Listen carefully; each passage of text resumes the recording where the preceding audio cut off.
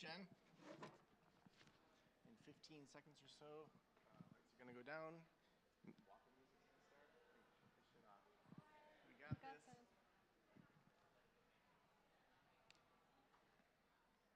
What's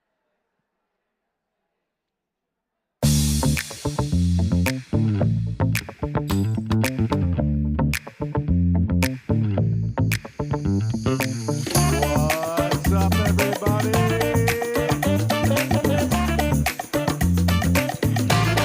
Check, check. What's up, everybody? I don't have my clicker with me. Let's try that again.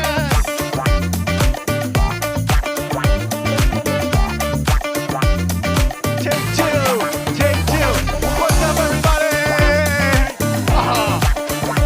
Even better the second time. Take three. May the fourth be with you.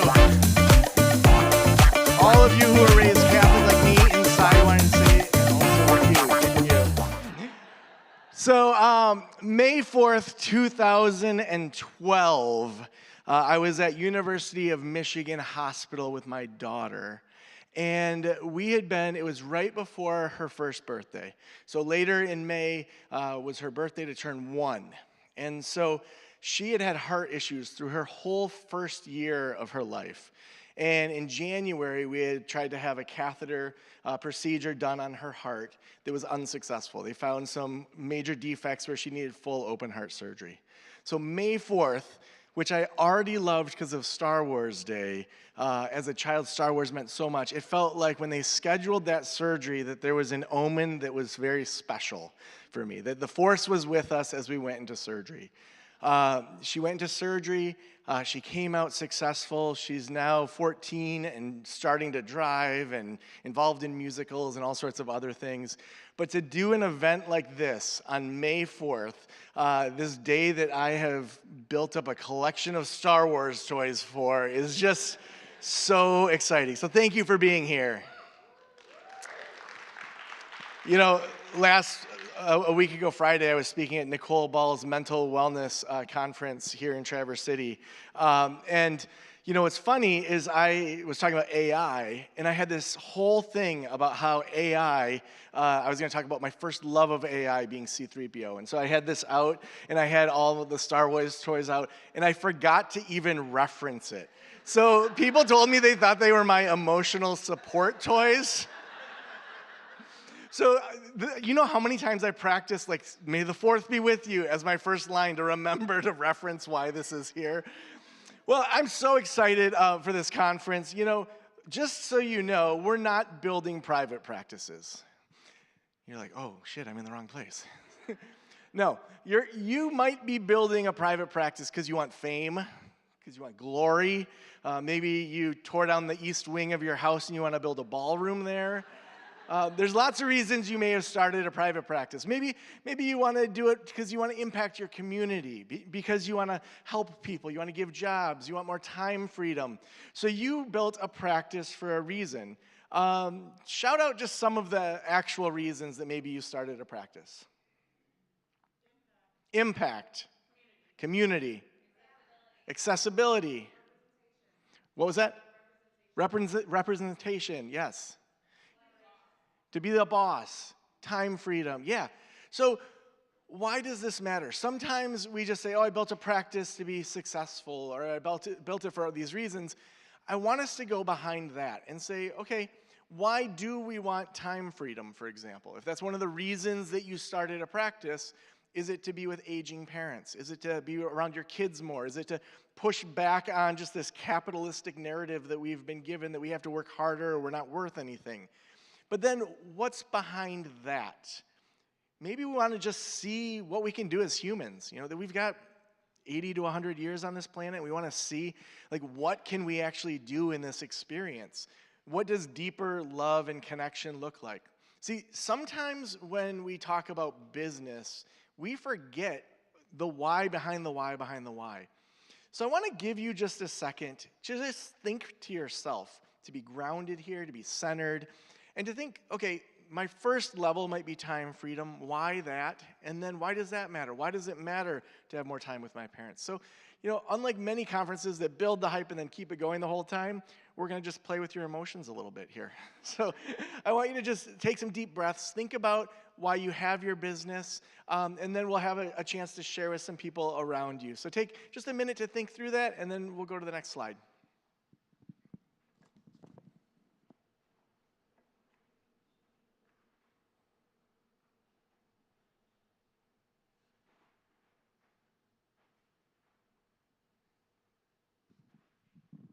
And by minute, I meant 15 seconds. So I want you to share with someone next to you. If you haven't met them, introduce yourself and share a little bit of your why. Like maybe the first thing you started with, maybe it was time freedom. And then you're like, no, it's not just time freedom. It's, I want to be there for my kids after school. Like for me, I'm a single dad with like 80% custody of my kids. So with our business, the first meeting I have is at 9:30 in the morning because I want to walk my daughter to school every day. My last meeting is at 3:30 because I want to pick her up every day. That defines a lot of how I run my business. And then I have to figure out how do I fit in what needs to be done in that time. So go ahead and share with someone around you. Even if you're by someone that you already know, that's fine too. We don't have to like get up and move around. But share for just a couple minutes a little bit about your why. And if you are in a non-private practice business, like one of our sponsors, share the why behind your business. So take a couple minutes to get to know each other.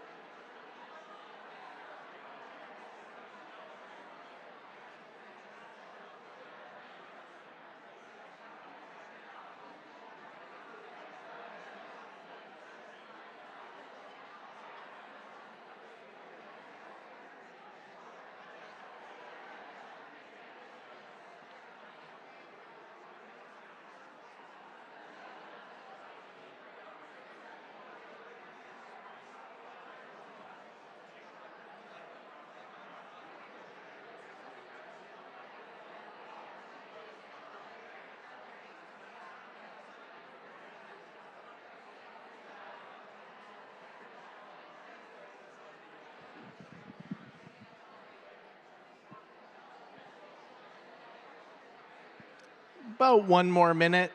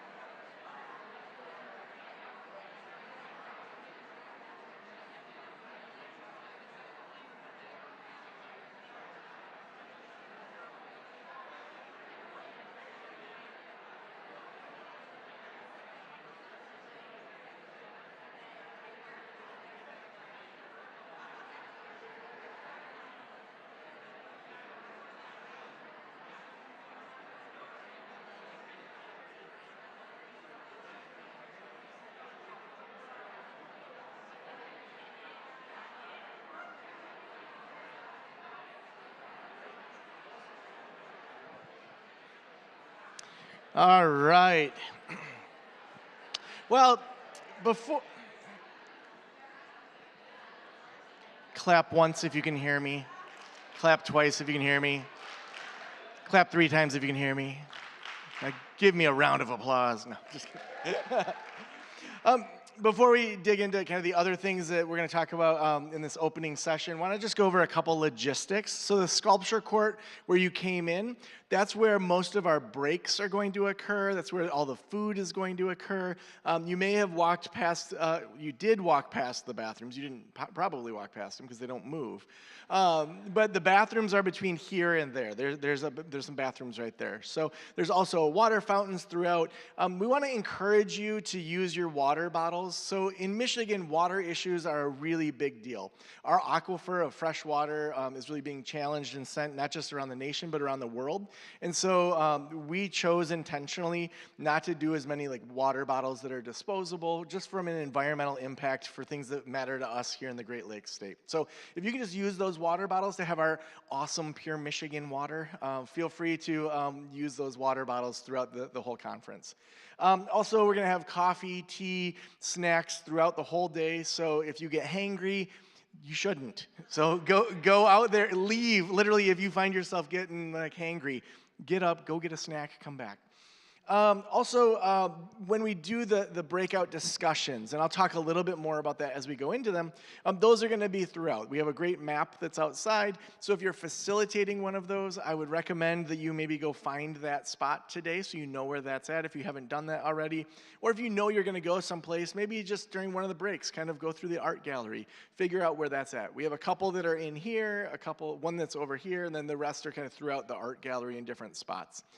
As well, we just have a huge team that we'll talk about in a second that has been helpful with this, but those are the main kind of things we wanted to talk about in regards to just where bathrooms are and things like that. My first website was terrible. When I started mental wellness counseling, I put on Facebook, does anyone know how to make a website? Or anyone that could help me make a website? I had no idea even I could do it. This would have been circa 2006 probably.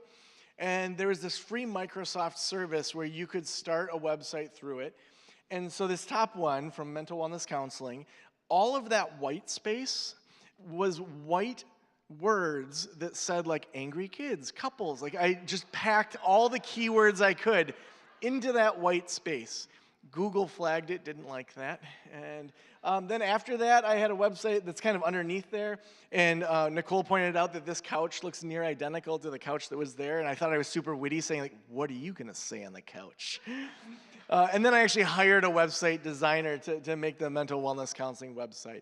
Now, I sold that in 2019 to Nicole, who's now a consultant with us, so it's totally boomeranged back. She was one of my clinicians, but she also, we had worked together at Child and Family Services, and so we had that connection. But we all start somewhere. So if as you meet people here, you're like, wow, I feel behind in this area, that may be true. And you have tons of people here that can help you with that. Even just last night, there was a really large practice owner that as he was talking to someone else who was building their operations and much smaller, he was like, dang, their operations are way better than mine. We all have something to learn from each other. So as we think about what's behind what we do, keep asking yourself, what's behind that? What's behind that? So I usually hate conferences. So here's my typical situation when I go to a conference. There's so much content that I feel like I have to run between sessions. I barely get to know anybody. And the best part of the day is usually getting dinner with random people in the evening and having drinks, and those are the best conversations that I have. Anyone else resonate with that? Yeah, it's like when you go to a music festival, and you're like, there's so much music. How am I going to go to it all? We don't want you to feel that way. That's why here on the main stage, we have our 20-minute kind of TED Talk style, just get in, get out. Because I hate when you hear a keynote and it's a 90-minute keynote and you're like, oh my gosh, this so isn't what I'm looking for. Or you connect with someone and you're like, I want some follow-up, and there's no follow-up. So that's why we have the breakout discussions afterwards. So number one is connection is more important than anything here. That's why our sponsors, we have them embedded in the conference. They're not just hanging out at their tables in some expo hall trying to say, please take my squeeze ball. No, we want them here connecting with you to be a part of this. They are supporting the entire private practice infrastructure. So to us, connection is key here. As you've already seen, as those of you may have saw last night that are sponsors and speakers, what that means practically is if we're on break and you're having a conversation with someone and you're like, this is amazing, I've never heard of that EHR, I've never heard of that system, and you're connecting with someone, keep connecting with that person. Unless you're the next speaker, I would love for you to be on stage on time. But keep those conversations going, because that is the most important thing at live events. The information here you could get in a webinar. Now, we hope it's more impactful than a webinar, but really it's being in person with other people that are growing in private practice. Next, we no longer live in the information age. So this is not about getting more information. Now, I hope you get some little gems and jewels and ideas and inspirations, but we're in the implementation age. So with all of our speakers, with the discussions that are being facilitated, we want to think about, what are you doing with this? How are you going to practically have some action? How are you going to actually take those next steps? And remember, long-term change takes time. And so realizing that there's people that were here last year that came back and they changed everything in the last year. And it takes time, it takes support, so get connected to the people that are here. So we also approach our sponsorships way different than a lot of other conferences. So we have a few criteria. Each sponsor here has to have a long-term commitment to the field of private practice. So we talk with them, we vet them. We only take on one or a few in each category, having had those conversations with people.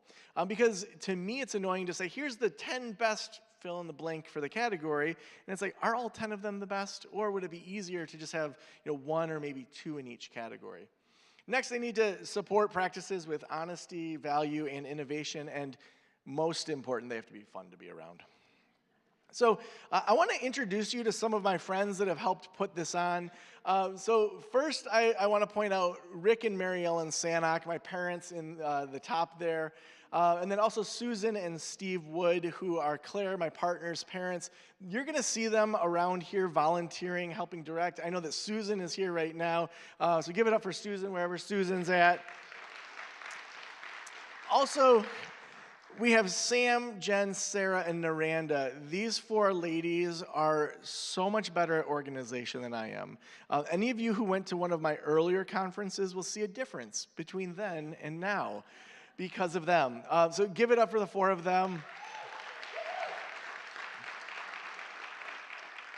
We also have a bunch of our consultants here. So we've got Nicole, Brianna, Brandon, Melissa, Adam Lewis Walker, and Doug all here. So you'll see them around. They each have different specialties in how they help people in private practice.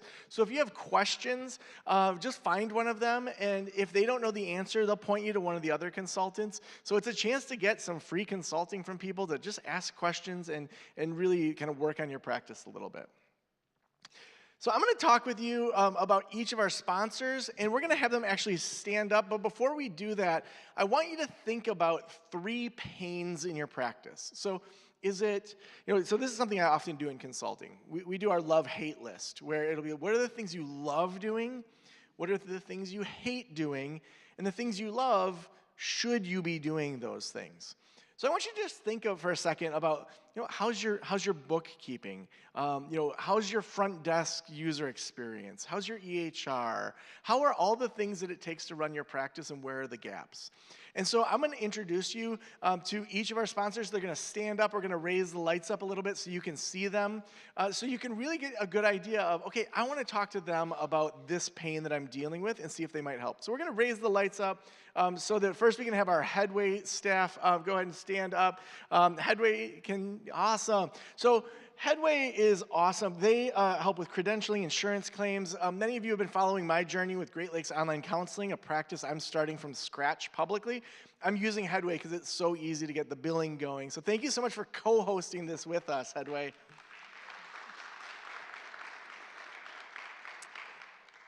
Next, we have Northwestern Michigan College, where we're at. The Student Life Office has partnered with us so that they can help get more students involved early on.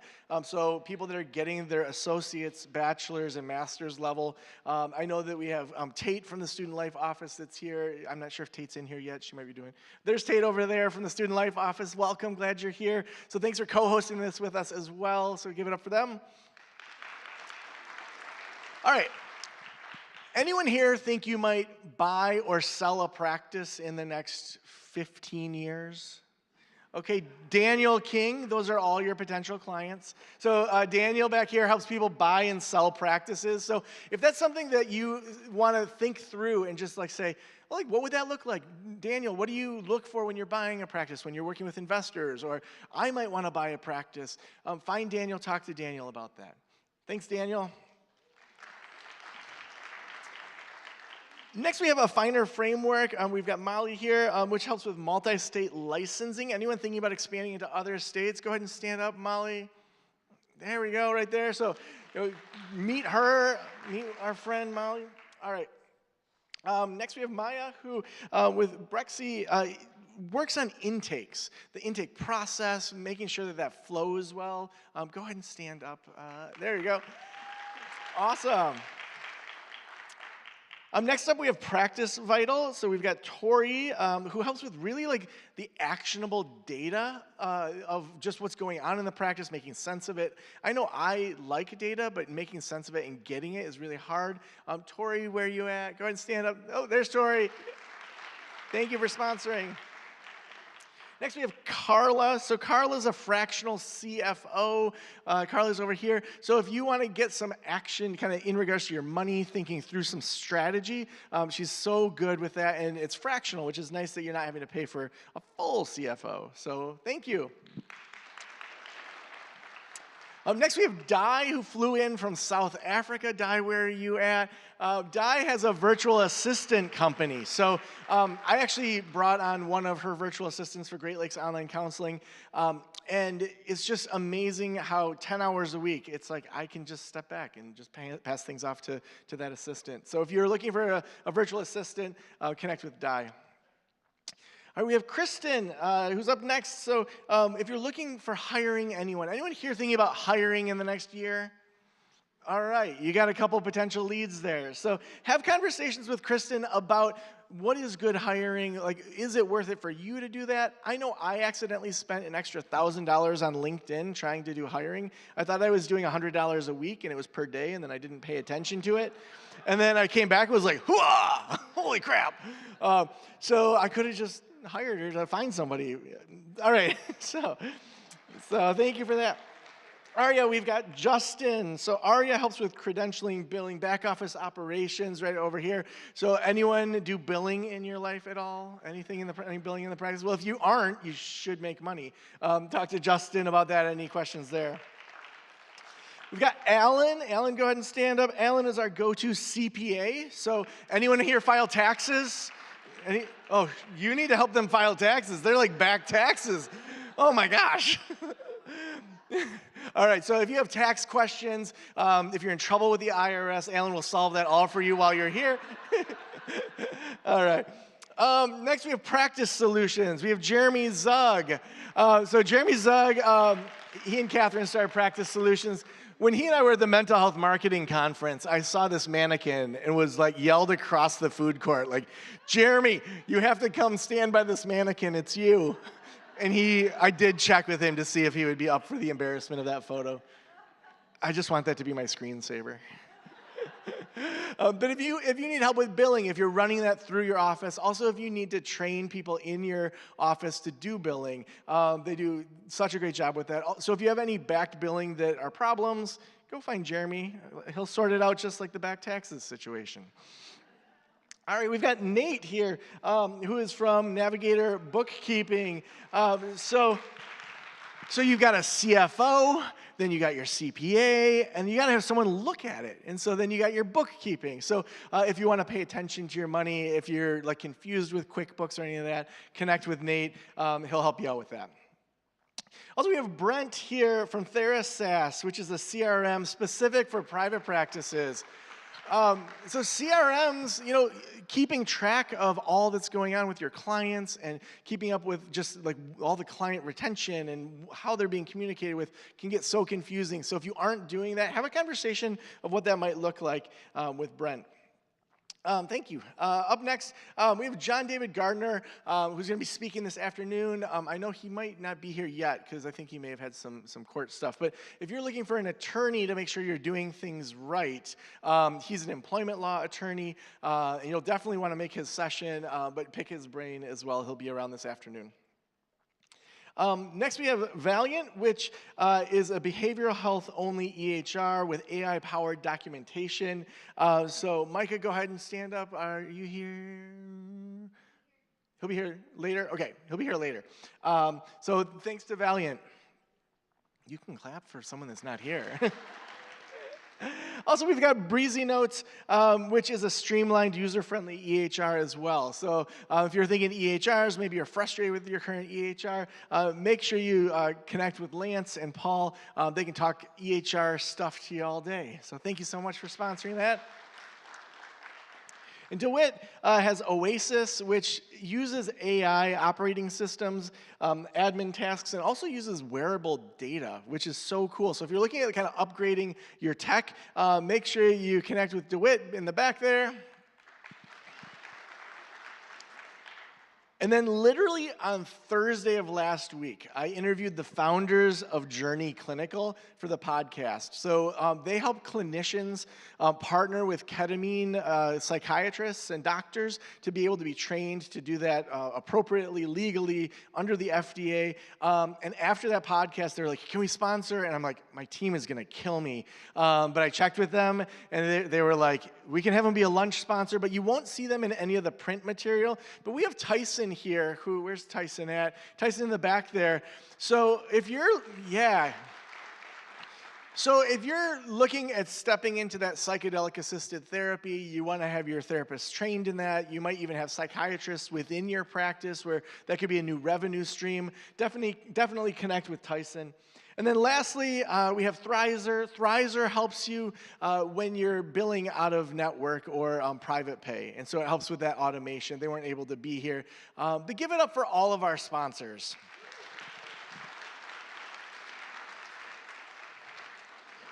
Also, Golden Fowler is a local furniture company, so if you are local or in Michigan and want furniture, they did this all for us to have this great stage design.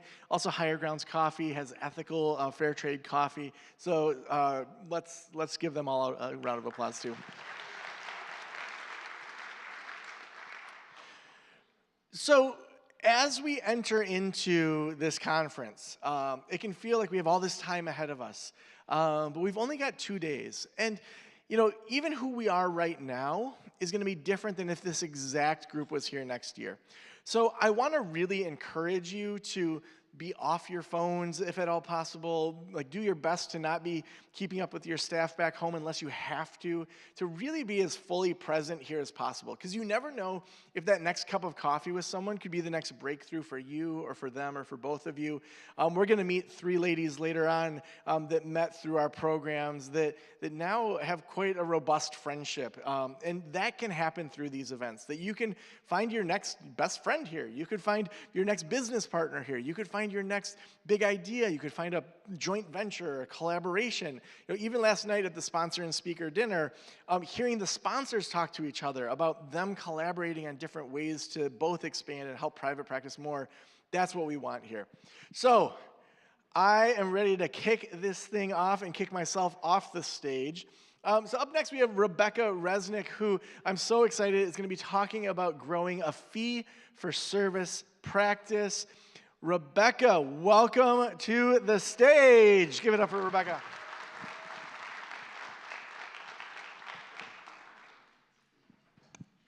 Thank you. Good morning, everyone. It is such a pleasure to be here. What a great day when we get to spend the day with our people, mental health care clinicians. What I love about this community is that you will almost never find a community of folks that are so highly trained, so committed to ethics, and so compassionate. It's amazing to be here.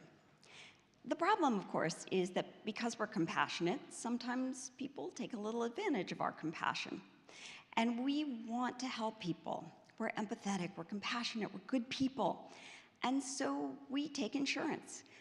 But when we sign up for private insurance, we get ourselves tied up in a system that is not highly trained in mental health, that has very questionable ethics, and shows a shockingly small amount of compassion. So when you sign on with a private insurance company, it's worth asking the question, who do you actually work for? Do you work for yourself, that highly trained, ethical, compassionate professional? Not anymore. You work for these guys. In this country, insurance companies can make $12 billion a year. And I'm not talking revenue, that's profit. At the same time, the #1 cause of bankruptcy in this country is medical debt. And these aren't people who don't have insurance. These are folks who've been paying their premiums. They've been keeping up their side of the bargain, maybe even as long as 50, 60, 70 years, and they go bankrupt. This is part of this private, corporate-run insurance business. And even with mental health parity laws, we know that mental health parity laws tend to get ignored. We're not going to sue Blue Cross Blue Shield, right? So they can ignore us. 1 in 5, that's 20% of every mental health claims gets rejected. If we imagine how much good we could do with 20% more services, how much suffering we could alleviate with 20% more care. So why do we do this? We do this because we're nice, right? We believe in social justice. But sometimes we take insurance because we don't know any other option. And sometimes we do it because we're underconfident. And sometimes we do it because we're just plain afraid. What would happen if I didn't take insurance? To break free from insurance companies, you need to start thinking kind of mathematically. Now, I don't mean to trigger anybody's math trauma, but think about this as an equation. The fact is when we work for a private insurance company, there's a transaction there. They agree to pay us the least amount possible to keep us from dropping off of their panel. We agree to take that reduced rate in exchange for something pretty awesome, a steady, dependable flow of cases. You can be pretty much the worst therapist in the world, and insurance companies will still shower you with that steady, dependable flow of cases. This is really valuable, and it's kind of terrifying to think about, well, what would happen if I didn't have that? So we need to be very intentional about balancing this equation. And what we want to do is replace the things on the one side with the better things on the other side. So when we're getting rid of insurance, we are no longer disincentivized to grow and be creative and provide the amazing care that we're all trained to do. So we don't have to be generic anymore. We don't have to have, a practice full of these poor exploited folks in their early 20s who are desperate for supervision, desperate for income, and so they're doing 40 cases a week for very little money, and certainly not getting paid what they are worth. We do have to get off that nice stream of dependable, steady referrals, and what are we going to replace that with? Here's the bad news: you got to hustle. You can no longer passively sit back and wait for insurance companies to just shower you with patients. Now you have to get out there and you have to hustle. But the nice thing is you can also be creative and come to events like this. Because insurance companies pay us so little, we are stuck doing the bare minimum. They want us to get people in, see them for like 4 or 5 sessions, and get them out. This is all about razor-thin profit margins for us. High volume, low commitment, bare minimum. That's how we survive when we take private insurance. We want to replace this with unreasonable hospitality. More on that later.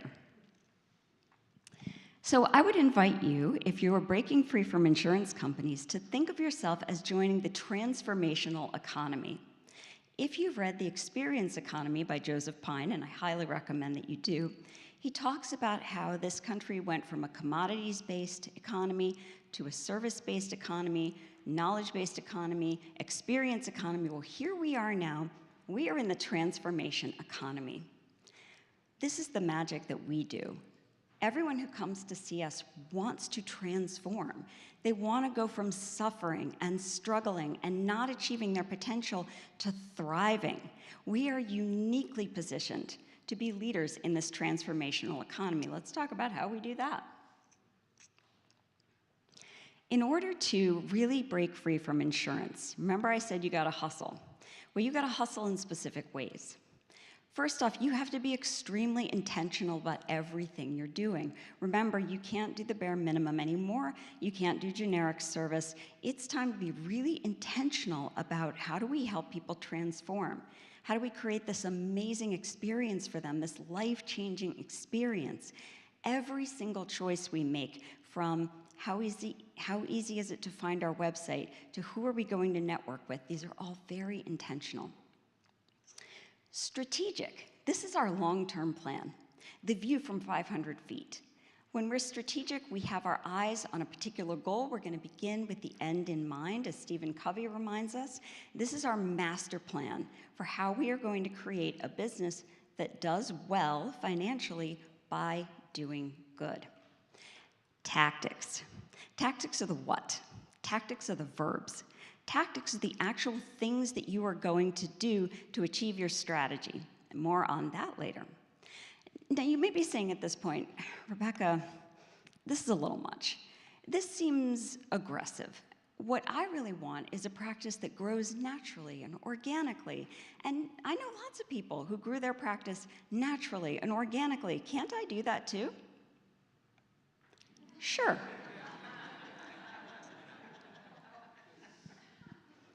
But here's the catch. Your practice will grow, but it will grow more like a Jenga tower. And we all know what happens as the Jenga tower gets higher and higher and higher. You really want your practice to grow like a mighty castle that is really solid and can last the next 500 years, maybe. Every time I advertise a therapy position, a lot of the people who apply, I look at their CV, they already have a private practice. Why are they coming to me asking for employment? Because this is why we're here. Most of us, again, we're highly trained, we're ethical, we're compassionate, we never got business training. And so most practices are what you would call a break-even business. Somebody's working their fingers to the bone, pouring their heart and soul into this practice, and not making enough to actually have a profit and reap the rewards of all that hard work and dedication. And you also have a lot of practices where they would love to be a break-even business, but they're not in the black, maybe 1 year, maybe 2 years later. So as I said, we're not going to focus on just sort of growing organically and being a good therapist. We're going to be very intentional about becoming business people in this transformational economy. Now, here's some bad news. This does involve math. I don't know about you, but most of the time I was picking my major based on how few math courses I would have to take. But if we shy away from math, we really hamstring ourselves. Remember, we're going to grow like a Jenga tower if we don't think this through very intentionally. So when I say do the math, you need to think about that equation where the insurance company gave you a steady income. It wasn't a great income, but it was a steady income. You need to know down to the dollar exactly how much profit you made off of every single insurance panel's patient, that 45-minute therapy session. And you need to figure out exactly how many private pay patients you need to have to replace that. You need to think about your variable and fixed costs. And do you want to rent some office space? Do you want to buy some office space? How much are you going to pay your staff? If you're not good at math, that's okay, because the good Lord created many people who are, and a lot of them are sitting in this room ready to talk to you and help you with this. If you're not familiar with the concept of pain points, get there. This is one of the most effective ways that you can build a practice that offers enough value to people that they will pay out of pocket for the services that you offer. With insurance companies, when we're on there, we may think, why would people come to us? Why buy the cow when you get the milk for free, right? We're talking about exploiting the pain points, the reasons that people would say to themselves, yeah, I know insurance is a low copay, but here's something special that I really need to unlock my transformation. So pain points with insurance, we could be here all day. Long wait lines, having to work with somebody who doesn't have your specialty, ghost panels, denied claims, paperwork, all of these things that make our patients absolutely miserable. And finally, invest in experts. I can't tell you how many times when I was president of the Maryland Psychological Association, I saw people doing things like putting out on the listserv, hey, does anyone know if I should be an LLC or a PC? Anyone got a copy of a 1099 contract they can share with me? No, please don't do this. Or worse, you know how we tell our patients, please don't go to Dr. Google when you're having problems? We are so guilty of this. We go to ChatGPT and say, hey, write me a notice of privacy practices, please. You do not want to do this. Remember, you're talking about growing a business that is really solid, really strong, and that the people who work for you can count on it to be around so that they have financial security, not just now, but in the future. So you want to invest everything you can in experts. When you're just starting and you're so afraid, like, when am I going to be in the black? When am I going to start making a profit? I can't spare $1 on anything that I don't absolutely need. It seems like, oh my gosh, investing $5,000 in an attorney, that's terrifying.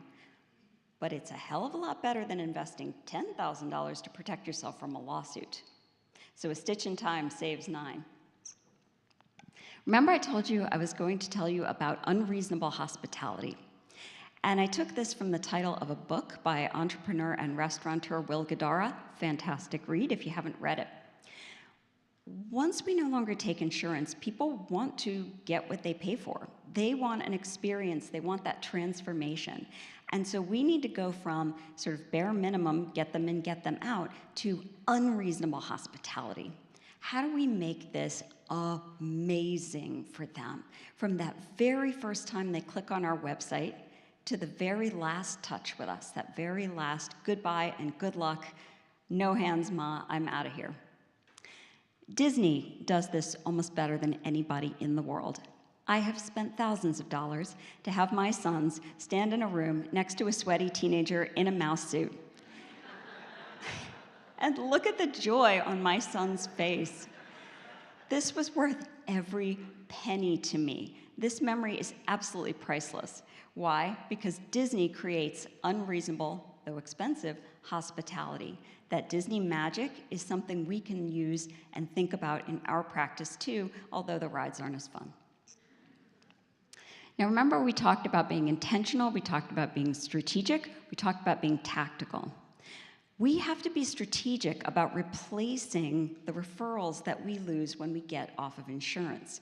The worst thing you can do is assume that because you're a good therapist, people are going to start referring to you. They're probably not. The trick is to think outside the box. Think about who can you solve problems for? We have these amazing degrees. We are so highly trained, we're so ethical, we're so compassionate. We can help tons of other people and people who don't take insurance. If you're getting a divorce, and I hope you're not, you don't expect that your attorney takes insurance. Nobody does. If you are sending your kid to private school, do they take insurance? No. But private schools and summer camps and small businesses and attorneys, they got problems. And we can fix problems, not just for them, we can fix problems for their clients who then become our patients.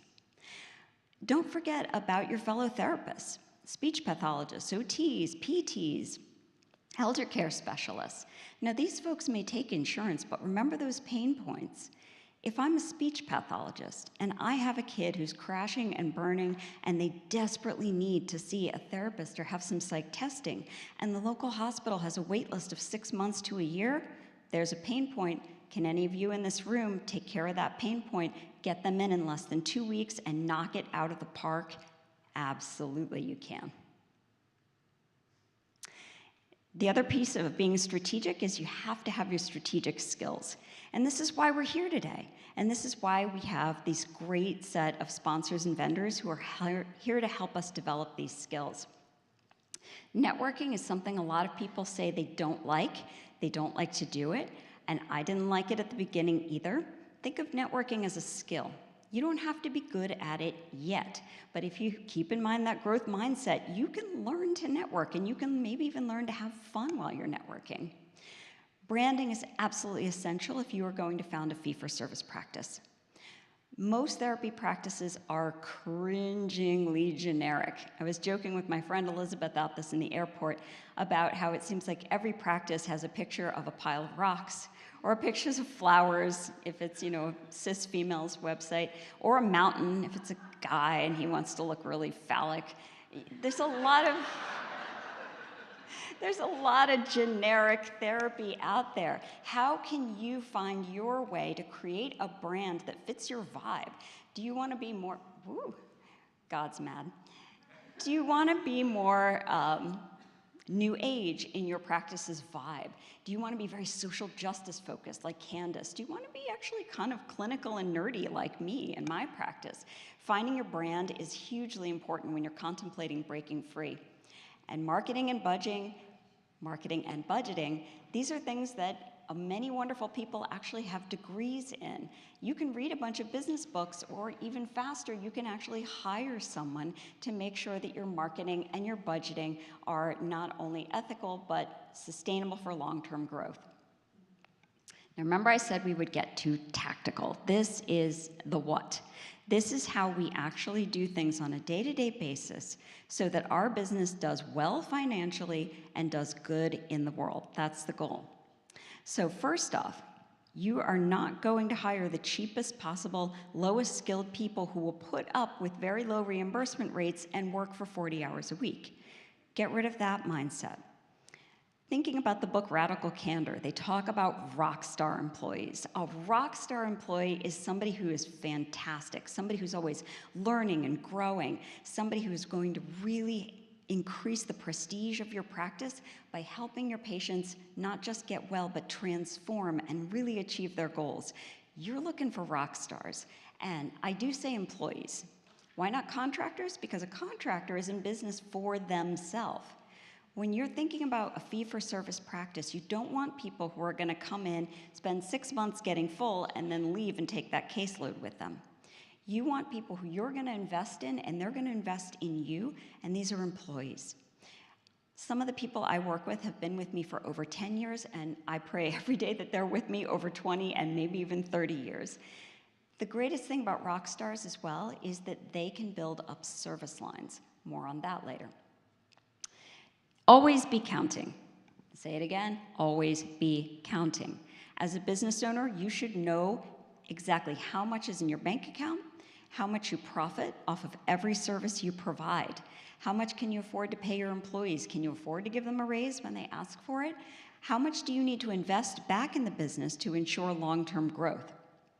Unique service lines. This is where it gets really fun. You can offer great service lines that are clinical. Like my friend Elizabeth Carr, she has animal-assisted therapy, and not only that, she trains other people to offer animal-assisted therapy. How great is that? You can do things like offer psychiatry, smoking cessation, but then there are service lines that have nothing to do with insurance. Could you be an expert witness? Absolutely. You're highly trained, you're ethical, you're compassionate. You can do that. Could you do like Joe and recognize not only a pain point for a client, but for a whole profession, and build this like little empire/cult, whatever it is, and help not just your patients, but thousands of people all over the country? Maybe you're going to come up with a service line that none of us have even thought of. Or bring in somebody to do Botox. That, I think, is very, very lucrative. And finally, you're going to think very intentionally about cultivating relationships. Joe talked about having a cup of coffee. Some of the best referral relationships I have ever had cost me nothing more than a Starbucks mocha.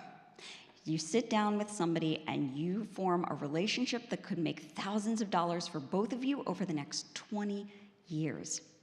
And when I started out, I tried marketing to like the really big pediatrics practices and such. Don't do that. Look for the people at your level. Look for the up-and-comers who are hungry and eager to learn, who really have their eyes on growth and sustainability. Remember, you can do this. You don't have to be afraid because you already know you are highly trained, you are ethical, you are a compassionate person. Everybody loves us, right? And you can learn to be intentional, strategic, and tactical. Thank you so much for having me. Have a great time at the conference.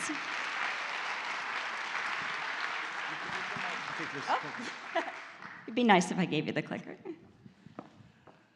Oh, that was amazing. You know, when I was in college, I sold vacuum cleaners door to door. I had some friends that said to me, like, hey, if you join this thing, you'll get referral fees. It was a total pyramid scheme. And they taught us how to go into specifically trailer parks and teach people that a $2,000 vacuum was one of the best things they could invest in. Very quickly, I'm like, this is not my jam. This is not, doesn't feel ethical. And I sold 2.5 vacuums. I sold one to my parents, one to my parents' friends, and then I got so bored with doing it, I told this girl I knew, like, if you just ride with me, I'll give you half the commission. And we sold a vacuum, so I had to give her half of it, but then I had to pay taxes on the whole thing. And so I sold 2.5 vacuums. That's what I thought marketing and business was for the longest time. Teaching people that they should buy something they don't need, that's overpriced, that you don't believe in, to then make money. So for me, that's what the business world was about, which is why I'm so excited to have Jamie Mills with us next. Last year, she spoke, and her presentation was one of the highest rated ones. I'm so excited to invite her back to the stage. Jamie Mills.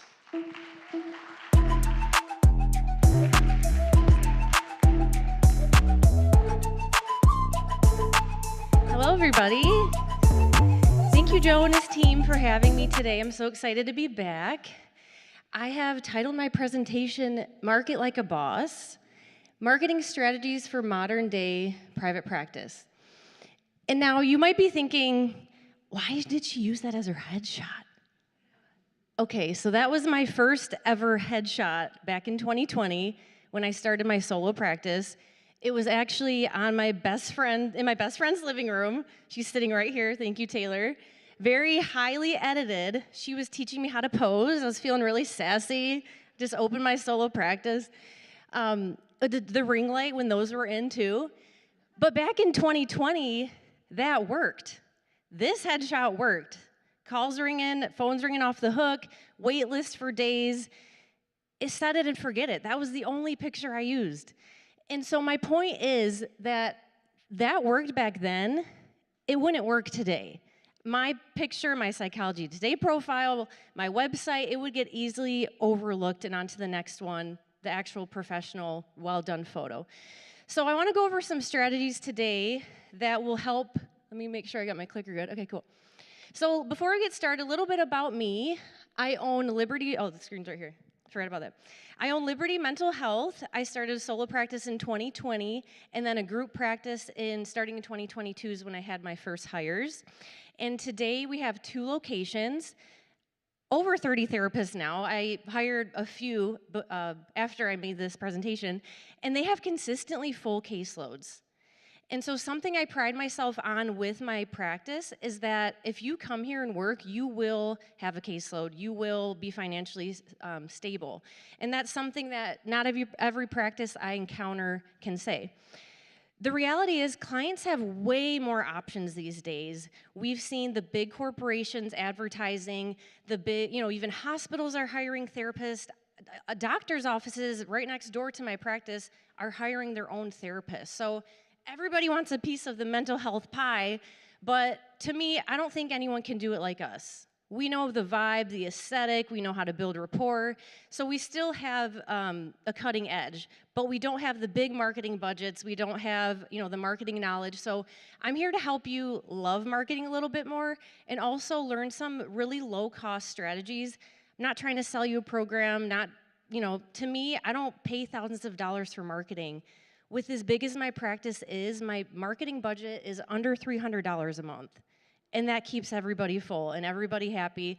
It's good for clients, it's good for staff, but we'll get there in a little bit. So who would say that marketing is your favorite part of your practice? All right, we got a couple, don't be shy. Cool. So that's me. I love marketing. I have over 10 years experience in it in another field, and as well as some certifications with digital and online marketing. But before we get started, I want you to consider your mindset towards marketing, since most of you didn't raise your hand. Does it seem arduous? Does it seem draining, maybe expensive, confusing?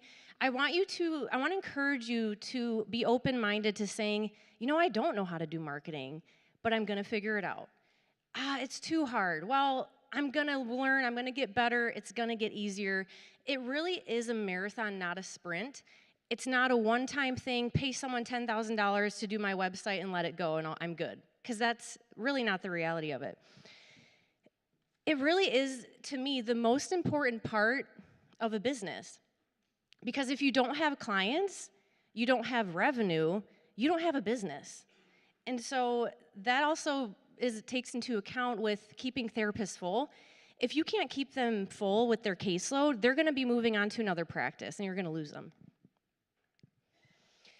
So there are so many different ways you can market. So things I will not be talking about today are paid ads, CRM, KPI, kind of the boring stuff. I just want to give you real strategies that you can start implementing today that are free, that are low cost. So this is exactly how I set up my practice. We focus on Google My Business, which is Google Business Profile now. So same thing, just worded a little bit differently. Website, social media and branding, community marketing, and internal systems. Google Business. So with all the AI stuff going on, Google is still the #1 search engine for finding services. It occupies 92% of the market. So the more robust Google business page you have, the better GEO and AEO visibility, which to put simply is just the more likely you'll show up in AI searches if your Google business page is more robust. To me, I treat it like a social media profile. It's more important than Instagram, it's more important than TikTok, more important than Facebook. This is my favorite social media to use. I'm on it daily. I have my staff on it helping me weekly. So some things that you can do is you want to add daily or weekly updates. It's like a Facebook status. You can type, now scheduling 10 a.m. on Mondays, or something that if someone sees it online, they'll see your recent update and it might resonate with them and they'll call. So adding daily or weekly updates, which you can use a text or image, and you want to fill out your services and products page to completion. I see so many Google profile. Last year, I spied on everybody and I looked at people's profiles so I could say that what they needed to improve upon. I didn't have time to do that, but if you come to my breakout group, we can actually pull up your Google profile and audit it, and I can give you some tips live in real time. But filling out the services and products page, incorporating keywords into the post, so play therapy near Birmingham, or something that's related to what you want. People will see you when they search what term is what you want in your post. These are not one-time actions. I will sit at my dentist's office in the waiting room and post a picture on my Google profile while I'm sitting there. It's something that it's constantly, okay, I need to be active, just like a social media page or a TikTok. And that's something that is easily done. It's free. And you could take a picture of a plant in your office and post it as an update and say, openings immediately. So being creative with it, there's really not a one way to do it, but do it in your time and your scale and your capacity that you have. If you don't have a profile, talk to me at the breakout group, and you probably should have had one yesterday, but it's not too late. You can make one. And as you see this picture, this is ours. We post our social media onto our Google profile, and we also link all of our social media links to the Google profile. That helps show Google, okay, these people are genuine, they're real. I'm going to refer the public to them, when they search. Here are the widgets you'd use. So if you hit Edit Profile, here's the space where you can track the performance. It'll show you how many views over time, how many calls, how many website clicks. Google has all this built in for free. Edit services, a booking link right there. And on the right-hand corner, the profile strength, that'll show you where you're at if there's things missing or things that you can optimize as well. All right, take a deep breath. I'm trying to talk really fast because I wish I had more time to go over all these in detail, but again, if you have questions or want to deep dive into any of these pillars I'm talking about, feel free to come to the breakout group. But website overview, I'm sure that some of you have the website done for you, and some of you, actually show of hands, like who does their website themselves? Okay. Who pays someone or has someone else, either create it or optimize it? Okay, about half and half. So either way, this stuff is good to know. Some tools that you can use to see how your website is doing, free tools with paid options, SEMrush, Google Analytics, Google Search Console, and AI. AI I'm not going to get into yet, but Google Analytics will show you for free how long people stay on your website. If people are clicking off your website after 20 seconds, then you have some work to do. If they're on your website for at least 2 minutes, that is showing that they're interested, they're clicking through the pages, they're exploring. And on Google Analytics, you can see which pages they're clicking on. You can see how many users in real time are on your website. And that's free with your Google profile. So other things with websites, some cool tricks, especially if you do it yourself like I do. If you use original images versus stock images, it's going to help your visibility soar. So even if you take it with your iPhone, if you pay a photographer, whatever, Google likes the genuineness of an original photo versus a stock photo that 100 other therapy clinics have. Because I've seen the same one on all these different websites. Google looks at it as if it's just kind of a generic, maybe not as genuine, personable experience for the consumer. Of course, you want to list your social media accounts.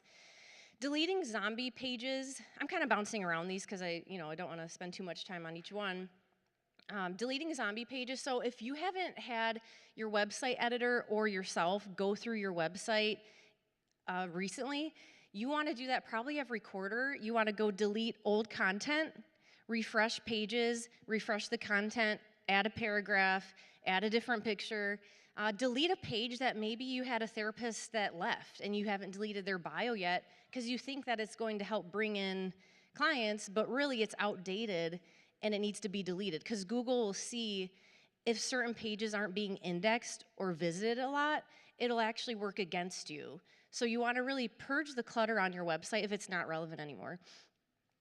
A cool idea with blogging, so I try to keep up with blogging. I love writing. I just didn't make time for it. So I actually offered to pay my staff if they wrote a one-page blog. I paid them $50. And I said, no AI, like you have to use your brain. You can use AI to inspire you, but I don't want copy and paste AI. And what that does, if they write on a topic of clients that they want to see, that is going to help when people search. Searching play therapy near me. Well, if I had a therapist who wrote about play therapy or 5 ways to connect with your child, that's going to help the SEO for the website. So kind of, money talks, so incentivizing the staff. Take 20, 30 minutes, an hour, however long they take. But to me, I thought that was fair. And it's really helped with increasing visibility online. Like Joe mentioned earlier, back in the day, people just keyword stuffed everything. And that now counts against you because Google is smart enough to know what you're doing to where you want your content to sound genuine. You don't want a paragraph at the end of your website that says, therapy near here and here and here and here and here, and it's too redundant. If Google's reading it like a human, so if a human reads that and it's just one long run-on sentence of all the locations you serve, those things are starting to work against you now because Google has gotten smarter. Utilizing AI. So this is not one of the pillars I mentioned, but this is something, AI can of course be used in any aspect of your practice. And AI is very communicative, conversational. So when you talk to it, you want to be specific. One of my favorite ones that I've done is, I'm going to give you a few prompts, because prompts is where it's at with the AI. No matter which AI you use, Claude, ChatGPT, whatever. Using it for marketing strategy. I put this one in because I'm competitive, and I said, pretend you are, I'm talking to AI, ChatGPT, pretend you are a marketing genius and give me 3 different strategies for my Google business page in order to become #1, especially ahead of X clinic. And they gave me strategies. So over time, implementing those, because this clinic is like always number one in our new location. So like I have one optimized and I'm working on the other location, but I'm like, I'm gonna get ahead of this clinic. So I'm, specific. I wanna beat this clinic. And ChatGPT actually audited their Google business page and website and my Google business page and website. And they're like, here's what you need to do. And very simple strategy. So I love getting very specific with prompts. You can use it for blog help. Please give me a one-page blog post on 5 ways play therapy can help a child's emotional health. Please use both short and long tail keywords, maybe even saying please use keywords to optimize SEO for my area in whatever city. And it'll do that for you. And then social media content, of course, you can do the same thing. And then inputting, using a rubric and a template, and then inputting your own specific information that you want it to say according to your goal. My tip with AI, please take the long dash out. Everybody knows it's AI now. It's very easy to spot, especially if things are too wordy. So if you review the content, because if you don't want to read all that content and you just post it, no one else is going to want to read it either. So reviewing it, making it sound like you, so you can actually tell ChatGPT, please remove the long dash so it doesn't sound like AI. And then you get a more polished version of the message that you want to send, but still review, take out the wordiness, make sure it sounds like you, because we don't want to all sound like robots because we're all copy and pasting, AI. And really my takeaway is using it as inspiration versus creation. Next, social media. Let me see where I'm at here, make sure I have time. Okay. Social media and branding. So social media, like I said, Google's the most important for me, but social media and branding can really help build rapport with the community. You want consistent brand colors, and you want to link all of your links. So we have our Google Maps connected to our Instagram. We have our Pinterest connected to our Instagram. We have our website and our blog and YouTube, and everything's connected, and that helps build trust with Google and other search engines. Community marketing. This one's my favorite. This is marketing materials, merchandise, but it's also how can you provide value to your community. This is not about who do I go, I need referrals, how can I get referrals, and like Joe said, that salesy pitch and vibe, this is providing value to your community. So we entering local contests. We just won Best of the Best last year. I stole it from this other clinic who won 2 years ago. Had all my staff vote, we won. I said, guys, if you get your family and friends to vote, we're all going to dinner on my dime, and we won. So little things like that that help with the culture, help build rapport in the community. Again, you want it to be consistent brand colors, consistent messaging. So we do a quarterly blitz where, in the spring we gave out bookmarks in March because it was National Reading Month, and with our brand colors, and then we do an end-of-year holiday one. For May, I'm actually going to be giving out succulents with a sticker on it that says, with our logo, it says, thank you for helping our patients grow. And people, you really want to think of things that people will use over and over again. A bookmark, a pen, a notepad, and even a thank you card. That's a very just kind gesture for a doctor's office, dentist, whoever you're going to for referrals. Let's see. Here's another example of our bookmark and our flyers. So it's all cohesive. It's all the same actual color. Same with social media and this stuff. You don't want to print random colors, random designs. You want to have cohesion because it takes at least 3 times of someone seeing your stuff to remember you. But if they're seeing something different every time, you're not setting yourself up to be branded in their mind with, with your color, with your logo. Internal systems. So marketing brings in the referrals. Great internal systems lock them in, locking clients in, locking therapists in. And the reason I use these photos is because for April Fool's Day for my staff, I printed a colonial style AI headshot of everybody and I put it in their room. And I hid it like in their room to where when they were sitting with a client, they would see it and freak out. Like, who is that? I had someone say, that girl in that picture has really nice hair. And it was her. She looked closer after her session. She's like, that's me. And so I'm kind of a joker and a goofball, and I really have used that to my advantage with the culture of our clinic. Last year, I ducked the office with rubber ducks, and everyone thought, like, it was crazy, because just ducks the whole office on April Fools. But everyone loved these headshots. It was pretty funny. But building the culture is so important because I haven't put a job posting out in probably 3 years, and I hired 10 therapists last year. So word of mouth, and you're constantly marketing to your therapist and your staff, this is who I am, this is what it's like to be here, this is the family, the community, this is what it's like for me to be your boss, I'm doing this kind of stuff. So really that's who you are in your practice matters, how you carry yourself, how your attitude, how you respond, how you lead. And the other thing too is that we had therapists come from other practices who it took a year for them to get 15 clients. And it took her 2 weeks to get 25 clients at our practice. And to me, that is financial security for them. But it's also word of mouth. Hey, other therapists at my old clinic, I know you're struggling to get clients, like go to Liberty. They know what they're doing with marketing. And that's just long-term sustainability.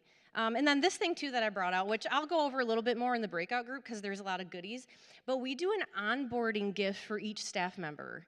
And it has like a welcome packet, a welcome letter, it has our core values, it has everything we offer. So this is like, we are happy that you're here. And we constantly love bomb, but it doesn't stop. It's not the toxic love bombing where it's like, it's too good to be true and then it's toxic. We actually built a family and a team that we support each other if someone loses somebody. We go to each other's events, we hang out, we do outings. So it's really great. Let's see. I know I have 7 seconds left. Sorry. I'm going to go another minute maybe. I don't know. No one's flashing the flashlight at me. Okay. So with everything that I told you, here is a chart that I broke down the pillars of the marketing and then 3 different tasks for each one that you can get started very quickly. I'm pretty sure this is going to be sent out if you can't get a good picture, but there's hundreds of tasks you can do, but I wanted to break it down simply. Maybe pick a few that you can start even this week and see how it goes. And if you're not really vibing with that one, pick a different one, shift gears. It has to feel right. It has to be who you are and genuine for you to provide value to the community, your colors, your branding. Everything you do says who you are with your heart, what you want to do for the community, and your why as to why you do any of this. Oh, they put two more minutes up. Let's see here. Oh, but I did want to share this tidbit. So another thing with our admin that we do that has been so successful and keep getting intakes on the calendars is for every new therapist that they fill up, they get a cash bonus. So I have a part-time rate and a full-time rate. So once they fill up a full-time therapist, they just get a cash bonus on their next check. So they're hustling. They're like, answer the calls live, get them scheduled, check the benefits. Like they're motivated to doing that because that is another internal system that you don't want to gridlock or you don't want it to be a gap in all the marketing that you're doing and then it's falling flat because of, the systems aren't in good place.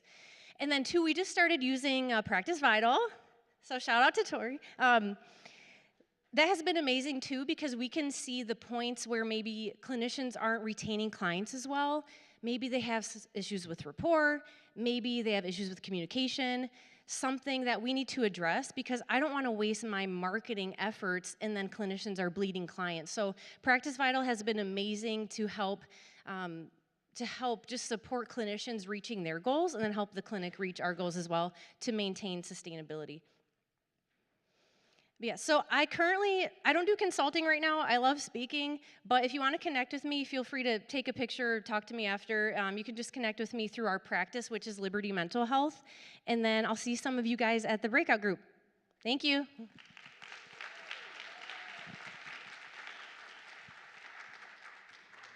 Amazing job. Wow, marketing doesn't have to be like selling vacuum cleaners, does it? All right, we're about to go into a break. During this break, I would love for you to get to know some new people, have some great conversations, think about those pains that you want to solve. So maybe talk to some of our friends that are here. Maybe think about some of the why and talk about that conversation. You also are allowed to talk about things that have nothing to do with private practice. You can be like, what do you like to do outside of work? We don't have to be defined by our work. So you are allowed to talk about stand-up paddleboarding, improv, whatever you're into. So we're going to be back here at 10:35. So like I said, if you have an amazing conversation going at any time, keep it going. We want you to connect with folks. But we will see you back here in about 20 minutes or so.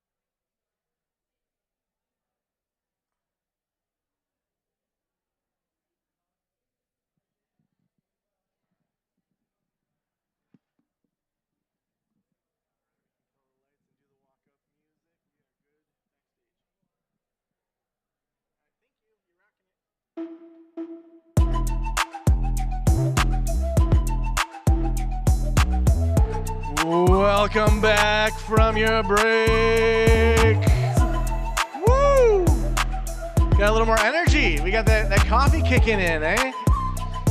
Awesome. Well, we're going to get started in just a second, but just shout out an experience you had in the last 20 minutes. Just like a couple words. Like, did you connect with somebody? Like, shout it out. Cafe. Cool. I want to ask more. What else happened? Two new friends. Do I hear 3 new friends? 3 new friends? I see 3 new friends in the back. Do I see 4 new friends? 4 new friends. Okay, that's the number to beat. All right. Well, I'm so excited to have Amaya Mahajan join us on stage. Headway was a major sponsor of the 7-figure practice retreat that we hosted in the Dominican Republic in February, which a bunch of our 7-figure practice owners are here that came to that, and they get to meet back up. We're hosting that again this coming February. You'll hear more about that if you are a 7-figure practice owner or about to become one. We'll talk a little bit about that. But Headway has been a great sponsor, not just of the podcast, not just of events, but honestly, to just send people to. So we wanted to have them on stage to talk about some of the content side of private practice, but also to talk about Headway. So a couple other things before we invite Amaya on stage. In the Circle community, you all have been invited to that. The group practice Circle community is where we have all of the slides. So I saw a lot of people taking pictures of the first 2. You're welcome to, because it's nice to see those pictures with the speakers on stage, but all of the slides are in there in the Circle community. And if you don't know what I'm talking about, find one of our staff. We can walk you through how to get into Circle to get access to the slides. We also have tons of free courses in there as well for you. So without any further ado, I give you Amaya from Headway.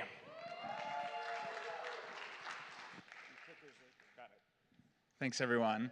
Great to see you all. Thanks for the time. So my name is Amaya, like Joe mentioned, and we're going to talk about how we're seeing group practices evolve. The sort of idea of our talk is maybe talk a little bit about who Headway is, because I think we hear some narratives that we think a lot of them are true and accurate, and maybe some are not so true and not so accurate. So talk a little bit about what Headway is and who we are, and then also what we've learned. We have over 3,000 group practices on the platform. We've been working with group practices for 6 years. So share a little bit about where we see our industry going for the next few minutes. So an interesting slide title after Dr. Rebecca's talk. I'm glad she went first. I kind of love insurance, but I need to explain why, or else you'll think I'm the worst. Let me explain why. In 2021, I had started a software company that was working with hospitals to treat their sickest patients. So think heart failure, joint replacements, just really sick people and really struggling clinicians. I said 2021, it was the depth of the COVID pandemic, and I was really struggling. Not a great time to sell software not related to COVID to hospitals. But I also felt very alone, very isolated, moved back into my parents' house to save money, to spend all my savings on the business. I knew I needed a therapist, but I didn't know how to get one. So I eventually asked around, word of mouth. I got some printed out sheets of paper with names on them that had no email addresses as my referral directory. I found a therapist in my area. This is in the Bay Area in California, so you can imagine what comes next. Her hourly rate was $350 an hour. My monthly income was 0. It was actually negative because I was blowing my savings on this company. And so I eventually negotiated her down to what I call the patronage rate of $125 an hour. She required biweekly sessions. I understand where she was coming from. I was really struggling, so I gave it a shot. And eventually, I basically ran out of cash. I was saving money on rent by living at my parents' house, so I was rapidly declining my savings. I just couldn't continue seeing her. The story is a happy ending. I'm obviously here on the stage right now. I eventually found a job with better health insurance, or health insurance at all, and was able to find an in-network therapist who really helped me a lot. So that's kind of why I maybe love is a strong word, but I'm very grateful for the insurance system because it helped me so much. Oh, that's a double skip. I'm certainly not alone in this. This guy gets it too. Andrew, our founder of Headway, was a college student out west and kind of went through something similar. He describes his time in college as sort of like a dark filter over everything. sort of empty smiles and pretending to be happy on a college campus lawn. Eventually, he found a therapist who really helped him. A lot of us at Headway know her by name because he's mentioned her so many times.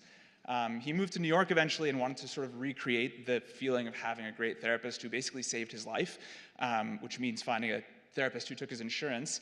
And that was next to impossible at the time. I think it was about 2013, 2014.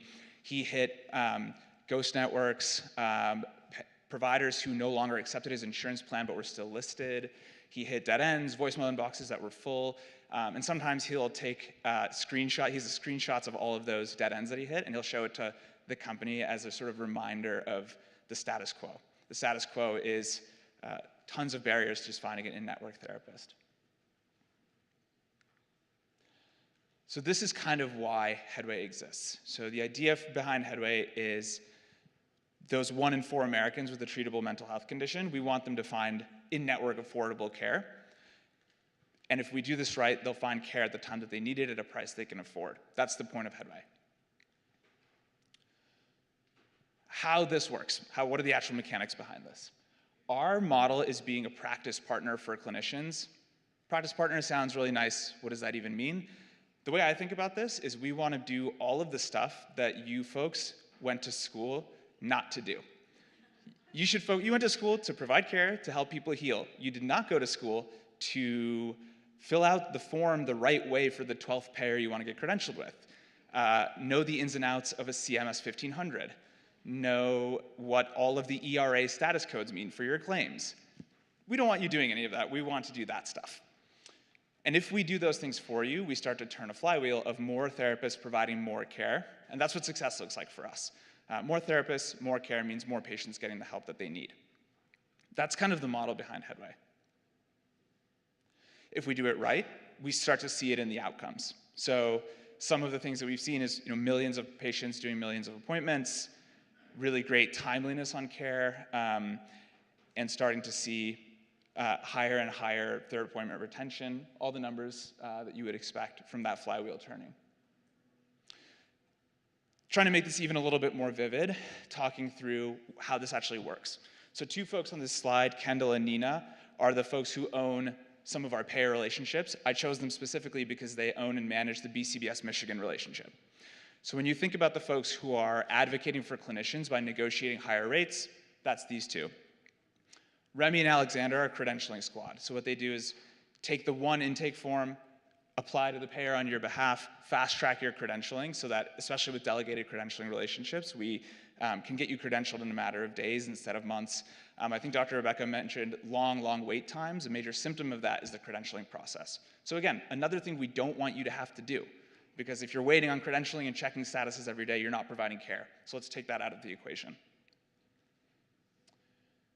When we say putting clinicians at the center, another thing that I want to talk about is our payment model. You might ask, how does Headway get paid for all of this? The gist of it is, if you've ever heard the personal finance advice, pay yourself first about investing, like once you get your check, put some in the investment account and then spend. So we do the opposite of that, where we pay the clinicians first.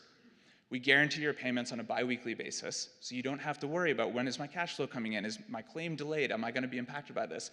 Pay the clinician first, and we will make ourselves whole later. Make it concrete. If there's a denied claim, we will go figure out the denial to make ourselves whole. If a patient's insurance lookup didn't come back quite right and it needs a manual verification call, we will do the call. You can focus on the care, you can meet with the patient, we'll handle the payment stuff later. So it's one of the aspects that I think is sort of the most compelling parts of Headway, and it gets me excited because I can see the relief on providers' faces when they say, wait, you're gonna, do I have to pay out of pocket if a claim's denied or something was billed incorrectly? And I can always say no. So that's really nice. I'm not sure if all of you folks remember this little thing called Change Healthcare in February 2024. Major clearinghouse went down. I hear the chuckles in the audience. You remember. 1 in 3 medical claims in the country couldn't be processed, and Headway made every single provider payment on time. So we basically were guaranteeing clinician payments throughout the whole time. Providers publicly were sort of very happy about that, and it's a moment that I'm extremely proud of the company for. So I think it's worth mentioning here. I mentioned interesting timing from Dr. Rebecca's presentation. I want to chat for a few minutes about growing through insurance. My tagline here is like, I would love for you to start an insurance practice if you don't already have one, or expand your existing insurance practice. What we're seeing from 3,000 group practices who tell us about what they're seeing in their business is we're hearing that the patient pool is bigger and continuing to grow. Cigna, as an example, recently published some data that showed 18% growth in insurance paid appointments between 2024 and 2025.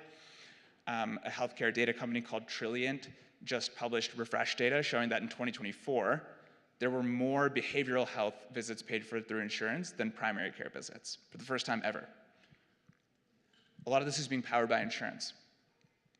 We're also seeing more retention and lower cancellation. Our insurance patients retain at a much higher rate than self-pay patients and cancel much less frequently. Concretely, we're seeing about 80% third appointment retention for insurance. The industry average is 50%. The last point is on hiring. We recently interviewed a few dozen new group practice providers, just getting more information on their transition out of school and into their practice, and 90% of them said their number one reason for joining a group practice was consistent caseload. Not a surprise to, I think, any of you in the audience here today. Their perception, what they knew intuitively, is what we're seeing in our data, which is that insurance is, for all its flaws, it's a great way to build up a consistent caseload and start to get some momentum in your practice. And when we followed up with those providers, we picked them for our interview panel because they had 0 patients. Within a couple of weeks, they were doing 15 appointments a month or more, so already starting to see that momentum from getting credentialed with their major payers in their area. The takeaway from all this is we really are starting to see in the data how strong insurance can be for growing a practice. I've already talked kind of a lot about Headway, so I won't spend too long on these slides. Some of the features of taking insurance, I think to Dr. Rebecca's point, which are that if you take insurance, you're gonna face those pain points. And we hear that, and that's what we're trying to get rid of. So the pain points, unpredictable cash flows, so we're guaranteeing biweekly payments. Our payer team, like I mentioned, Kendall and Nina, they will take your work to the payers and negotiate higher rates. Higher rates and negotiating with payers, as we had a nice dinner conversation last night about how painful it is to even get a response from payers. So this is one of the things that we wanted to take away. Like, would you rather spend your time in session or negotiating with the payer, trying to get a response back from them? Just let us handle that. The second thing is credentialing.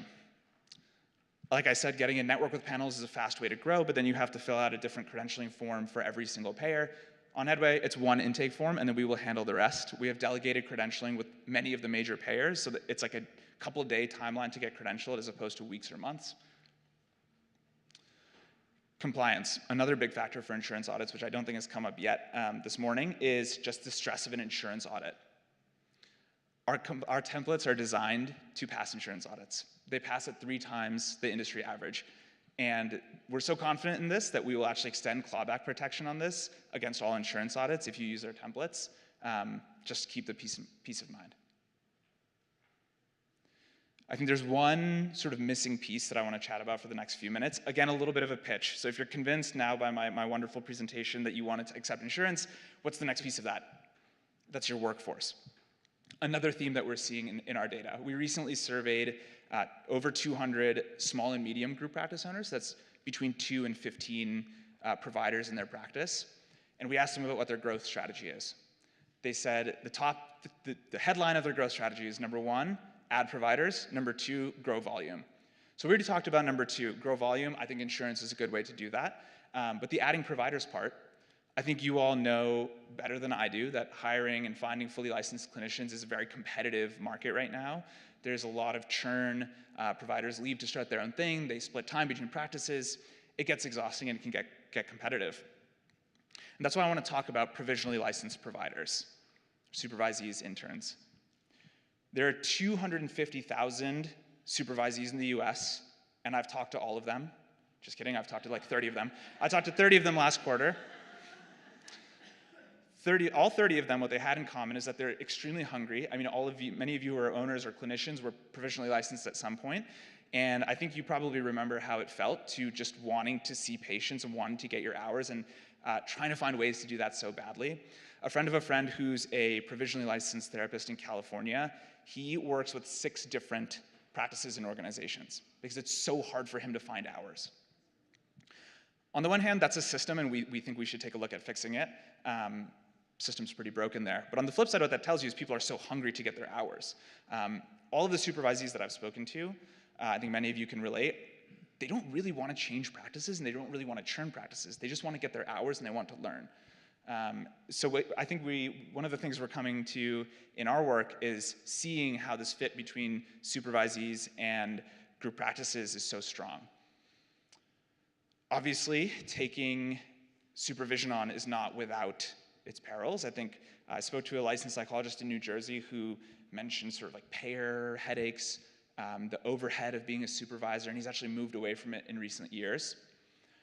That's why we are working on supporting supervisory billing through insurance on Headway. What we're seeking to do here is to take away, again, similar to the theme of Headway, take away the headache of working through insurance for your supervisees. Just you fill out one form, we'll handle all of the billing, credentialing, payments for you. With payers like Aetna and Cigna, supervisee rates are the same as fully licensed rates. So for your practice, that's actually more margin, and you've got a workforce who is motivated and hungry to stay at the practice, and then you have the insurance engine, which will actually help them get patients and help them build up their caseload. So this is, again, I mentioned the word flywheel earlier. It's a little bit of an overused term in tech, but that's the flywheel we're trying to turn. So to kind of close out my time, I just wanted to sort of message three things, right? We've worked with 3,000 group practices, and this is what we're hearing. Number one is the idea of starting an insurance caseload. I think starting or expanding, I really think there's pros and cons. Maybe Dr. Rebecca has talked about some of the cons. I'm talking about some of the pros. There's a happy medium there, I think. Look at insurance for starting your caseload or expanding your caseload. And then the other part is thinking about supervision. There's a huge network of supervisees out there. We're launched in New York, and we're starting to connect supervisees to supervisors. We're planning to go nationwide this year and stand up a bit of a marketplace for supervisors to find supervisees. But before that, if you're really interested and you need to get going right away, if you're convinced by this whole talk, some things that we've heard that were helpful is checking out local Facebook groups. So there's a lot of supervisees posting on Facebook groups trying to find a supervisor. Talking with local facilities, IOPs, hospitals, for folks who are doing part-time there. And then the third part is looking at the graduate programs in your area. So I should look up if this campus has any graduate programs as supervisees that need supervisors. So those are some kind of takeaways, quick hits to get things going. And thanks again for your time. We're around all the next couple of days, and so please feel free to reach out and chat with us if there's anything else we can help with.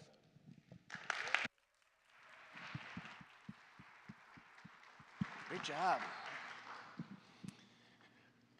All right. Well, I remember in probably January 2019, I was podcasting a bunch. I had left working here at the community college, was doing full-time practice. And by full-time, I mean other people were doing full-time practice, and I was mostly doing the podcasting consulting. And at that point, I had to decide, do I want to just burn this thing down? Do I want to just walk away from it? What am I going to do with it? The lease was going to be up in July of that year. And Nicole Ball came to me in my office and said, so what's the plan for this summer? The lease is up. What are we doing here? I need to plan. I'm working. And part of me was like, I could just walk away from this thing. Like, I don't want to do counseling anymore. I remember I had a client and Nicole might not even know this, that when I sold the practice to Nicole, I signed a non-compete for 5 years, not because she asked me for it, but because there was a specific couple I didn't want to work with for 2 years, or for 5 years. I just knew that they would follow me anywhere that I went. And it was just like, it was like the only time they talked to each other was when they were in the counseling session. And it was like, okay, you're paying to have a conversation, but like, we're just not growing here. So I signed the non-compete that I wanted in there. So sometimes you want to burn your practice down, sometimes you sell it, but Alil is going to be sharing with us, are you ready to burn your practice down? So give it up for Alil.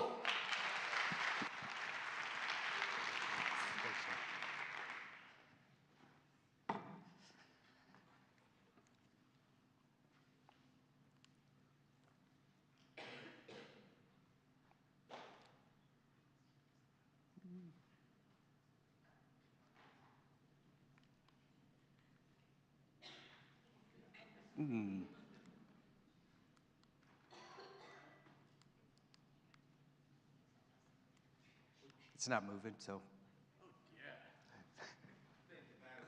Let's just check. Oh, yeah.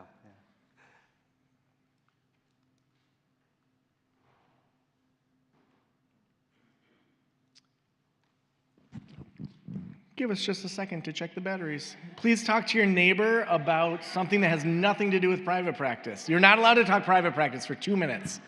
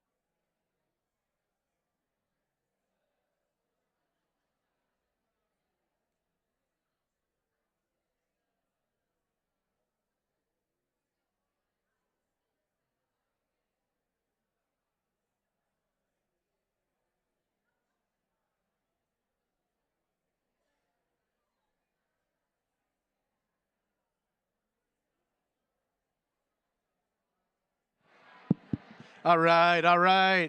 So I wanted to burn down my practice and clap once if you can hear me. Clap twice if you can hear me. Give yourselves a round of applause. Yes.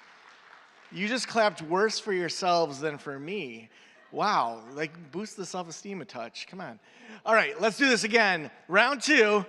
Give it up for, with all of the group practice conference energy you can muster, because he's going to have to say next slide, which is a little awkward, but we're doing it. Alil! Woo! Yeah! Thanks, Joe. All right, pretend you didn't just see me standing up here for 5 minutes awkwardly. So, all right, next slide.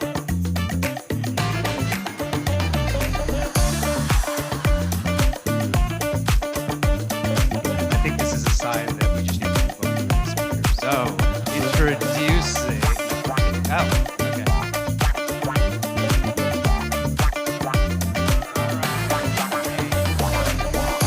Technical issues. All right. So I just want you to think about this for a second. So, again, yes, the date is correct. December 2025. Negative $20,000 for our business. So, we would have made more money this year if you'd just done direct work. Right? So, $20,000. That is what I got paid for my year of my doctoral internship. That was less than a semester of tuition at Baylor, right? So, of course, my lovely wife, co-founder, psychologist as well, if I just put in those same hours with direct work, we would have made more money overall, right? To her credit, she waited till after the holidays to say that to me. Right? In that moment, I felt so much embarrassment, right? A sense of shame that somehow I'd failed, right? As a business owner, as a therapist. failed my family. Right? I felt angry too, right? She, in a very kind and gentle way, brought up this idea of like, what does this mean for us? Or what's happening with our business? Right? But in that moment, I wanted to defend. I wanted to jump in and say, no, this is just a fluke. Here's what's going to happen. It's all going to be fine. Why are you making such a big deal of those? All of those things that I imagine some of us have found ourselves saying. Right? So before we really get into this, I want you to say this isn't about mindfulness. Right? This isn't about self-care, because no amount of yoga and meditation was going to fix that. Right? So next slide. So, show of hands, how many of you have ever thought about shutting down or walking away from your practice? Okay? Just keep your hands up for a moment, and I just want you to look around. Okay? I want you to recognize that this is part of the experience. You can put your hands down now. This is part of the experience of being an entrepreneur and a practice owner. Right? You're not alone. You see all the other people in this room who raise their hands at the same time, and also you're not a failure. This is a struggle many of us face, and something that we don't necessarily talk about regularly or openly. Next slide. It doesn't come from nowhere, though. Right? It's linked to two challenges typically. First is money, which is the one that I think most of us look at and understand pretty clearly. And the second, like any good soap opera, is betrayal, the people side of the equation. Next slide. And usually those two are linked together as well. Okay? So research has shown that there's this entrepreneurial downward spiral as it relates to finances. Over 50% of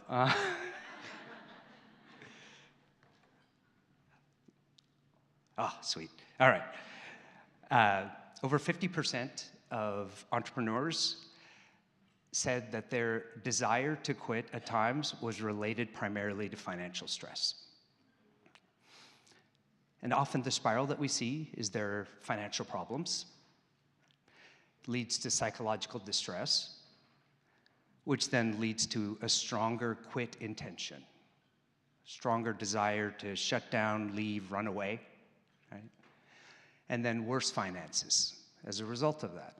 So it continues that cycle. To draw a parallel to the clinical work that some of you might do, especially with couples, right? Relationship issues lead to psychological distress, lead to a stronger desire sometimes to leave the relationship, and often it makes the relationship worse. Right? But part of that is built around the expectation of things as well, right? Because when we intervene, one of the first things working with couples is to help them recognize that there are problems in their relationship and get them to acknowledge those, right? To view them clearly, because if we don't look at them first, the relationship can't move forward. So, there's a giant training gap. Okay? How many of you have taken a finance class in your lives? Okay. All right. None of the CPAs raised their hands, so.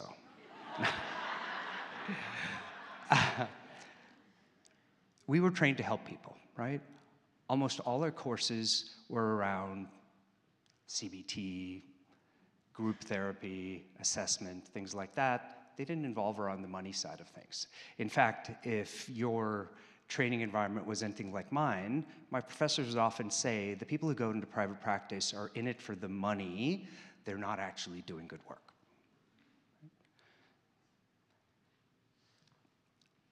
66% of small businesses face significant financial difficulties. It's a pretty common experience to have, right? In a business that we're in where it's pretty cash flow intensive, we have to pay people every month. I don't know why they ask for that constantly, but we have to pay them, right?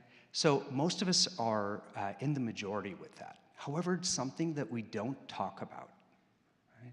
As Rebecca was talking about in her presentation earlier, money is one of those things we don't like to address because it involves numbers, and numbers seem complicated, and we'd rather just not touch them. We're doing good work, and that should be enough, right? I have money in my bank account, right? How many of you have found yourself saying that at some point? I should be doing okay because I at least have cash in my account.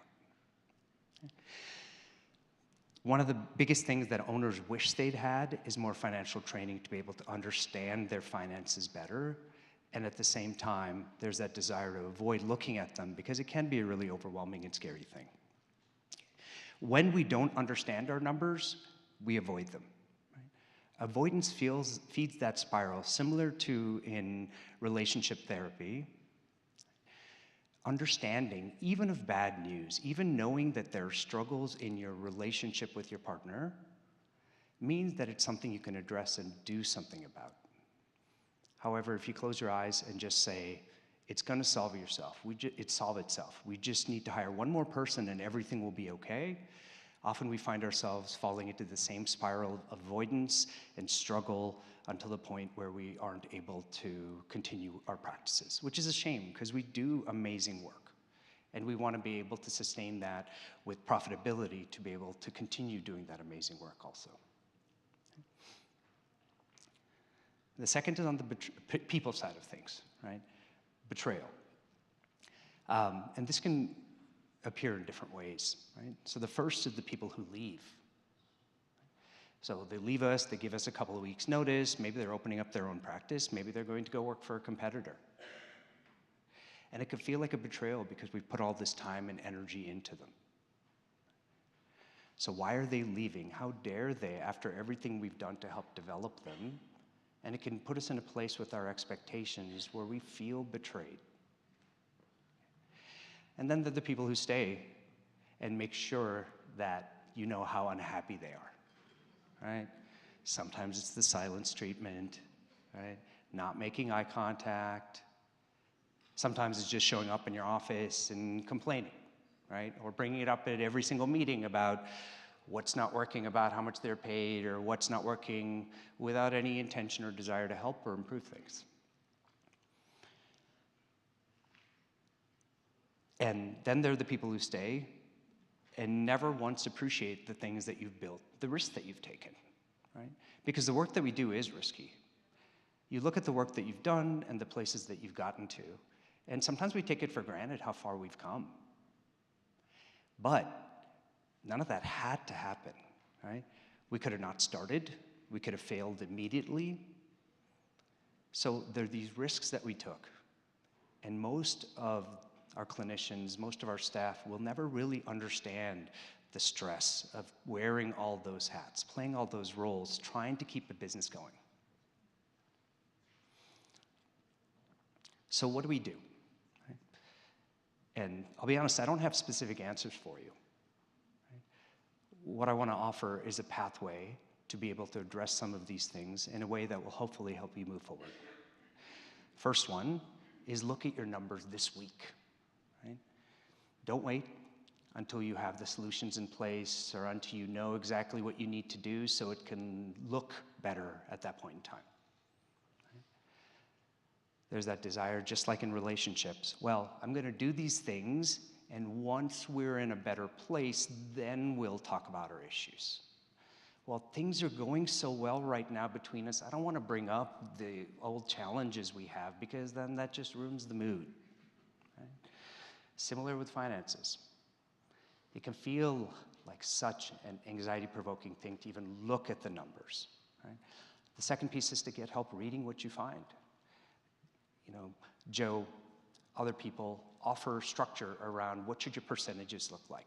What should you be paying your clinicians? What should be your overhead expenses? All those kinds of things. So it gives us some templates, some ideas on how can we move forward in a way that maybe is more aligned with those things. Financial clarity, it reduces anxiety. Often, fear, there's a saying, fear is a mile wide and an inch deep. When you actually take a minute to look at your finances, it gives you some control, some feeling, okay, at least I know how big the problem is, and then there's a way to move forward from that. When we define the problem, we also define the solution. If I know what's not working, it gives me an opportunity to find things that you can put in place to be able to move things.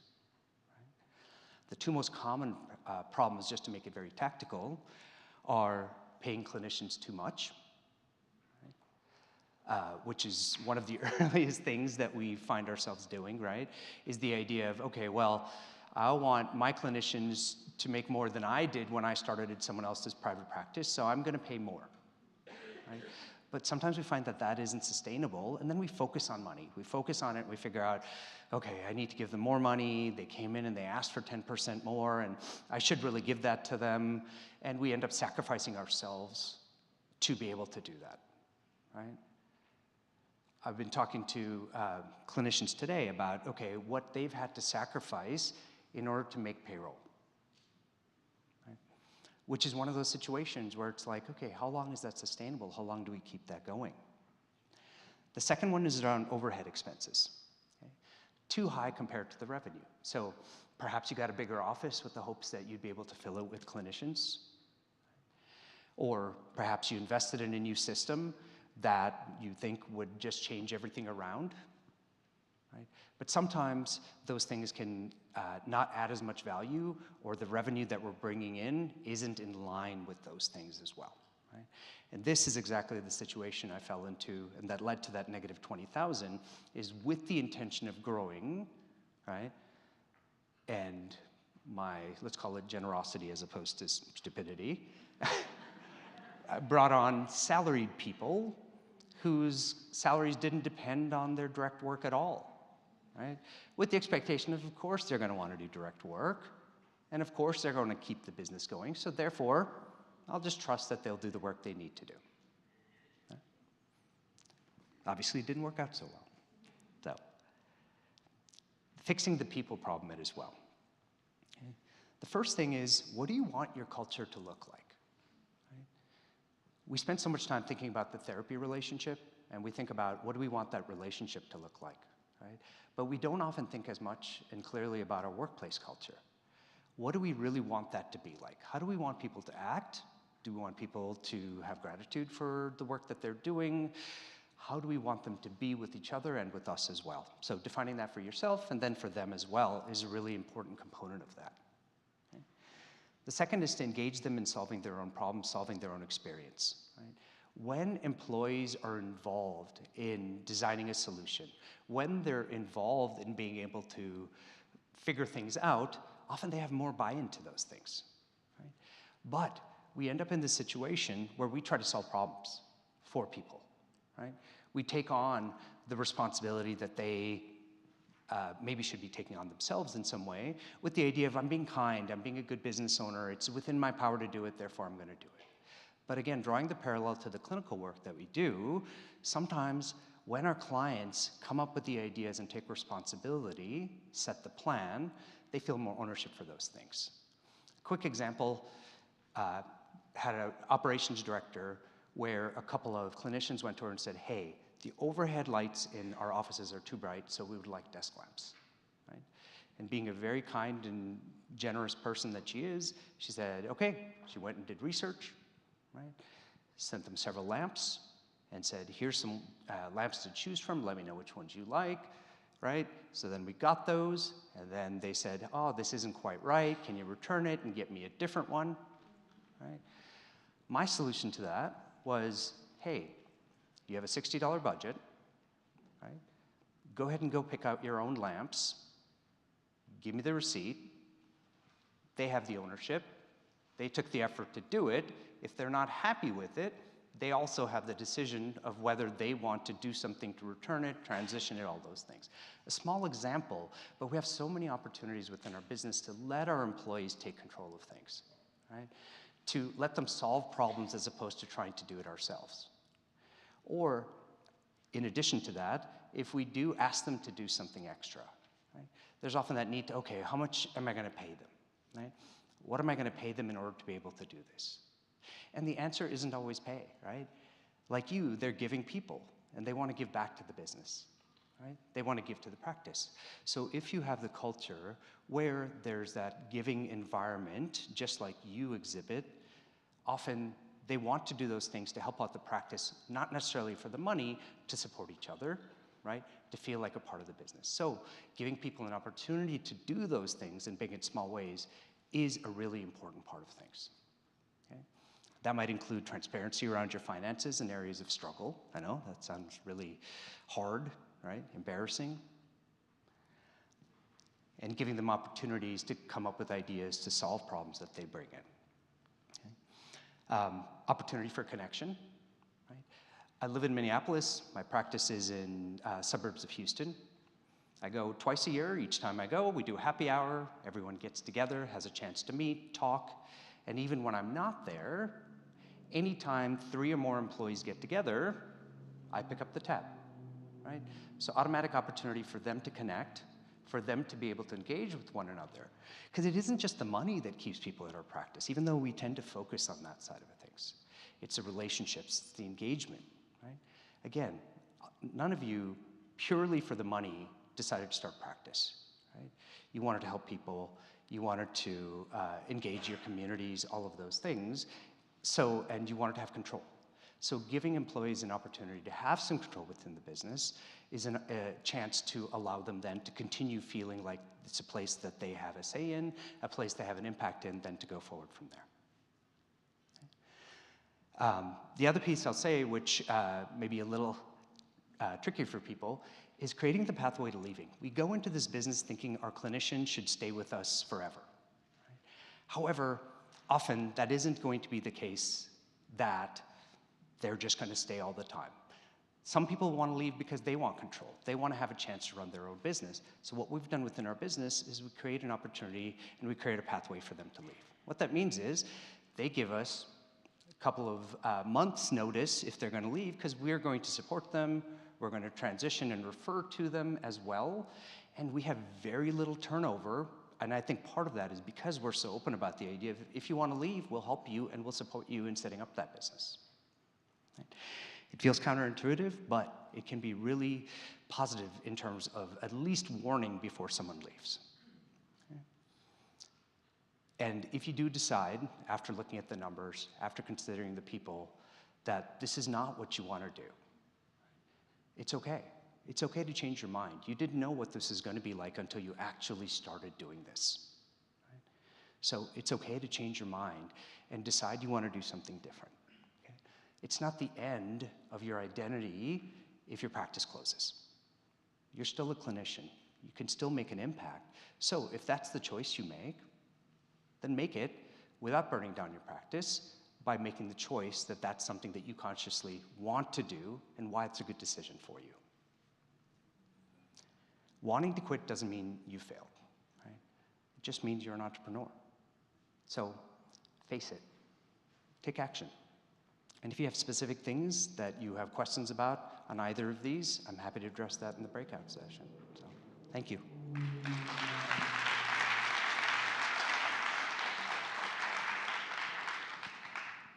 Alil Yuvarajan. He made it through with the slides. Amazing. All right, well, we are about to go into our breakout discussions, which I'm really excited for us to go into. So during this time, you're going to have the chance to go deeper with some of our speakers, to have more conversations. They're throughout the art museum. I'm going to give you some just kind of ideas around that and kind of where to go. But I want to just go through a few just announcements to make sure we're on the same page. So this is going to go until 12:10. That's when lunch is served in the sculpture court. You have from 12:10 until 1:10 when we kick off back in here. So you are welcome to eat in the sculpture court. There's also lots of picnic tables outside. NMC's campus is beautiful. It's very difficult to get lost. It is not an enormous campus. You can go for a little walk. You can see all the pine trees. Enjoy the time there. I do think it would be rather... it would take a long time to just walk down to the water and get back in that period of time. But if you're a power walker, you're welcome to try to get down to Bryant Park. That would be probably a 20-minute walk down and back. So you'd really want to make sure you hustle to be back by 1:10 if you want to see the water.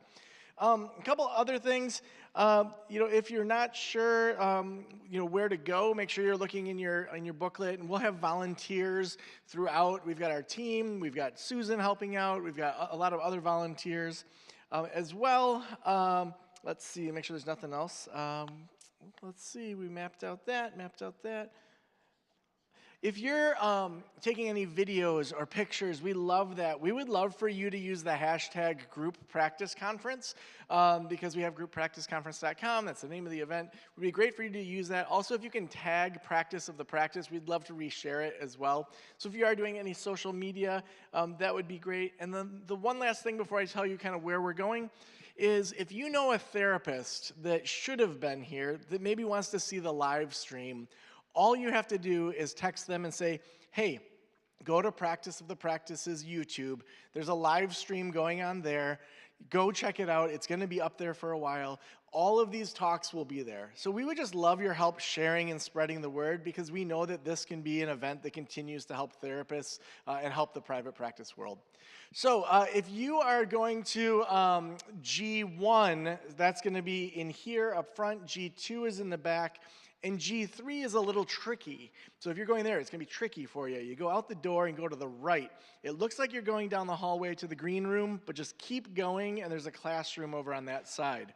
Otherwise, the rest of them are just in numerical order, starting with the sculpture court and then going throughout all of the art gallery. The art gallery does make an entire circle, so you don't have to enter one side to get to the other. But we'll have people that are helping direct you there as well. So go enjoy your breakout discussions, and we'll see you back here at 1:10.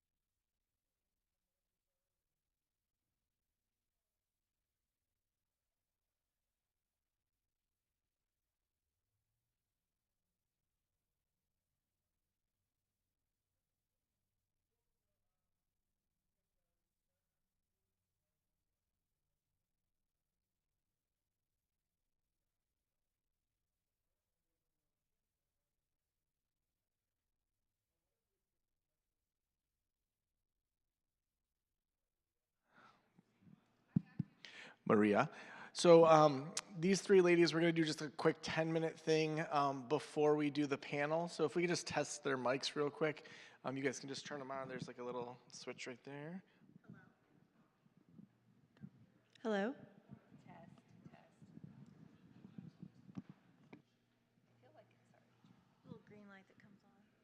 Hello? Test. All right, I think we're good. Thank you.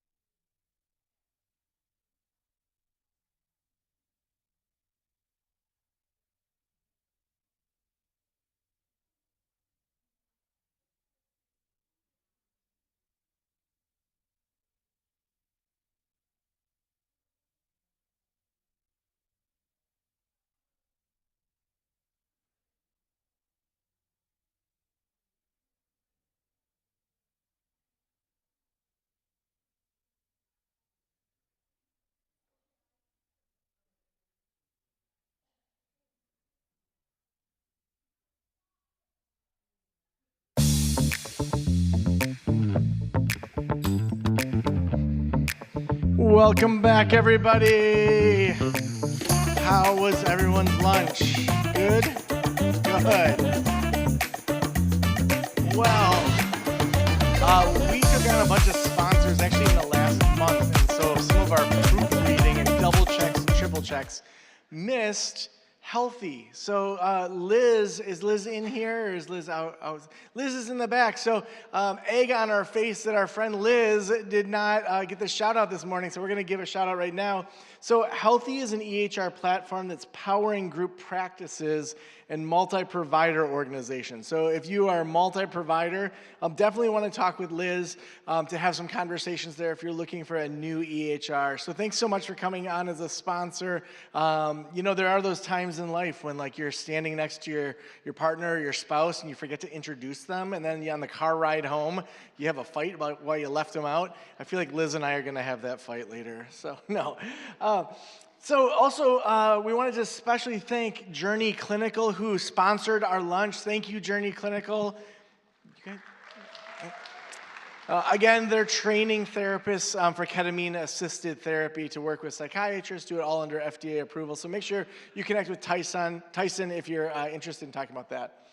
Well, I am so excited to introduce you to three friends of mine here. I mean, look at these three. We've got Michelle, Sherry, and Jennifer. And these three have been to a bunch of our events, but they have a really unique story. So I'm not going to steal their bio from them, but why don't you tell us all how the three of you met? Well, hey everybody, and I'm just scanning to see if that really bad picture of me that Jennifer sent is up there, and I'm glad that it's not, so that's cool. I'm Michelle, and we met at one of Joe's membership communities that was formerly known as Group Practice Boss, and now it is called... Now it's Sustainable Group Practice, which is track 3 in the Practice Academy. So it was so confusing because we had all these different memberships. So now it's just the Practice Academy. Mm-hmm. And I think it was the actual first cohort of the Group Practice Boss, and these ladies gradually and slowly stood out to me as very exceptional human beings. And I don't want to steal the whole story, so what else is there? So we, as part of the group, I think we were all lurkers in the membership community, to be honest. We were not people that like put ourselves out there a ton, but we got sorted into a small group where we met, I guess your people randomly sorted us by sort of geographical location, type of practice, and size of practice. And we ended up in a small group together. And initially there was maybe 5 to 7 of us. And we were meeting like monthly or every other month and, you know, doing what we do, kind of talk about giving support to each other and that kind of thing. And then, I don't know, gradually it kind of, you know, some people sifted out as happens. And we decided that, you know, enough of this meeting online. And we decided to go and meet in person. And we thought, why not go on a cruise? Because we're either going to love each other or we're going to have a nice cruise, one or the other. They went from online to a cruise.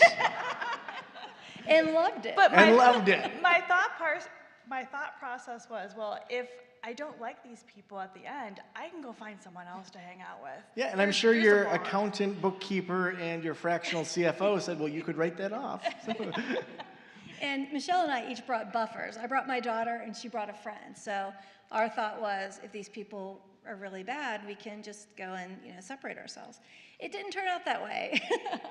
In fact, those other people haven't been invited back to our event. Your daughter hasn't been invited back? Not to our group here. But and so since then, we've been to several different things. We've been to a lake house retreat together, a cabin. We've gone to a couple conferences. It makes it really nice to go to a conference that, you know, that you already know somebody there, that you're like looking forward to that as much. Like even coming here, I'm in Northern Kentucky, Cincinnati area. Michelle's in Salina, Ohio, and Sherry is in Kalamazoo, Michigan. So I drove up and I picked up Michelle. We stopped in Kalamazoo. She was otherwise occupied, so we had to catch up with her the next day, but we did stop by her practice to see the building. And I the just stuff bought that a we talked about. building, and so I'm in the line of Culver's getting my husband ice cream because he doesn't feel good. And all of a sudden I look, and they're in the front of my building. And I was like, oh my God, where are you? Like, what are you doing? Like, you're not even supposed to be here. You're supposed to be in GR. We're full of surprises. So when you think about what folks can learn from just becoming friends with people and what that support looks like, what would you encourage folks that are here to consider or think about if they're like, wow, I feel like I connect with these people? Like, what would that mean for their practice? What would that mean for their personal life? Like, what has it done for you? So I would say if you see someone and you think there's a connection, go for it. We humans are built for connection. And I know as a practice owner, sometimes we feel super duper isolated. It's lonely at the top.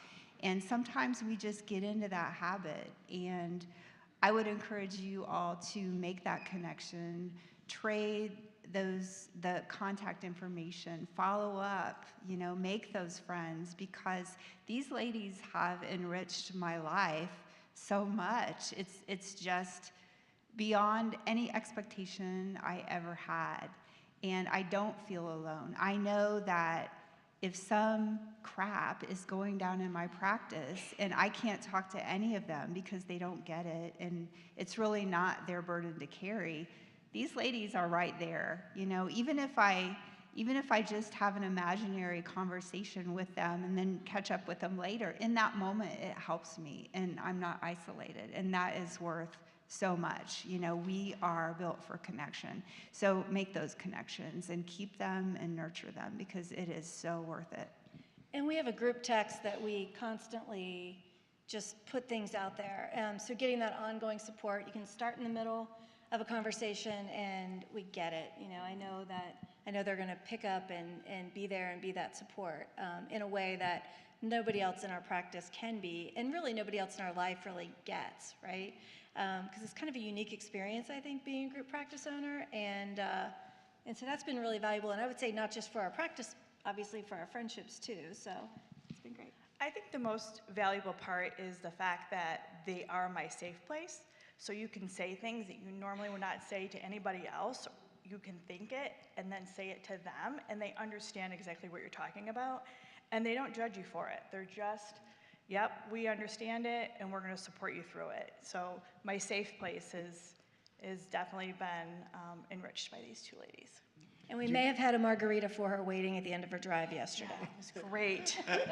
I was having a bad day, and all of a sudden I walk in, and there's a margarita sitting right there. Margarita friends. Do you guys have a secret name for the three of you that you'd want to share?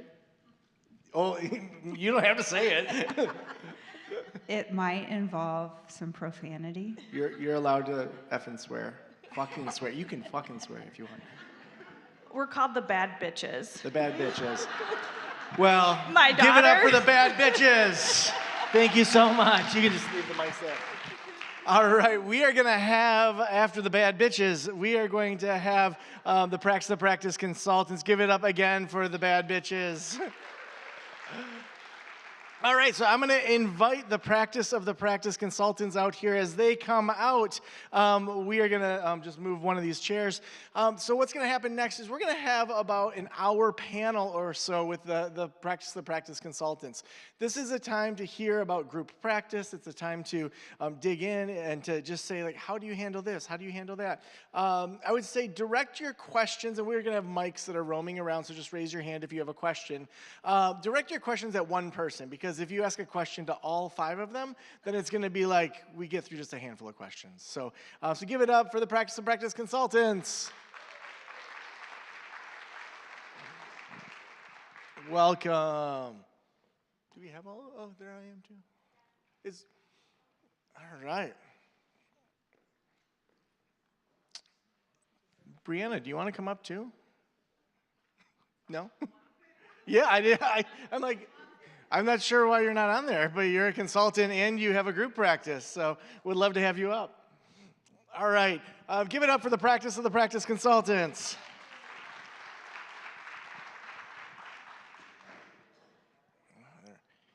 All right, why don't we just start so that everyone kind of knows what you guys focus on. I do want you each to do just a brief introduction of just what your practice looks like.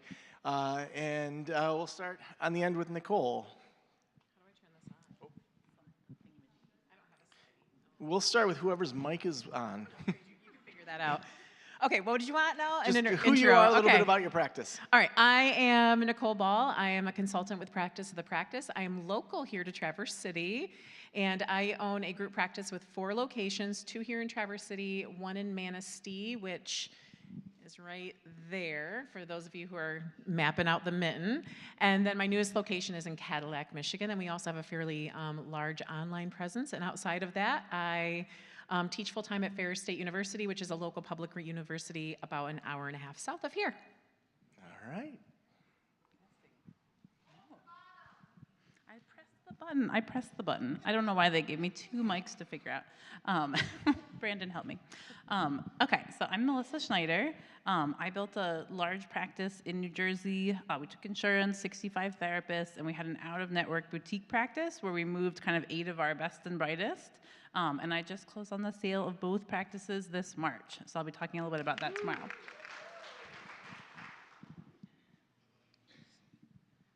Hey, I'm Brandon Shern, and I'm in Maryland. My practice is virtual, focusing really on being a training clinic. So that's how I'm growing my practice and getting mental health counselors that are interested in private practice and want to do good work, want to have a good work-life balance.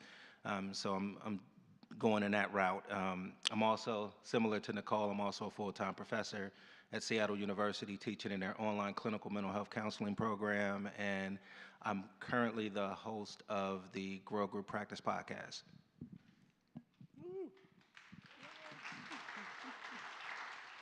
Hi guys, not on. There you go. I'm on now. I'm Doug We are Polster. great at consulting, but not great with microphones. It's batteries. I'm Doug Polster. I'm the COO and one of the owners at Thriving Center of Psychology. We are in about 11 states. We have about 130 mental health providers and going 5 psychiatrists right now. Our biggest hub is in Manhattan, but we're all across the United States. It's been a heck of a ride, and I'm new to Practice of the Practice as a consultant. Thank you, Joe. So I'm excited to be here, answer questions, and tell you what we still haven't figured out.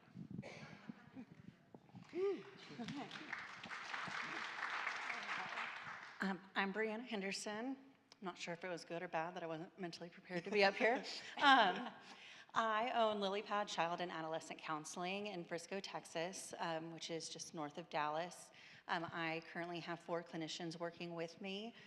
We're a newer practice, about a year and a half old for Lily Pad, and this coming week is actually the first anniversary of my first clinician I hired.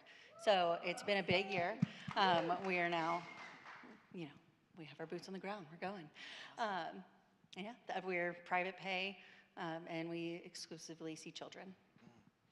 Awesome. Well, if you have questions, go ahead and raise your hand, and we'll get the mics to you while your hands are going up. So I see we've got some there.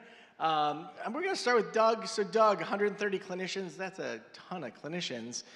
For those that want to be like you and be at that level, what are a couple pieces of advice that you have? Ask yourself if you really want to be at that level. And all kidding aside, there's been a couple different level ups that we've gone through as an organization.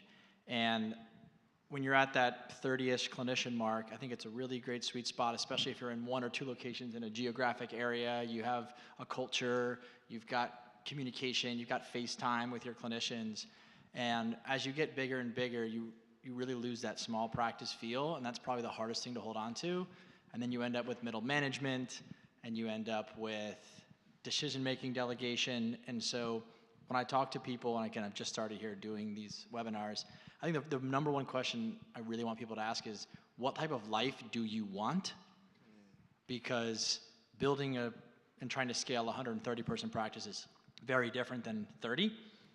There's different challenges in both, but it can start to eat up at your lifestyle. depending on how you manage it and grow. So that's the number one question I would say is, do you really want this? And if you think you do, talk to me. And I can, I don't want to discourage you, because every day, I'll end with this. Every day when I come home from work and I've had a stressful day, and my wife looks at me and she goes, you asked for this, you want this. And she's, Honey, you asked for this. and she's right. As much as I can bitch about it, I love it. It excites me. It's incredibly challenging. It makes me use my brain in ways I never thought I'd have to. And so that's what keeps me coming back. But there's obviously, challenges with that and side effects as well. Yeah, awesome. I saw some hands go up. So why don't we start in the middle? If the runners can make sure that a mic gets to, and then if you have a question so our runners can find you, there's one up front that can be on deck. So yeah, go ahead.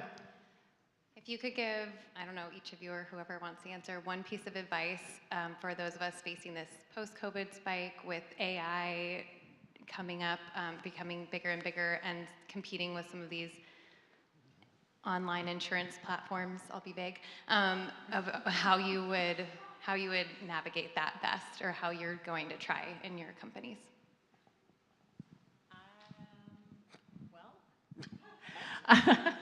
I think for me, the best piece of advice would be just to make sure that whatever community you're in, that you are really investing in and making connections and collaborating within the community.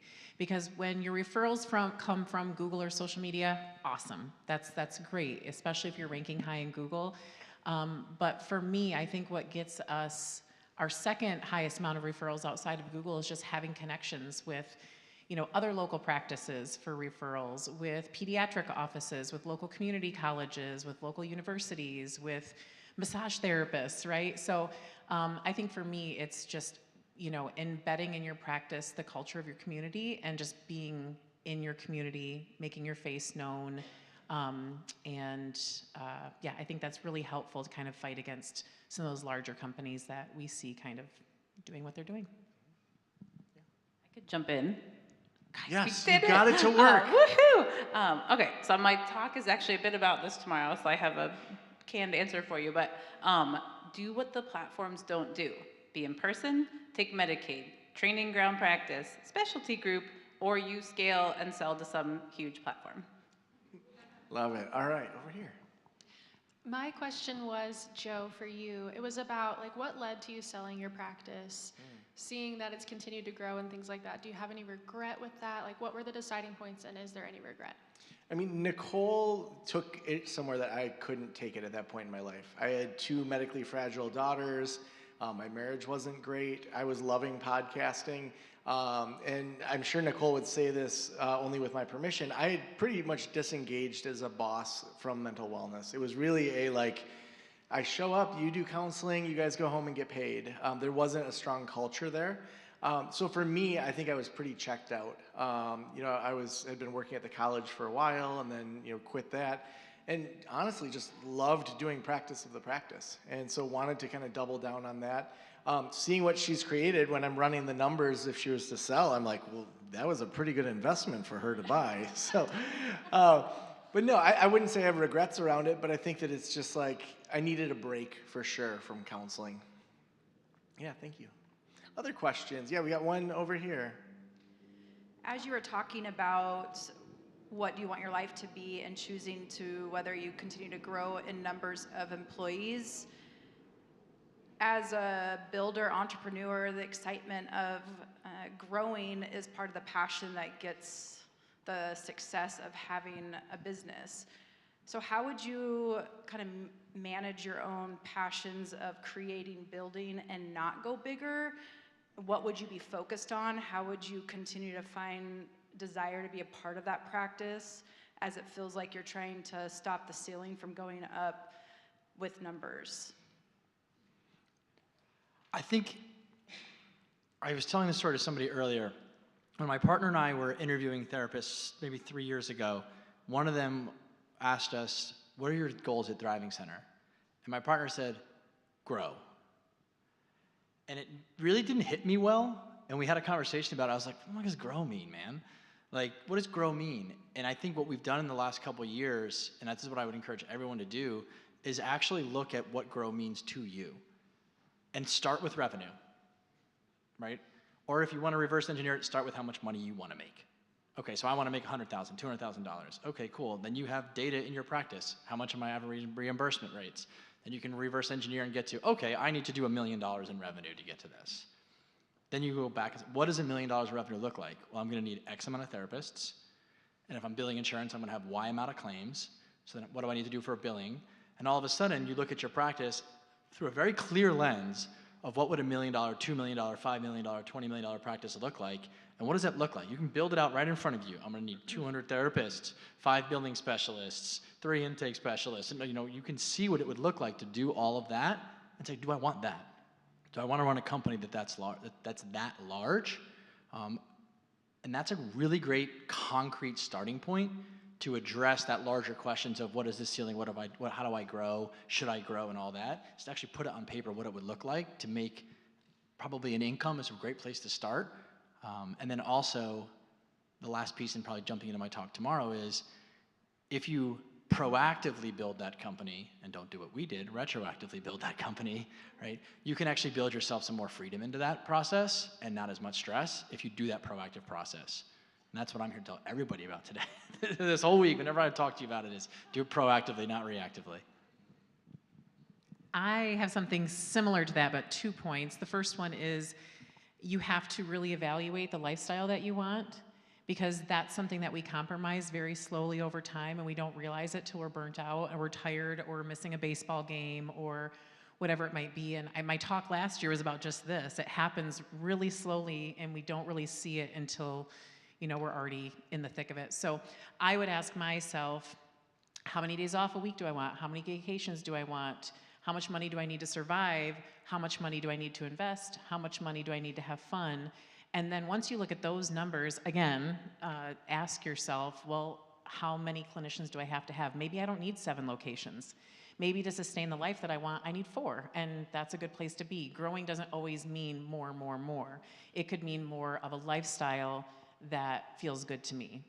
My second point also would be to really identify what fills your cup. For me, I love supervision and I love teaching. So a couple of years ago, I took a step back and said, I'm gonna stop seeing less clients. I'm going to delegate these tasks that I don't enjoy, and I'm gonna start investing more time in supervision because that's what makes me happy. And so for me, the growth wasn't so much like more numbers, it was training more clinicians who are eventually going to make me more money and make themselves more money. And that felt really good to me in terms of growth. Awesome. Go ahead. Hi, yeah, my name is Taylor. My question is for Doug. It's synonymous to kind of this conversation surrounding growth. To be a high performer like yourself, what is the cost of that? If I were to say, Doug, I want to be you, right? What is the cost? As my mom always says, ain't nothing for free, right? What do you give up? What do you personally relinquish to be a performer like yourself? You're assuming I'm a high performer in that statement, and I very much appreciate that assumption. So I think what I give up, I was telling somebody earlier, predominantly my life is 9 to 5, which I think is not that bad. What do I give up is, at times, probably physical presence, but not mental presence with my family. I also, because I've tried not to sacrifice my family, I would love to do this kind of shit all the time, but I can't. So I have to give that up, actually, which would actually help the business to be more present with my family. I think it's that background noise in your mind on the couch when my wife's watching Bravo, and I'm like, I could be in Claude right now, cooking in this kitchen and figuring out something really cool. And so making sure I have conversations with my wife about not going to that well too often. She, thankfully, is really supportive of me and knows, okay, this is a tough week. I got to get ahead on a few things. I'm going to be on my laptop on the couch. I'll do it on my couch, though, next to you, not in my office, right? Versus the next week, I have to have wherewithal and go, you know what? This isn't a burning fire. Everything can feel really, really, really urgent, but you have to stop yourself and realize not everything is urgent and important to do today. And then the long story is also in that 9 to 5, what I'm working on now is how do I find the time in that 9 to 5 to do that? Because right now I'm putting out too many fires and having too many meetings, and my quarterly goal is to drop that so that that cook in the kitchen, as I call it, on the couch at night in Claude, that happens during the 9 to 5 now, so I don't have to make those sacrifices. I love that. As we get some more hands up and microphones around, I want to follow up with each of you of what does it look like to set boundaries to live life outside of your business? Like, what are you doing to, like for me, every Monday or Tuesday, depending on the semester, I'm doing improv, and that's like my non-negotiable. I go do that, I laugh. Because of it, I don't need to do an ab workout. I mean, well, maybe I do. But it's like that's my fun thing. That's my, like, what my dad, he would go golfing every Thursday. Like, what are your things that really help you stay present and, step back from the business? Well, for a while, I was not doing that.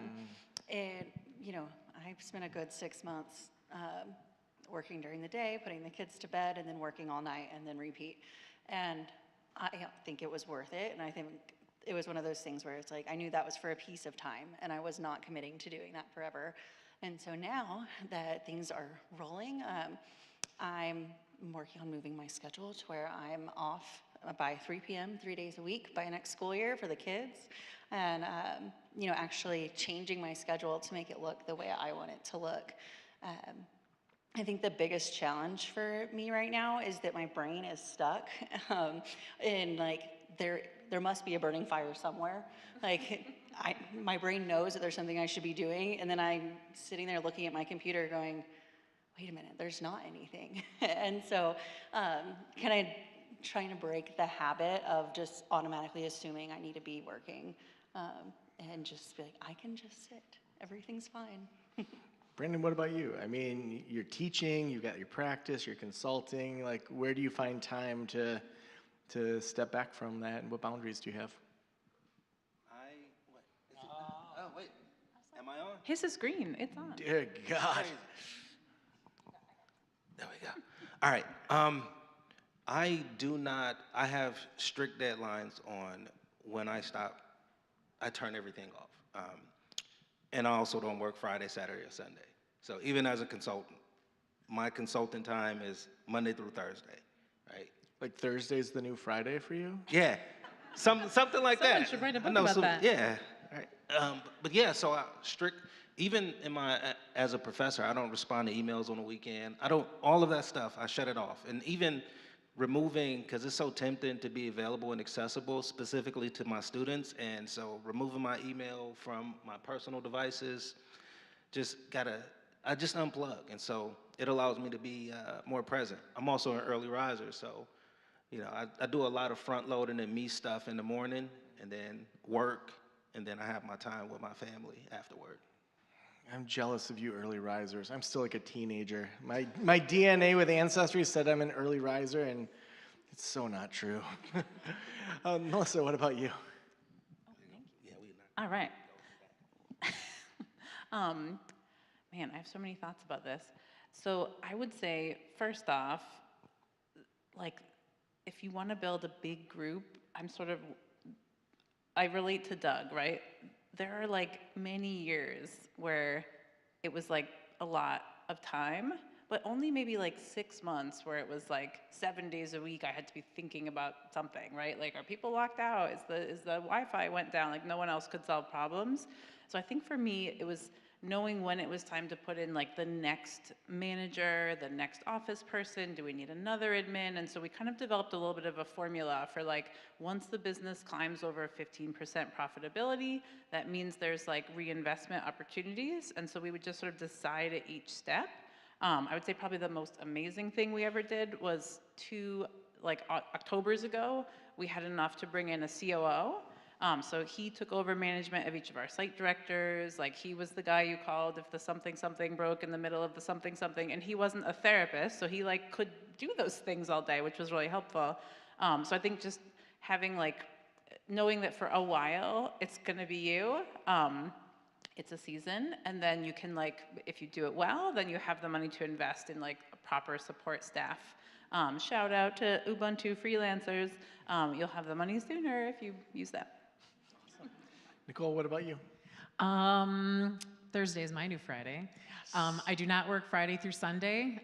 Same thing with, much like Brandon, I don't grade papers, I don't answer emails from students.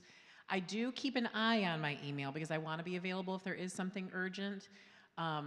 But it's much easier for me now that I've learned to set these boundaries to say, no, that can wait till Monday morning. Nope, because I think old me would have just felt the need to respond to everything. I'm a recovering people pleaser. And so that's been difficult, but since I've been doing that, so I bust my ass Monday through Thursday, but I'm always done by 4 o'clock, and I don't work Friday through Sunday. Awesome. We've got right here, Daniel. Yeah, this question is from Melissa. You mentioned that you have a training ground practice. I was just wondering on the specific structure that you think is going to set up a practice for success. Yeah, so that's a great question. So I assume we all know what we mean by training ground, but I'm talking about hiring provisionally licensed clinicians or even the occasional intern, though I wouldn't like do more than 1 or 2 at a time unless that's like really your thing. So to like nerd out on you, the first thing I would do is understand all the supervision requirements for different licenses in your state and thoughtfully choose the best hiring pool for your goals. So in New Jersey, social workers can be supervised in a group of 4. Provisionally, like the professional counselors, they have to be supervised individually. So in the early days of my practice, it made a lot more sense to focus on social workers because supervision was more affordable. In the latter stages of my practice, we realized those poor LACs had to spend like 3 or 4 years finishing the hours for their license because the requirements were higher. So we actually switched our focus to hiring LACs because now we had the supervision money kind of sorted out. And I was like, these professionals need to spend a longer time in group practice, which made a little more sense for the training ground situation. It also gives you a lot of time to kind of just think about how you're going to develop folks. You can unlock like milestone, things like come up with a reason for them to stick around after they get their license. Like maybe you're supporting a training track that happens to take 2 years to complete. And so people are excited to stay with you while they get that BEC certification or become an EMDR certified something or other. So I think the training ground gives you time to develop the relationships with folks so you can figure out your longer term retention strategy. And we've done the numbers like consistently year after year. It costs less to have 6 provisionally licensed folks and the supervisor they need than it would to have 7 fully licensed therapists. All right here. So I actually have 2 questions. My first question is for Doug, and it is around scalability. So I wanted to know, what did you use in terms of like AI and automations to help you scale so that you can streamline the processes and use less human capital and more, automation? And then second question is for Melissa, in terms of not necessarily being VC backed or partially VC backed as a company, what does innovation look like to counteract the question around AI automations? How can you compete with the big boys, and what does innovation look like? So AI automation streamlining, and then what does innovation look like? Thank you. So our tech stack has been evolving in the last 6 years. We have, thank you, Healthy, who's in the room right now. They are hopefully the final piece to our puzzle. I think one of the biggest challenges we had graduating from sort of startup software, call it simple practice here, is that things didn't talk to each other. And so the first fertile ground for automation is just, can your systems talk to each other? We were fortunate enough to be at a size where we could bring on, full-time development team, but there are a ton of resources on Upwork or even yourself in like Claude right now, where you can figure out how to connect the dots to things, Zapier and those types of environments. I mean, even something like project management software like ClickUp, okay, it's plug and play, you can work it, but we paid a guy on Upwork like a couple $100 to be like, set it up for us, make it work for us, versus one of us who have no idea how to set up a software system, setting it up and then just clunking through it, not getting the most out of it. So I think leveraging some of those like lower cost labor options to help you set up your tech systems, if you can't do it yourself, don't have the time or expertise to do it, is really helpful, because the more your systems talk to each other, that reduces the need for human capital, but it also increases the cohesion of your data to then actually make database decisions, right? So one of our challenges in simple practice is our client comes in from a marketing source, goes into our CRM, goes into Simple Practice and dies. Right? We cannot trace the data anymore, and that makes it more harder for us to make business decisions. So it's not just about like decreasing the reliance on human capital for automatable tasks. It's also about the cohesion of data flowing so that you have actual insights into what's going on at your company so you can make strategic decisions. Like, does 7 providers cost more than 6 pre-licensed ones and whatnot? You need to have access to that data to make those informed decisions. And AI is just a piece of that, right? It's just a piece of it. And I think the lowest hanging fruit for us right now in AI is helping our current operators operate more efficiently by leveraging AI simply as making policies or those types of things. And I'm still gun shy about releasing AI-based tools on the client-facing side because of PHI and all that. I know it's coming. I know we're going to do it in some way, but I'm taking my time there more than internally.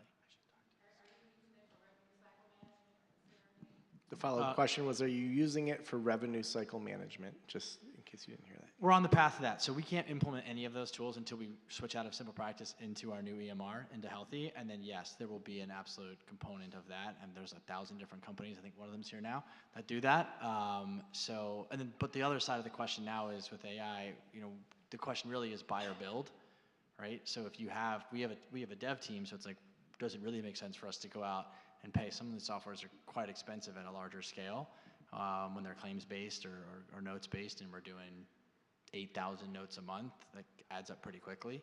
So one of our options is we just build it ourselves. All right. So you asked a sort of frightening question, right? Of like, so if I want to compete with the big national VC-backed brands, what would I be doing? I would be saying that I don't know if you can unless you want to go and get VC funding. So like usually where my mind would go is like, okay, how can I make sure I'm not toe-to-toe with someone who has like $6 million a month to sponsor every podcast or whatever, like where Nothing is against sponsoring podcasts. Exactly. No, but I was thinking of BetterHelp, who literally spends $6 million a month. I'm like, how? But so I would be thinking more, I think innovation for a lot of folks in this room is finding like the blue ocean, the one that isn't like full of fish, right? So you could literally ask AI to be like, okay, find me the states where, whatever, ThriveWorks isn't there, where this thing isn't there, where like there's the ratio of people to Psych Today profiles is below X amount or above X amount. So if you're kind of taking that national business strategic sort of look, as opposed to like, well, I want to open in my town, then you got to open in your town or move. But if you're kind of in Doug's shoes, where you're like, where should we go next? I would be thinking of innovation a bit more that way. I also think it's hard to innovate if it's going to cost clients just like direct money out of their pocket. So I would be thinking more about like, how can I still be using the insurance system that people are familiar with, whether it's in or out, right? But they feel like they have these benefits to tap into that they've already paid for. They have their HSA, they have their whatever. So I've seen innovation heading in like collaborative care models where therapists are based inside of the PCP practice in town. So that's something to think about. There are a lot of kinds of services where having a therapist there could make sense. And so you could be the business that like staffs and maintains those relationships. There's kind of like a re-ignition in the EAP industry. You could be the one that has like the workers' comp contract in your state because workers' comp covers mental health services. So I'd be thinking a bit more in terms of like, are there things that aren't just like in network with Blue Cross Blue Shield where there's still money that someone other than my client is paying, and how do I want to be a part of that? So if you were like wanting to remake the mold, but remember your business model should always be something you can express in one sentence, right? So you don't want to recreate some wild business model that no one's ever done before. I would just say real quick, but Nicole mentioned this earlier, don't forget your humans. Like the people that work for you, your therapists, if you hire freaking awesome people and treat them well, you might not compete at the marketing budget of BetterHelp, but you will have better humans. Because even if there are great humans at BetterHelp, which there are, they don't necessarily like working there. The model isn't that great for them, right? Their clients don't necessarily expect as much from it, and so the service itself isn't as good, right? And so, like, I think innovating at this stage is almost like reverse engineering the process. Everyone's trying to innovate technology and blah, blah, blah, blah. Get awesome freaking humans. Treat them well, train them well, That's your product, right? And if you can do that well, and especially if you're in a geocentric area where you can own it, like Jamie was talking about some of the marketing stuff, like that's one of our challenges because we're so spread out. If you have awesome people, not to say the rest won't take care of itself, but that's innovative almost at this point, name in the game. Well, I think that, I mean, just look at this conference. You guys could have gone to any number of conferences, to get continuing ed, to meet other therapists, but you chose to be here. Many of you were here last year and then brought a friend this year, or told someone about it. And it's like, if you can embrace who you are. Like, I used to be a camp counselor. I ran high ropes courses. I love team building stuff. And that comes out in how I even run a conference. And so it's like, the more that our practices can just be an extension of how we view the world, I think that's something that just technology and venture-backed capital isn't going to be able to stand up against. So, other questions? Yeah, in the back here. Yeah, the question I have is about compensation. I would say when I started my practice, I started with what I would say is aggressive at the time. Now I would say not smart at the time. Compensation package that has created problems for us over the 10 years that we've been in existence, which was further complicated in Michigan for anybody who's enjoyed ESTA and what that did to us. But the question that I have is that as I look at different groups on the forums and conversations I have, is that there's this consistent thread among owners that we are struggling paying therapists, and we're struggling competing in the market, and yet we are the ones who are in charge of this problem. And so I'm curious what your thoughts are on the challenges, because in a service-based industry, the highest cost that you have is your services. I think all of us go into this because we care about people, and we want to take care of people, and we want to do right by them. And also, we're not able to save. We're not able to be ready for a rainy day. We're not able to handle challenges.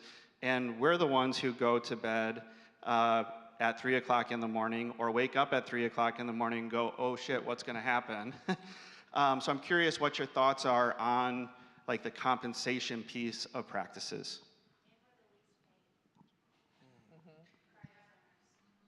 All right, wages, salary, compensation. Do you agree with that we can't make money? I was going to say, I feel like I'm just talking. You go first. Go ahead, Nicole. You can make money. But I do think there's a couple of things you have to do. You have to, I talked really about building relationships within your community. I think it's also important to build relationships with other practice owners in your area. I think there's this culture of competitiveness that is really unfortunate in geographical locations with practice owners. And there's a group of us, it's a small group, but we're all larger practice owners actually. 2 of them are here today. We one of us started a group practice meetup collaborative 4 times a year. And the efforts for that were to collaborate and not to be competitive. And so we share information about what we're paying our clinicians. We share information about, the trends that we're seeing and what our clinicians are leaving for or staying for. And I think that's really helped us all be sustainable, but also feel like we're not alone in that. What that's also done for, at least for me, I can't speak for everybody else, is it's helped me keep a close eye on how competitive I am in my pay, because I think we make the mistake of paying too much because we want to people please and keep everybody, or we pay too low and then we can't sustain our clinicians because they're going to go find somewhere else that is going to pay them better. So I think just making friends with your community and finding out what other people are paying so you can stay competitive in that market, but also be able to pay yourself. And if people aren't happy, they'll leave and somebody else will come. I think that's the other thing. I think we get really hung up on I want to keep the clinicians happy. I want to keep them happy. I want them to stay. But at the end of the day, I can't pay you 80%. And if you can find a practice that's going to pay you 80%, good for you. Please go do that. But I need to pay my bills too. So I don't know if that's helpful or what you were looking for, but. Are you talking fee split, salary, eat what you kill? I think I'm talking the whole compensation package, and I think part of it, and I appreciate your answer, but even that practice that is paying 80%, will close. I sit here and yeah, exactly, will close, but at the same time, I'm competing against them from a talent perspective. But we're in this place where we're competing against people who are doing things that will lead to their closing. I know that. But also trying to keep the talent that we can, it's hard when we're competing. I don't even know how exactly to word it, but it's hard when you're competing against unrealistic splits and expectations. And we're creating the expectations in the therapists who are looking, and then when they're coming in and saying, well, I want X, Y, and Z, they're getting that information from somewhere of what they can expect, and it's often unrealistic. Okay, so totally feel your pain. I think for us, there's kind of two parts of doing your research before you decide what you'll pay. So first off, if you've got provisionally licensed folks, 40 to 50% max of what they're bringing in, and that's all the things, like the taxes you have to pay for them, the benefits, the such and such, right? So people's fee might be like 36% of the fee, right? So that's the first thing. That would be normal, right? If you've got like totally amazing, fully licensed folks, like maybe up to 60% of the whole thing, right? So all the benefits, all the things that you're giving on their behalf. So that's just like to put that in context, right? People who are offering more than that, it won't last very long, so you don't have to worry super much. You also want to think about your sourcing, right? So if you don't have enough of the right applicants, then it can feel like, oh man, finding someone is like a needle in a haystack and I've got to land them. But if you like get your Indeed person on the phone to be like, how do I do this right? Like go around to your whatever your place is to find your hires. Once you've got like a lot of applicants per position, then you're like, here is what I will offer you. And you look for people who are like, that is awesome. That's the job I wanted, right? And then like everyone's happy. I'll also be talking tomorrow about thinking about long-term benefits, right? Like if you stay with us 2 years, we're gonna forgive $5,000 in student loans, for example. Tax break for you, amazing benefit for them. If you stay with us a year after your full license, we'll cover RPT supervision for registered play therapist, or things that people are like, wow, that's investing in my career. That's a perk I don't have in my pocket. I'm gonna stay with you to get that thing.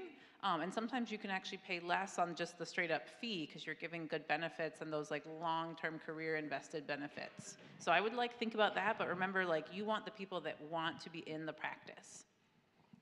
Yeah, I don't think you're gonna make everybody happy. I think the financial model she described makes a ton of sense, and we have fallen victim to like what I call fear-based hiring, where someone comes in and they're like, well, I'm expecting 70%. And I'm like, oh, we gotta get 70. How are we gonna get to 70%? Let's figure this out. Sure, 70%, right? Because we were worried about not being able to hire people, and obviously that does not go very well long term.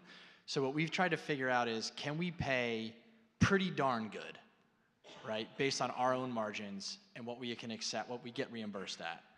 And then what we try to focus on starting at the interview is how awesome are we before we talk about money? What are all the awesome things that we're doing for you? It's like to tell people you come in at 25 client hours a week is 25 hours of work. That's all you're gonna have to do. The other practice you're going to is gonna give you 70%. You might have to market your own clients. You might have to submit your own bills. You have to do all these other things. So yeah, you're making more money per session, but you're making less over how much you have to work. So we've tried to really focus in on the interview process about how awesome we are outside of money.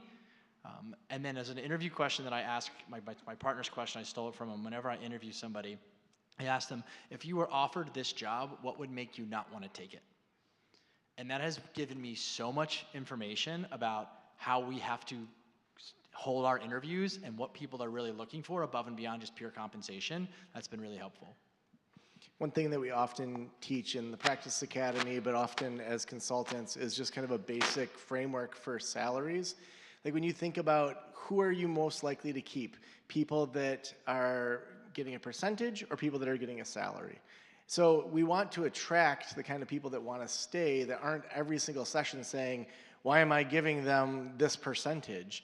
We want them to say, I feel secure. I feel like this is a great place to work. So one model that we do as just a starting point is to say, what's 40% of your average session? So if we even just look at, say you're doing 125, and we just do that times 0.4, So that's $50 a session. So for anyone that's not part-time, that's just doing per session, we're paying $50 a session. So then the next step up that we often teach is a part-time person that's 20 hours a week, guaranteed 20 hours, and that's based on 15 clinical hours. And so we base the numbers on that 50, and we're recording this, so if you're taking notes, you can come back to it. So 15 sessions times 50, that's 750. But then we give 5 hours of non-clinical. So say you're paying $25 an hour times 5 hours, so we're gonna add another $125 to that. And then we're gonna do that times a 48-week year. So that's $42,000 a year for 20 hours a week. So I don't know how it was for you when you left grad school, but my first full-time job was $30,000 for 40 plus hours. So it starts to scale. So then if we say, okay, they're averaging 15 hours a week, that means that sometimes it's gonna go down to 12, maybe in the summertime, maybe it's gonna creep up to 18, 19, and we have a conversation of, do you wanna go full-time? So we do the same math, except it's based on 25 sessions per week times that $50, and now we give them 10 hours of non-clinical time. And so 10 hours times that 25, so that's $250. That's really generous. Right? I So, know. and a 4-day work week. So now we're at 72 grand a year for a 4-day work week. And you're still making 40%, or they're still getting only 40%. And so sometimes we hear these like, you gotta pay 60, you gotta pay 70, but to have a 4-day work week, to get paid over 70 grand, and then you have wiggle room to do these extra things. So you throw in an extra $5,000 here and there to pay off student loans. You do other things. You're still at like, what, 45% maybe? So I think it's this old model of just percentage-based and focusing on that ends up being the wrong conversation. How do we provide security for people that want to work here long-term and that can have some sort of benefits of moving into being a supervisor or getting different levels? Ditto. I hate the percents, the percents, the percents, Yeah. the percents, the percents, the percents. There's a Yeah, bane the of amount our of times existence. when I had my practice, there was one particular therapist, the first one I hired, he'd be like, what am I getting for my 30%? And I'm like, you're getting 70%. And it's just I know like, who that was. Yeah, you sure do. You got to inherit that therapist. You do not need that person on your Yeah, I'm team. sure you had that same conversation until the day he retired. All right, we've got time for just a few more questions. So, yeah. So my question is around, I know we focus a lot on growth, and grow or die. It's been my motto for a long time. I'm wondering about like the experience of getting to a certain point where you have to pull back to grow further, and how to do that reasonably well, and if any of you have had that experience, if that makes sense as a question. I would say this is my partner and I's fight every other day. Slow down to go fast. So I'm in a really awesome situation where my partner is the gas pedal, I'm the brake. And he pulls me forward and I pull him back when necessary. And I'll give you a little heads up to talk tomorrow. Tomorrow's talk is from 2020 to 2024. A lot has happened between 2024 and 2026 that I can talk about in the breakout session.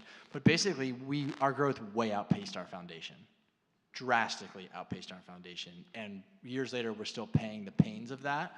And so right now, there's so much to do, there's so much to do, there's so much to do.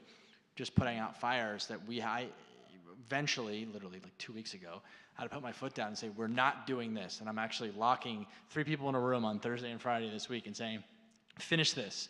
No one talked to them. Nobody asked them. Don't talk into an intake. Don't handle a fire. Like, we have to stop and do X. Because if you don't, you just end up compounding problems. And slow down to go fast is a phrase that I use a lot in our office, because we tend to just try to go fast. And operationally speaking, that's one way to cause yourself an immense amount of pain, an incredible frustration, and get kinks in your foundation that could really destroy the company, whether they're compliance related or policy related or billing related. So I think the slowing down part is very hard. If you're not that mindset person, find someone in your organization you trust to be your brake, because you need to every once in a while stop, look around and say, are there patches on this foundation that we need to put in now, or are they just gonna compound and can actually take us out?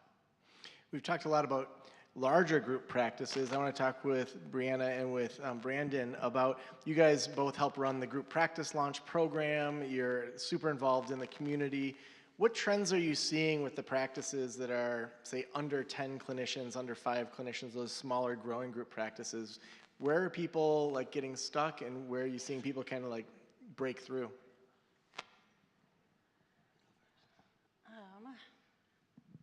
Well, thinking. So I would say that, and this was something that got me for a while as well, but that I also hear is, figuring out pay, figuring out all of these things, and really starting from the beginning with confidence and knowing your worth and knowing that you're amazing, right? Or that your practice, what your goals are, that you're trying to do something great, and to not be afraid to stand up and say, I'm worth it. And so, concerning the pay that we were just talking about, the way that we have figured this out is realizing, okay, I know this is location specific, yes, we are lucky in this way, but I know that where we're at, we can easily we can be a premium practice. And I think that's something that, as all of us bleeding hearts therapists are, it's really hard whenever you're first starting and you're small to have that confidence and to say, I'm gonna be a premium practice, I'm gonna hire premium, I'm gonna do all these things. And so we give it ends up being 40% to our associates. I have all associates as well. But they're getting paid a ton. We're still paying more than anybody else in the area because we charge clients what we're worth, and they're all trained in play therapy. They're all, I know what they're worth. I know what they should earn. And so it's also doing that backward math of, okay, how much do I need to survive? How much do they need to survive? And I'm gonna let them charge, have them charge premium prices too. And of course that comes with all these extra things that you add into it and marketing. But it is possible if you value yourself, and then all of a sudden that percentage doesn't matter near as much, and then also as the practice you're bringing in a lot more of that income. So that's been a really eye-opening thing. Systems, right? You don't know what you don't know, and this is kind of going back to the last question. It's really difficult to know what to expect until you bring somebody on board, until they have to make that, I got a mandated reporter kind of issue. How do I do that? And I don't have that policy in place. And so things like that. So growing with intentionality is something that I'm seeing a lot in the Practice Academy, and people are asking some really interesting questions around developing systems. And of course, money is kind of key in all of that. But yeah, just how do I develop systems? How do I scale? And how do I scale with intentionality? Awesome. We've got time for just a couple more questions. We'll need a mic over here. We'll hit that question there, and then if we can get a mic, I think over here. Oh, okay, so we'll go there, and then we'll come over here, and then we'll be close to wrapping it up. So I think these thoughts about percentage or compensation spark in me a question around who are the consultants that you lean into to help you think about total compensation for employees, to sort of double check, okay, if I'm looking at their taxes, their benefits, their insurance, they're part-time, so there's no insurance, they become full-time.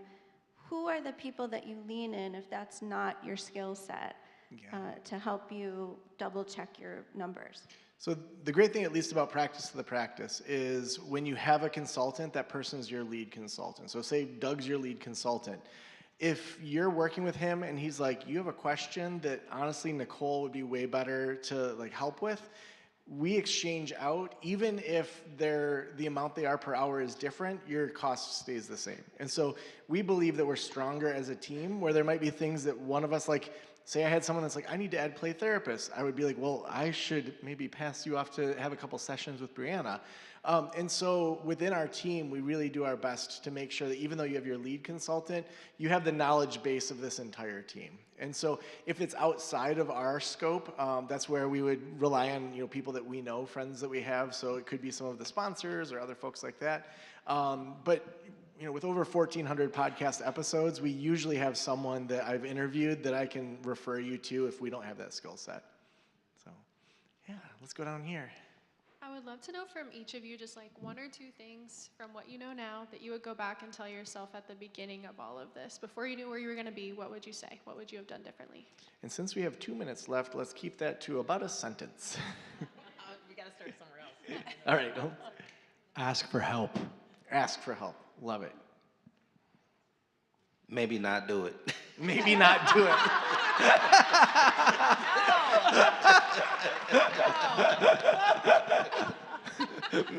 All right.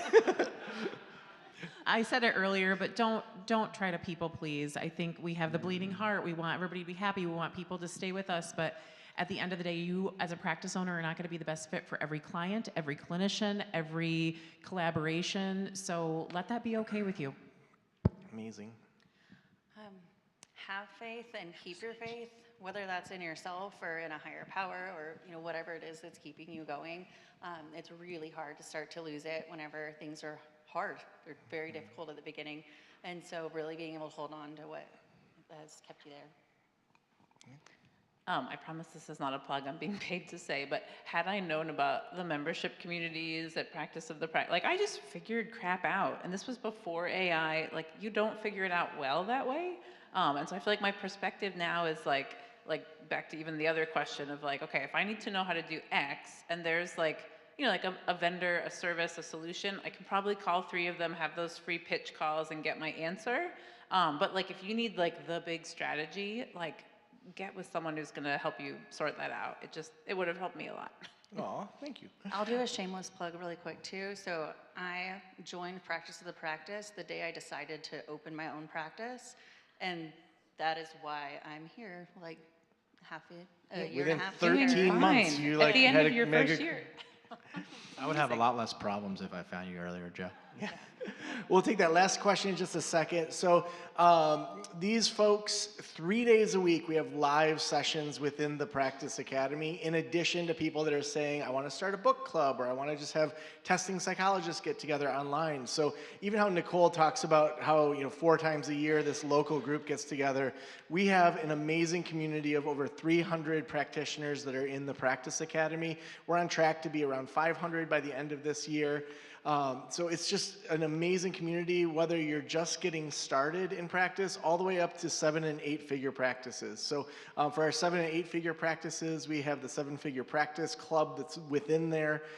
So if you aren't a part of that, you're missing out on being around so many of these amazing consultants and being in community. You'll see the QR code around for the Practice Academy if you're interested in joining that. We would love to have you in there. We're going to take the last question, and then we'll wrap this up. This question is for Melissa. Congrats on selling your practices. Thank you. What's one system or feature that you're really glad that you had in place to facilitate the sale of your business? And then what's one thing that you wish you had done differently or had in place? Oh man, we could have a whole long chat about that. But to hit 2 kind of simple things. So I didn't know this was important to buyers, but having a set rate for sessions as opposed to a percentage split is much preferable. Because if you happen to get some big raise from Horizon, the once a decade thing they throw your way, then you can make decisions with what to do with that extra money. Maybe it does go to your staff, but maybe it goes to opening another office, et cetera. So having a set rate per session was very attractive. Obviously having everyone on W-2, but I think we all know that. The other part was basically what wouldn't I have done or what didn't help? I think I didn't realize that basically everyone who will buy you is gonna have an in-network model. There could be some special buyers out there buying out of network, but I would have maybe spun that off the year before and sold it to my out of network providers to make a partnership LLC or something. Because it basically got acquired so that they could shut the brand down and offer in-network instead, which was great for the clients.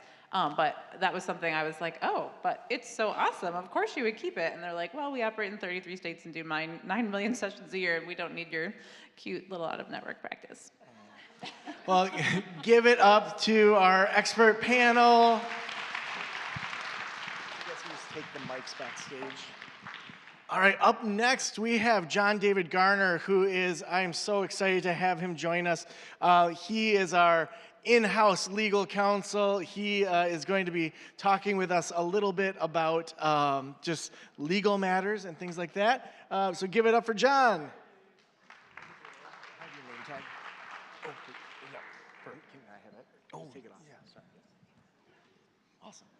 Thank you, Joe. Good afternoon, everyone. Perfect.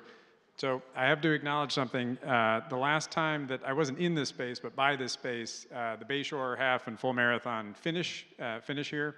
And so I was in a much worse space as I was slowly moving by. In fact, I think it took like an hour to get, just across the parking lot. So really appreciate the opportunity. What a great group. I think my profession is a little bit paranoid, and I have to say, when you come in after 6 experts by yourself, you're talking to therapists, there's a couch here, I'm a little bit concerned as to what might be going on. I'm also here to talk about fees, which we have something in common, and that is the least desirable favorite part of my profession is sending invoices out. And yet it is the most important aspect of providing for my family, my 5 children, my spouse who is awesome and willing to stay at home, and our 50-some animals. I'm assuming that those in the audience, to the extent that you have any legal expenditures or any third-party expert expenditures, whether it be accounting or third-party administrators, that's probably not your favorite thing to do. And so I'm going to give you some inside baseball here, and hopefully we can come up with some ways to minimize the spend and maximize, assuming some things here. Don't worry, I know you had some issues before, and it's probably just the guy. It's going to go like 6 slides now when it works. But okay, we're working. Perfect. All right. So we're going to go over some recommended best practices in terms of some different ideas as to how to harness, I would say, any third-party outside consultant, whether they be legal or other. But we're going to do it in a different way. For those of you who came to the presentation last year the focus was Angora goats, Surrey alpacas, and minimizing legal risk. And so this year, we're going to talk about things that I enjoy, and that is horses, okay? And so to the extent that Joe and his great team invite me back next year, I've already got a chicken speech in the works. It's going to be super cool. We're going to tie it into something. And team, I apologize. I don't know that it's user error at this point. Hey, all right, it just takes a firm thumb. So in my family, if we can be family for 20 minutes, less at this point, you get a pick. And that can be a song pick, it can be a movie pick, it can be a conversational topic pick, it can be a snippet. A snippet is a 5-minute portion of a movie with my 4 daughters. It tends to be the same 3 movies on repeat. You can imagine how many times I've now seen Lord of the Rings, Harry Potter, etc. But I get an opportunity to speak. And so when I get to speak, it's a little sticky. But this is a great time. Because in my family, when I get a pick, I get to talk about things that I enjoy. Maybe it is just user error, Joe. And so in that vein, we're going to talk about horses, right? I'm assuming that's what you're all here for this afternoon. We're going to talk specifically about the horses on the screen. And the interesting thing that I've found with horses, which I invariably love, is they are a true flight animal. They're a true herd animal. They're 1,200 pounds-ish. And yet they can be terrified of lightning last night. You wear a different hat, you feed them twice a day, every day, it can terrify them, right? They're generally very, very subservient, very, kind. They're big dogs. But the interesting thing is when you assimilate a herd, right, a herd animal, they will find who is the herd dominant, okay? And it's not who you'd necessarily think, or at least it's not who I would have thought. And so on your screen, you don't need to remember these names. I was going to change them because they're a little bit clunky. But on your screen, you have Blue Admiral to stage right. Blue Admiral is a Percheron quarter horse mix. Blue Admiral is 4 years old, so he's basically like a 12-year-old guy. He's by far the biggest horse we have, and he's still growing, which is slightly terrifying. And then in the middle, we have Sandy and Nova. And Sandy and Nova are our oldest horses. Nova is 19 and Sandy is 20. And Sandy's been with us the longest. For those of you taking notes, Sandy is a quarter horse. Sandy is an Arapalusa, an Arabian Appaloosa cross, and Nova is a quarter horse. Nova is second biggest, second oldest, and as I mentioned, Sandy is our oldest and longest tenured horse. So she's been with us 6 years. And then on the stage left is again Blue Admiral, the Blue Roan, and then looking off in the distance, kind of scheming, is our 5-year-old Kincaid. And Kincaid is the youngest horse we have. He's a Morgan with Ron. He's 5, so he's second youngest. He's a gelded male, just like Blue Admiral. And he's not big, he's not old, he hasn't been with us all that long. He's the herd dominant, okay? So whenever they do anything, they run everything through Kincaid. And so it is counterintuitive to me that he's not the biggest, he's not the oldest, and poor Sandy, he's not been with us all that long, and yet everything runs through Kincaid. And the point, if you get there, Gardner, is who is the herd dominant of your practice? And intuitively, obviously, the answer is you, except sometimes when you're dealing with outside thought leaders and experts, right? They're a necessary, hopefully not evil, but very often it feels like, or it can feel like, we're turning over the keys, we're handing over the reins, and they become the herd dominant of your group practice. And that is not how it should be, obviously. You are the board of directors of your own practice. And so I think when some of us look at this, and for me personally, this for a very long time was when to call the accountant, right? I assume, like most of you in the audience, paid as an owner, K-1s, estimated taxes. I know we just crossed over April, so we can talk about this a little bit freely now, hopefully. I was very, very reluctant to lean on the accountant, right? I didn't want to call because I didn't really want to be charged. I'm used to knowing how to do things and when to do things, so I kind of felt like, it's going to be a dumb question. And then I also was concerned that I just didn't really have a budget or an idea as to what it would cost outside of tax season to talk to an accountant.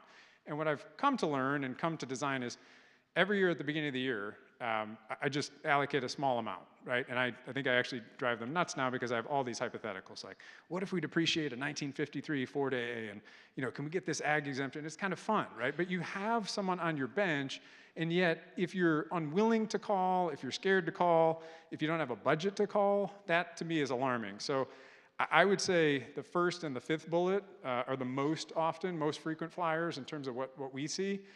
And then I think when we were thinking in this space, right, you're entrepreneurial, you're well-intentioned, you're possibly overpaying your therapist. It's difficult, right, to take a step back and say, okay, I'm going to let in some folks, right? I'm going to allow them to assist me.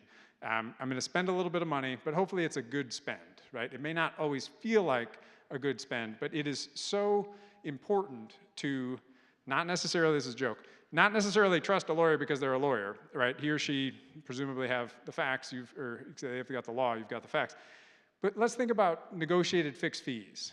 Let's think about flat fees. Let's think about if we're talking to the quarterback of your legal service work, who is actually doing the work and what are his or her rates, right? Can we suppress the rate with a paralegal or an associate? Are we triplicating efforts or are we saving efforts? If we're from outside of the Midwest or outside of Michigan, is it cost competitive to utilize a firm, you're in Michigan, that bills at Michigan rates doing New York work, right? Or a Michigan firm that is doing California work at Michigan rates.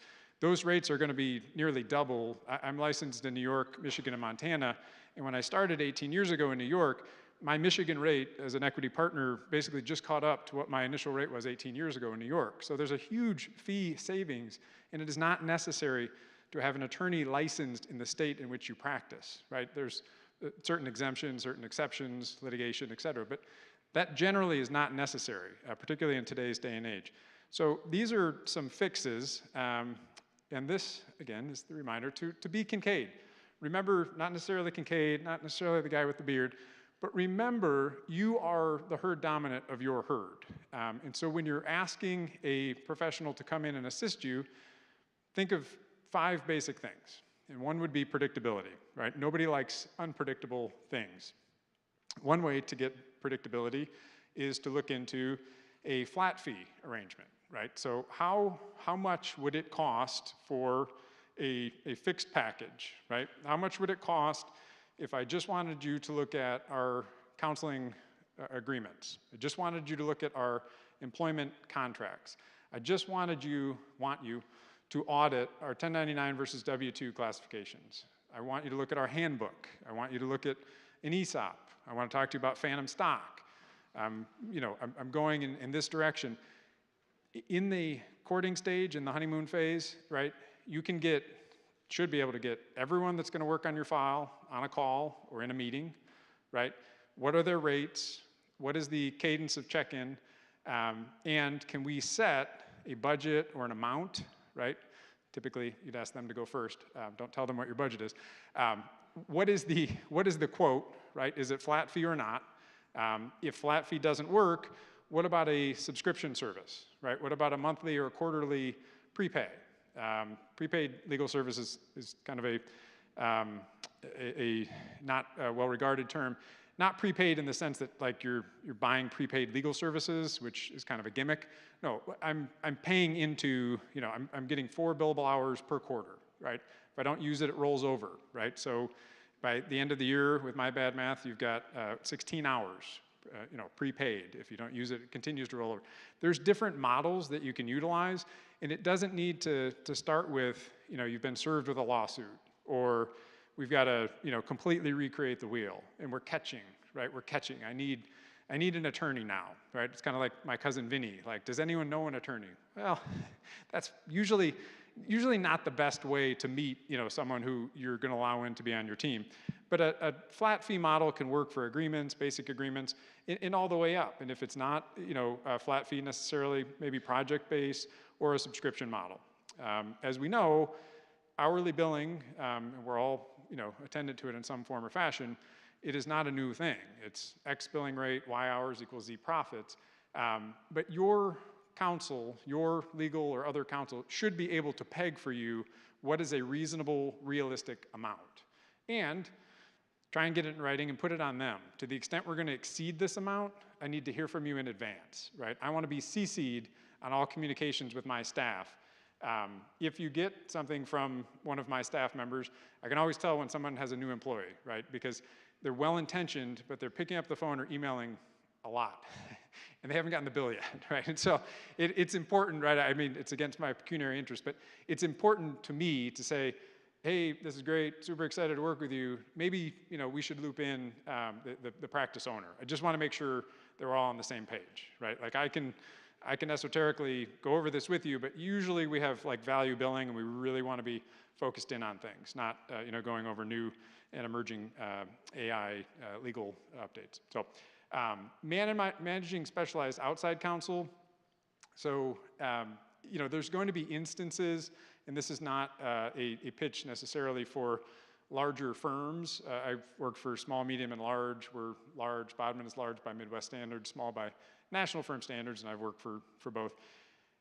There is certain advantage, right, in bigger is better, but it's not necessarily always better. The nice thing, right, if you have a firm of, I would say 100 plus attorneys, is typically they're going to be Noah's Ark. They're going to have 1 or 2 of every specialty under the sun, so you don't have to constantly go outside to look for specialists. Whether or not you do that, whether or not you use your counsel, your outside general counsel, or in-house general if you're very large, as the source of your referrals, that's up to you. But it's important, right, that they get you to the right professional. So if your friend, who's a divorce attorney, is also doing some probate and is also, dabbling with some IP, I think that's probably not realistic, right? I'm sure they're very, very intelligent, but those are all very different, nuanced, very, very niche practices. And so it's important that you get the right expert on the file and that you clearly define what is the scope of work, right? Let's get at least bi-monthly updates. When we hand off the work product, it's yours, right? It's sometimes helpful to have other people keep track of things for you, but it is yours. It's a template that you can use. You don't have to pay to get your own notes and work product back out. And you want to be able to, do it without respending every year. Be proactive. So what's the most cost-effective approach for you, right? This is your way to define your own practice. So you're your board of directors, whether you do an annual legal risk assessment or quarterly or semi-annual. I think the most important part is to define what is of benefit to your practice in terms of your spend. And the example here, and I could think of many, but I'm on kind of a horse Midwestern theme here. We have this great rural vet, and she drives all over the place, and she comes at like, if you ask her to come out, she'll just show up, usually at night, usually, without much warning, and she's ready to go, and you better be too. I asked her initially, if I could help her carry her equipment, and she's quite petite, and she said, nobody carries my equipment. So, okay, that's fine.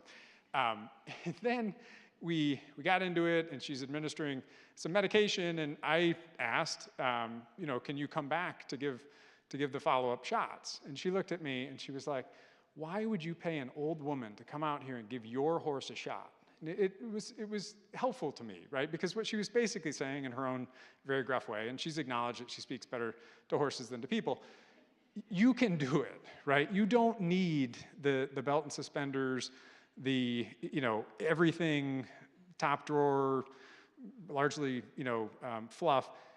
You know what you need, and you can rely on counsel to get you where you want to go, right? Nobody's perfect all the time, but you're at least making good faith, best efforts, right? And so what the vet was saying to me is, I'm not even going to allow you to pay me to come back and give your own horse a shot for you, right? You do not need me to review your handbook every single year. That's a gimmick. It's not necessary. If there are significant substantive legal changes, your counsel, your outside expert, should flag that for you and offer, and if you accept, provide you with an update. That's just one example.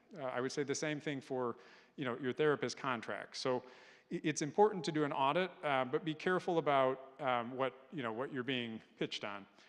Metrics, right? Everybody loves them, everybody hates them. It's important to, I think, when you look back year end, quarter end, fiscal year end, what was your legal spend last year? What have you budgeted this year? If you don't have any legal spend, help an attorney out. No, maybe now's the time to budget, right?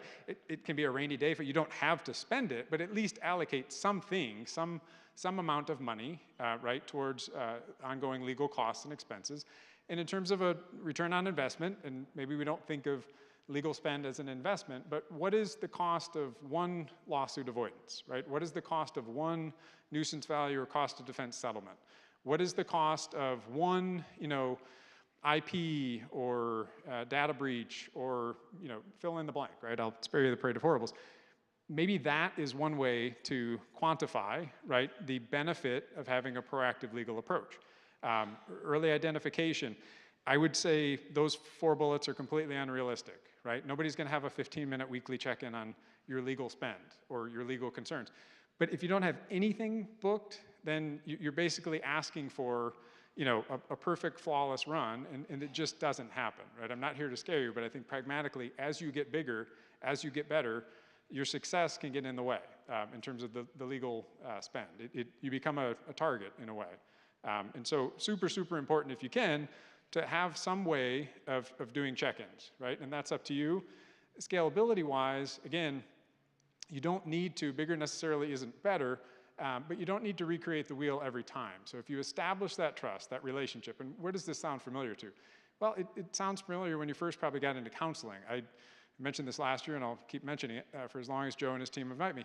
You probably don't see people come into your office in the best of times, right? That would be a very odd way, I think, to engage in a counseling relationship. Everything's perfect, everything's great, okay, why are you here? So that's probably not realistic, and yet when you get someone to a place where they're doing better, they're feeling better, the check-ins, right, the good news updates, the proactive measures, it's just so much more valuable to the recipient and also to the consultant. So in this way, I would say you don't necessarily need a national firm, you don't necessarily need an in-house general counsel, maybe you have a fractional general counsel, maybe that's just a fancy way of saying you have someone who you feel comfortable when a need arises, you can contact he or she, whether it's cell phone or office, they respond in a timely manner, and they know your business, right? It's your business, it's your practice, but it's super important if you can get some of that lead up done ahead of time, right? This is not the sky is falling, but it's difficult if you're accepting service of a lawsuit or one of your key therapists has left. Maybe they've taken your clients. Maybe they've taken members of your team. Maybe they've threatened to do that. It's difficult because at that point you're catching, and it's difficult to establish that relationship. Maybe that's how you have to start, but to cement the relationship and to grow the practice, think about it strategically in a way that is going to be beneficial to all involved. In terms of the value proposition, what's the best way to manage the cost, right? So we've talked about litigation probably more than we want to. In our world, insurance is very rarely applicable. You might have a litigation matter that's covered under your EPLI or D&O policy, but that's litigation. That's the last worst alternative for everyone. I mentioned prepaid, which is, again, different from a value-based proposition. Other than those, right, this is going to be something that you need it's private pay, right? So it's private pay. It's something that you need to set aside a budget and then work backwards from the amount that you set and the time that you set it. The time I just realized is going, it's going. Okay, no, we're good. And the best way I think to recognize the value of what you're doing is to do your own research. So maybe you're at a point where you're great, right? And this is just gravy. You already have that person or people. Maybe you have multiple firms, multiple practitioners. They're competing against one another for your work. Keeps costs down, right? You feel comfortable with the way that things are going. They understand your needs. They can anticipate, when you want to take on big projects. Maybe and this is always difficult, but maybe you've outgrown your counsel, right? Maybe you started out and you hired an individual or firm or used a LegalZoom or like to form your entity, and you haven't done a whole lot since then. But now, and it's amazing how quickly it happens. We're not 3 people anymore. We're 30 people, and now we've got some additional coverage under state and federal law. Now we're 50, 70 plus. Now we're into FMLA territory and other areas. And so I think it's super important that you realize that there's a way to take control of your own practice. Key takeaways for me, more importantly for you: review the current legal spend, identify the immediate cost savings, and create fixed fee proposals where possible. Be Kincaid, be your own herd dominant, okay? Thank you very much, Joe. Thank you so much. I'll say that. All right, we are going to head into a break in just a second. I was just talking with Maya from Brexy, and the way I introduced her this morning didn't really capture all that they're doing. She was talking about how from the moment that someone reaches out to you to the first session, they have all this AI automated within Brexy, where literally, like, if someone sends you a message on Facebook, sends it through Psychology Today, sends an email, it brings it all together, and then the AI that you help set up responds, matches them with the client with the clinician. And I'm like, I did not hit that as well as I could have this morning. So continuing to let you guys know about different tools that are out there. We're going to have another break. We're going to have about 15 minutes or so. So we're going to be back here at about 10 to the hour. So go do a quick bathroom break, grab some drinks, some snacks, and we'll see you back here shortly.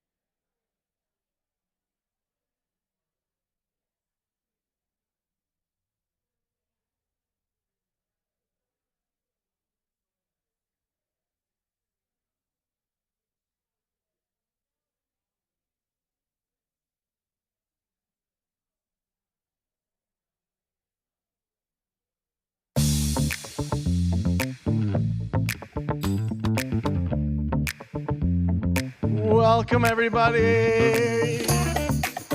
All right. So many great connections happening out there. It's like summer camp for therapists. So really glad that you're all back in here. I am so excited. We have Michelle Perry coming up, who's going to be talking about how good therapists make bad bosses. So give it up for Michelle.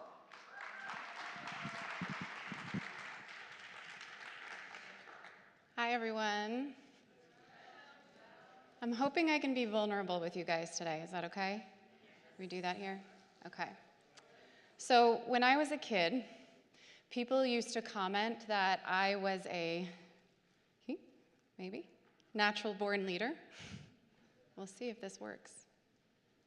Man, that's like the curse of the stage today. There we go. I need to be close. It wants me close. Yeah, people used to comment that I was a natural-born leader. And it started as early as preschool. My mom would pick me up, and the teachers would regale her with stories of what I had convinced all the kids to do that day in class. Costume design, roles, stage props, the whole 9 yards. And as I got older and I played sports, I was often in the position of team captain. And group projects, I typically led them and probably did more than my fair share of work too. But the point was that I had ideas and grand visions as a kid, and I was not afraid to share them with the people around me. But somewhere along the way, I was also receiving messages that I was bossy, too much, opinionated, and my personal favorite, intimidating. And so I learned to do what most of us learn to do. I learned how to shrink, how to make myself more agreeable, more likable, less direct, less me, in order to be more accepted.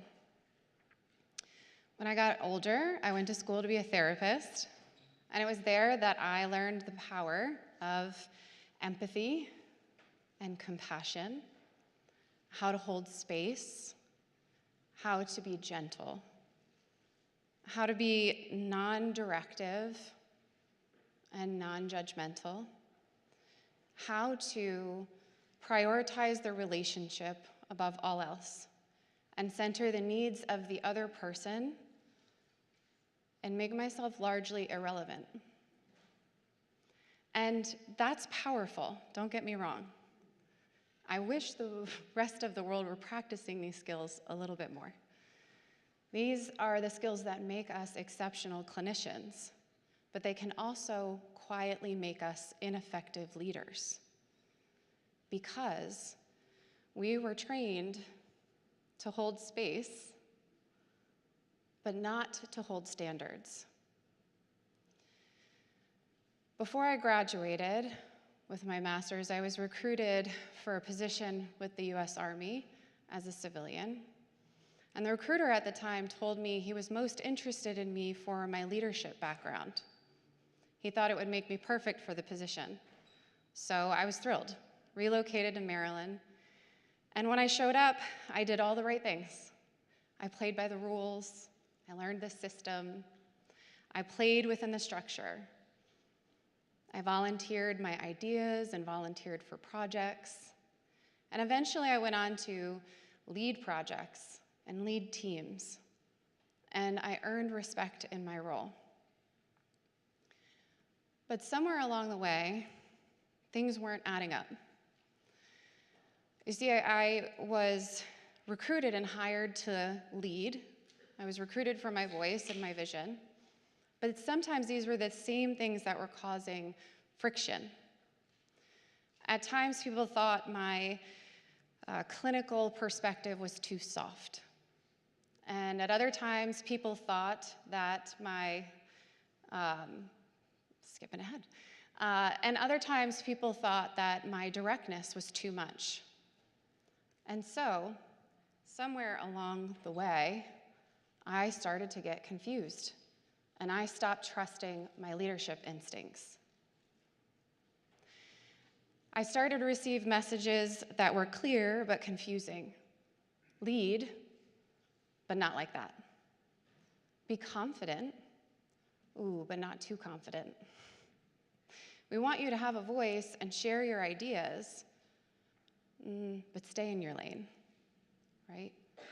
And after enough of these messages, I stopped trusting those leadership instincts, and I learned to be more agreeable, more likable, less direct, less me, in order to be more accepted. So when I went on later to start my group practice, I didn't build it from my leadership instincts. I built it from my need to be accepted. I created a practice where I told myself, I'm going to be the boss that everybody loves. Man, I cannot get these slides to work. There we go. Nope, too fast. Okay.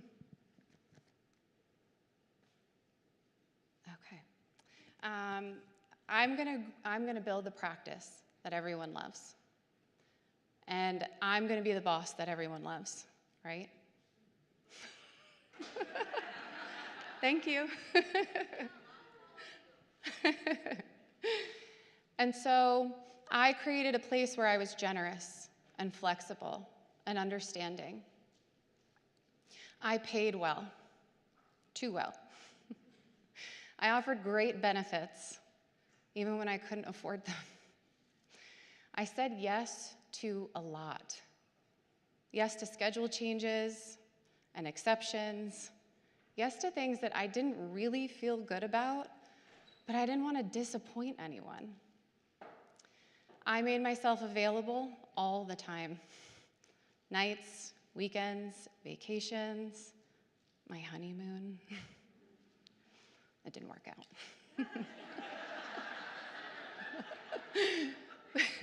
But the point is, I wanted my team to know if they needed something, I would be there, right? I also avoided friction because I would have an employee and I would know that they weren't meeting my expectations, right? And I would prepare to have this conversation with them. I would write it down. I'd rehearse it over and over and over again. Thank you. And then I wouldn't have it. I wouldn't have the conversation because I prioritized the relationship, right? I wanted my people to feel supported. I wanted them to be comfortable. I wanted to shield them from stress wherever I could because I thought that's what good leadership looks like, right? What I didn't realize is that I was setting myself up with this age-old leadership pattern that we all seem to kind of fall into a little bit. I thought if I just give enough, people will do the right thing. They'll be loyal. They'll go above and beyond. They'll help my practice grow. But they didn't. They didn't take ownership. They didn't rise to meet my expectations. They didn't carry my vision for my practice in the same way that I did. And I could not understand why. What I did know was that I had created a system where I was overextended, undersupported, and quietly becoming resentful. And here's the thing. I wasn't just becoming resentful of my team, it was starting to spread to the very people that I had opened my practice for in the first place. So in my place of resentment, I had a lot of thinking to do. The thing about resentment is it doesn't show up all at once. It shows up slowly and insidiously over time. It shows up in that sigh, when that clinician is late with their notes again. It shows up in that frustration that you carry inside, but you never name out loud. It shows up in the recurring thoughts that you have about your team, but nothing ever seems to change until eventually you don't even really recognize yourself anymore. For me, it started to show up in my body. I was tired, but wired. I was carrying unshakable stress and tension. I was losing my patience much more quickly than ever before, at work and at home. And I remember thinking, that's not what I signed up for. This is not what I got into this for. It's not what I want for myself or my family or my practice. And then I started having thoughts about selling my practice. Oh, I fantasized. Selling it to the highest bidder, I didn't care who they were. But when I sat with it long enough, I realized I had to ask myself an important but uncomfortable question. Why am I so resentful if I'm doing everything right? And eventually, it hit me. Resentment isn't caused by other people. Resentment is caused by the standards I never set. People weren't taking advantage of me. I was giving more than I truly wanted to, with this unspoken expectation that others would give back to me equally in return. And here's the thing about expectations. In therapy, we're taught to release people from expectations. That's what healing is, right? We offer unconditional positive regard. We meet them where they're at. We accept them for who they are. We don't try to control them. We don't even really try to change them, right? But the thing about expectations is, as beautiful as that is in a therapy model, it fails in leadership every time. Because this isn't therapy, and they're not my clients. And what I realized is that in business, we don't create results by releasing expectations. We create results by enforcing standards. And after a little more time, I realized it's not actually my job to get people to meet my standards.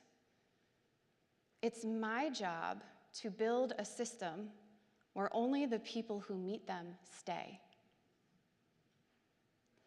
That was a big shift for me. You see, when misaligned people stay in your culture and your team, they don't just struggle. They become your culture. And every day that you keep the wrong person, you tax the right ones, including yourself. So I realized with all of this, okay, I don't need to emulate some other leader. I don't need to sell my practice. I just needed to make 3 critical shifts within my practice. Clarity over kindness. I used to think that being kind was softening my message. It was choosing my words ever so carefully and avoiding hard, direct conversations, right? To prioritize the relationship. But what I learned is that being unclear is not kind. It's confusing. And confusion does not create safety on a team. It creates anxiety, right? One of my favorites, Brene Brown. Anybody love Brene Brown here? Yes, she's amazing. She says, clear is kind. I use that all the time. Because when we're clear with people, we tell them exactly where they stand and what's expected of them. And then they have a choice, right? Meet that expectation or exit. Standards over approval. I thought, okay, if I'm just more generous, more flexible, more understanding, people will finally rise to the occasion and I'll be approved of. They'll love me. The thing is, approval doesn't drive performance. It drives entitlement. And standards, if you don't set standards for your practice, your team will do it for you. And you're probably not gonna like them. Standards are what create alignment. They tell people what good looks like and what happens if that's not met. And the last one is accountability over empathy. Yeah, we're really good at empathy. We love to figure out the why behind people's behavior. We're really good at it, right? It's like a quest. And we hold space and we look at the whole person, right? And that is powerful until it becomes an excuse to avoid accountability. Empathy without accountability. Empathy without accountability is not going to get your team to grow. It's going to keep them stuck. Support without accountability is not leadership. It's actually enabling, right? I give this example to my leaders all the time. Let's say I am the only one who can run payroll in my group practice. I'm sure maybe some of you guys are there right now. And it's payroll Monday, and I just happened to wake up with a medical crisis today. So I go to the emergency room, and the doctors tell me I need to have a procedure. I'm gonna be out for a few days. So I fire off an email to my team. Hey guys, I'm in the hospital, I'm fine, it's fine, we're fine. But I'm gonna be out for a few days. I know it's payroll day, I'll get to it when I get discharged.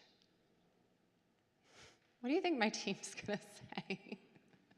Yeah, they're gonna empathize with me, they're gonna understand what I'm going through, but they're gonna hold me accountable, as they should, right? Because I set a standard for them, that I would pay them fairly and on time for the work that they performed. You see, empathy, understanding someone, empathizing with them, is not the same thing as excusing behavior. So I realized I didn't need to become colder or harsher or more calloused. I didn't need to emulate some other leader or sell my practice. I didn't need to lower my standards. I didn't need to even fix my employees. I just needed to relearn what good leadership looked like. I needed to reconnect with the parts of myself that I had been trained to tone down. The boldness, the directness, the vision for something grand, right? That little girl who is too bossy, she was never the problem. She was the leader that I needed all along. The thing is, in your therapist roles, you will heal people by releasing them from expectations. I hope with a little accountability, though. But in your leadership role, you must lead by enforcing standards. Because here's the thing, the world doesn't need you to be more agreeable, more likable, less direct, less you. The world doesn't need you to be more accepted. The world needs you to be more bold, more decisive, more clear, more committed to the vision that you have for your practice, for your clients, and for the communities that you serve. Because only you have that vision inside yourself, And only you can give that vision the life it deserves. And so I want to be really clear when I say this. You didn't become a bad leader. You just lost your connection to a great one. Thank you. Amazing. Thank you. All right, we're going to keep this going. We have up next Daniel Arteaga. Daniel, come on out.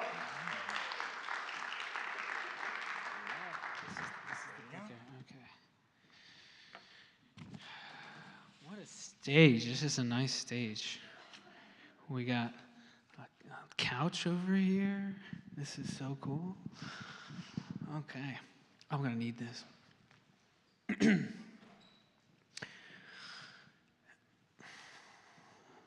You just hired 2 new therapists. And with these new therapists, you'll be at 10 total clinicians.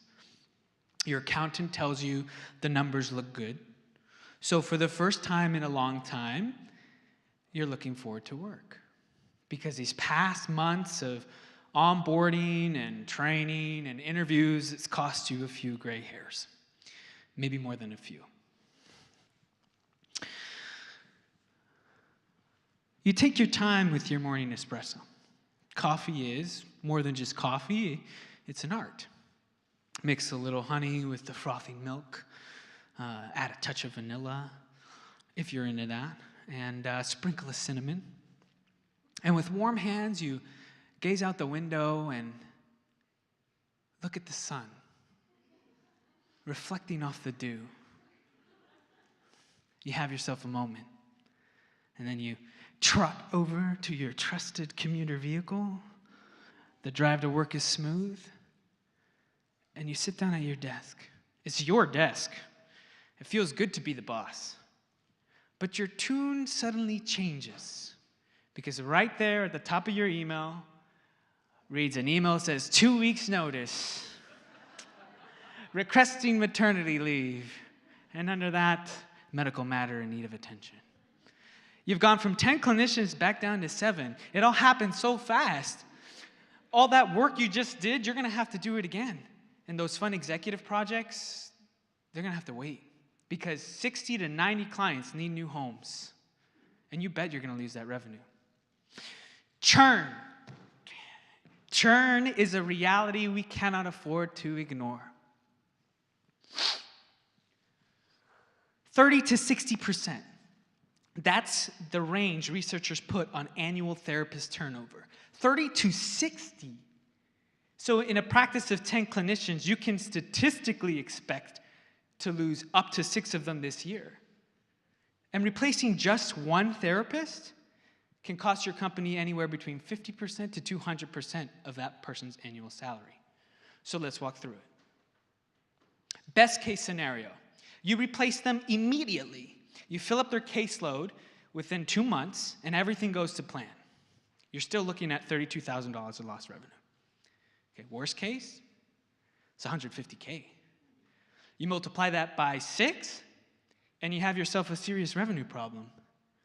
And we're not even talking about the reputation hit, because your company's more than just numbers. We're talking real people who trusted your company, and now they're being handed off to someone else. Like cattle? Nobody likes feeling that.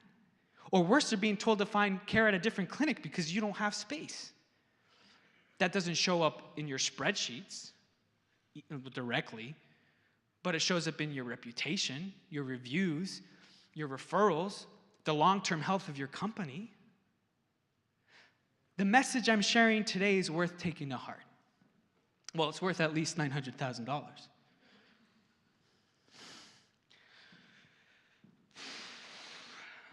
So let's talk about how to make committed hires that leave you feeling wow, and not just, let's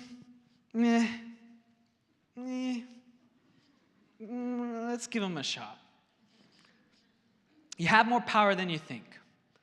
You have the power to be selective.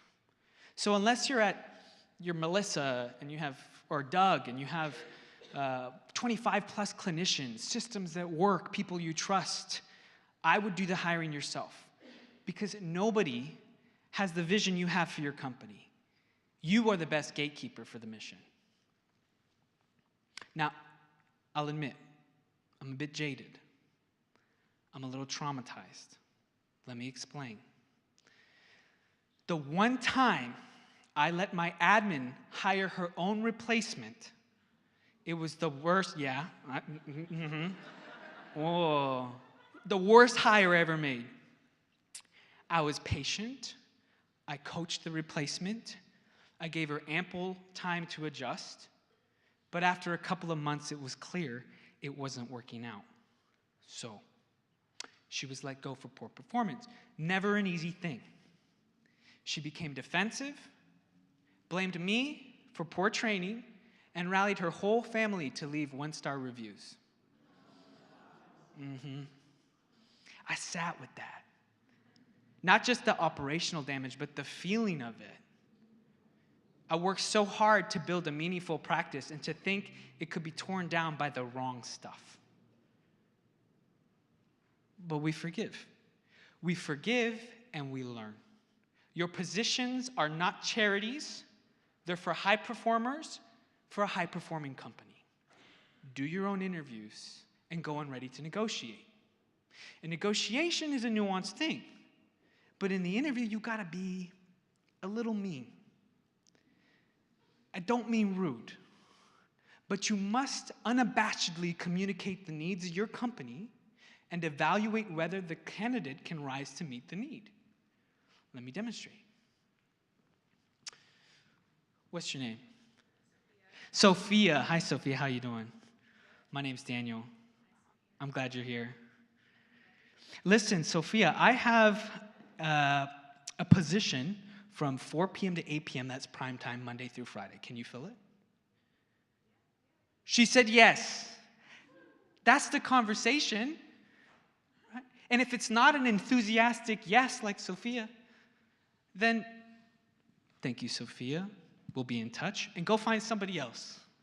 Okay? Because the truth is, it's not really a negotiation. It's an interview. I think the problem is a lot of people don't realize how much you have to offer. You're the one with the kick-ass company. Okay? True story. I was talking with a colleague,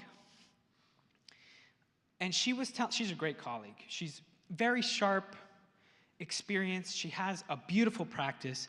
It's bigger than mine. Not that it matters that it's bigger than mine. Come on, guys. But she was telling me how she was wrestling with a candidate for 20 minutes on how her company was going to accommodate her yoga schedule. Okay, I'm the first to admire the self-care priority. Okay, suffice to say that's not your candidate. Okay. Oh, I should have clicked to this. Okay. You want the candidate that leaves you feeling like, wow, just wow. Man, I would be so lucky if this candidate worked for me. It would be like Christmas Day. And let me tell you, every single candidate that I've hired has given me this feeling. So if you go to my practice on BellevueCounseling.com, every single one of those give you that feeling. And you don't take my word for it. Go talk to them. They're amazing people. So, okay. Hold on a second. Before we go there, calm down. All right. A lot of you are going to hire associate license, and it just so happens that a lot of associates are Generation Z. So let me tread carefully here. Let me just say I love Gen Z, okay? I've met some younger professionals that ooze creativity like soft-serve ice cream. All right. Are there any Gen Z in the room today? Any brave enough to raise your hand? Any Generation Z? Below 29? Okay, we have one. What's your name? You're speaking for the whole generation, just so you know. What's your name? Emma. Emma, what do you do, Emma? I work at Headway. And what's your official title? Group practice associate. She is a group practice associate to the company that is hosting this whole thing. I think she's killing it. Can we give her a round of applause, please? I mean, okay. So before we go forward, we're all agreeing it's not about Emma. Okay? All right, don't cancel me. Okay. All right, let's do it. 74% of managers in a recent survey cited Generation Z as one of the most difficult generations to work with. At the same time, 65% of Generation Z describe themselves as extremely eager to learn. Both can be true. So, let's get some of the stereotypes out of the way first, okay? Generation Z is not lazy. They are not spoiled. They are different. Yeah?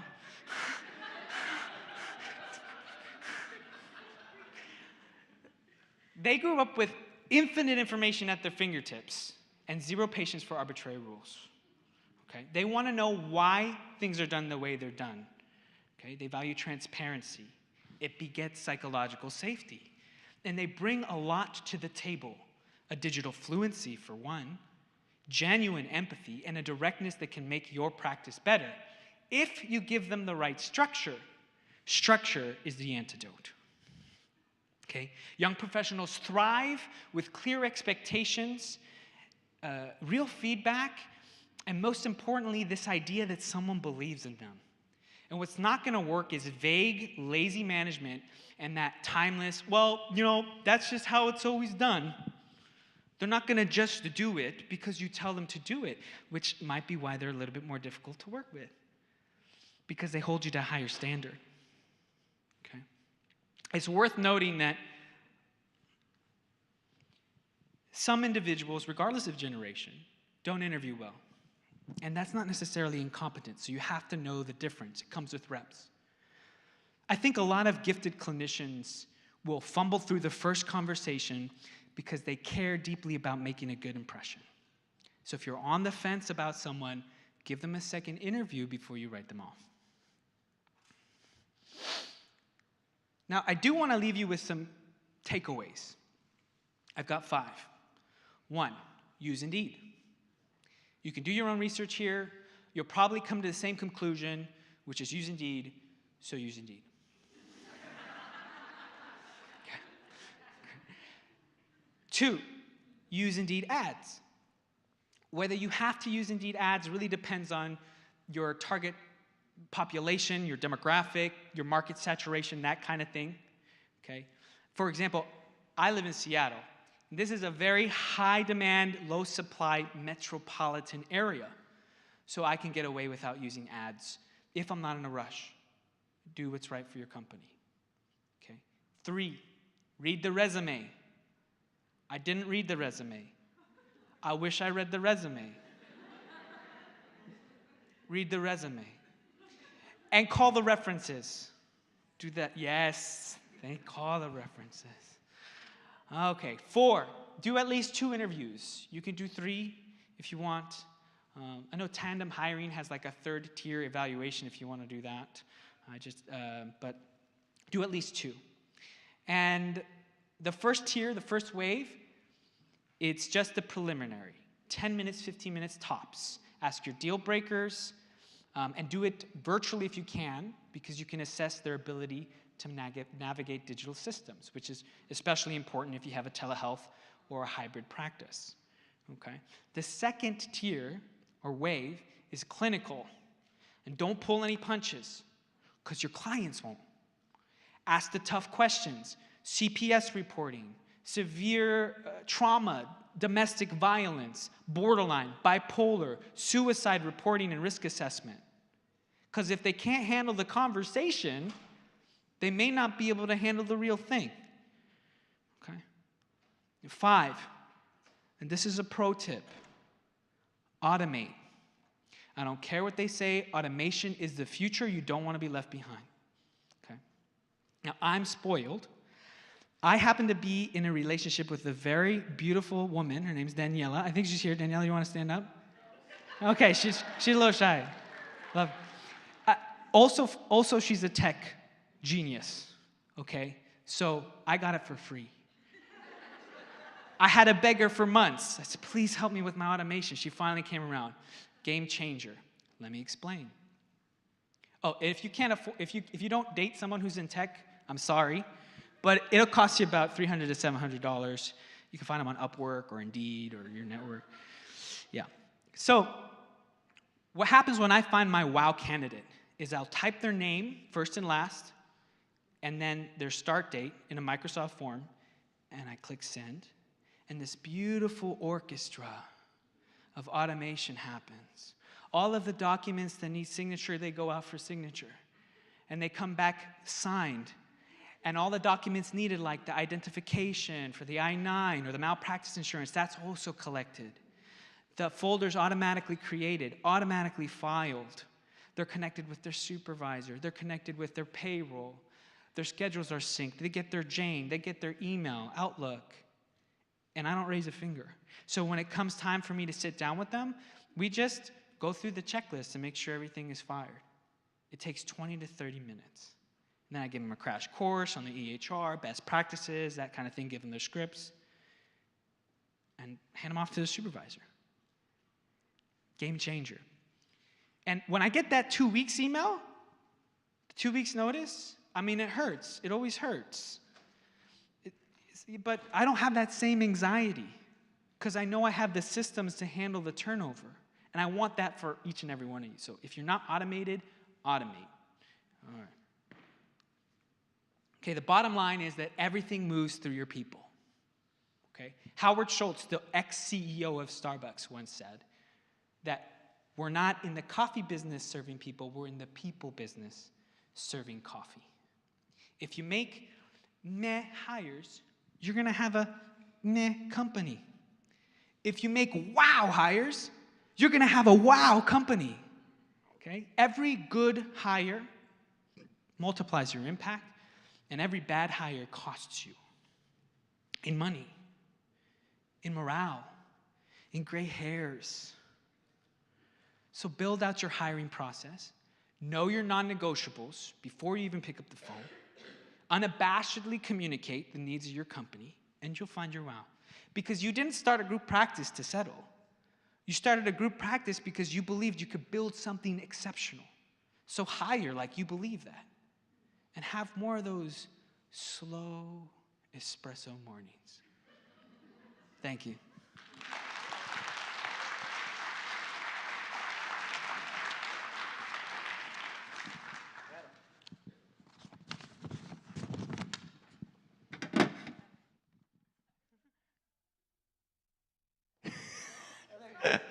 Here I am. All right. Well, that was awesome. So we have a full house back again. A lot of those conversations carried over after lunch. That was awesome. So good to hear. Our final talk of the day is going to happen in just a second. And then after that, we are going to have Full Tilt Improv wrap it up with some comedy. So I'll do a few announcements before Full Tilt comes out here. So hang tight, and then we'll do the happy hour. We'll talk about that in a second, too. So with no further ado, I give you Adam Lewis Walker.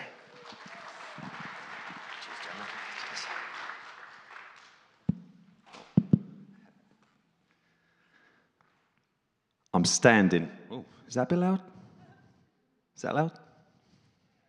All right, sounds loud. I'm standing in front of a packed crowd, a bit like you, about to achieve my dream. I'm a 28-year-old PE teacher and Olympic hopeful pole vaulter. Now, it's English summertime, UK Challenge final. So as you can imagine, the height of English summertime, torrential rain soaked through to my skin, middle of August, August 3rd.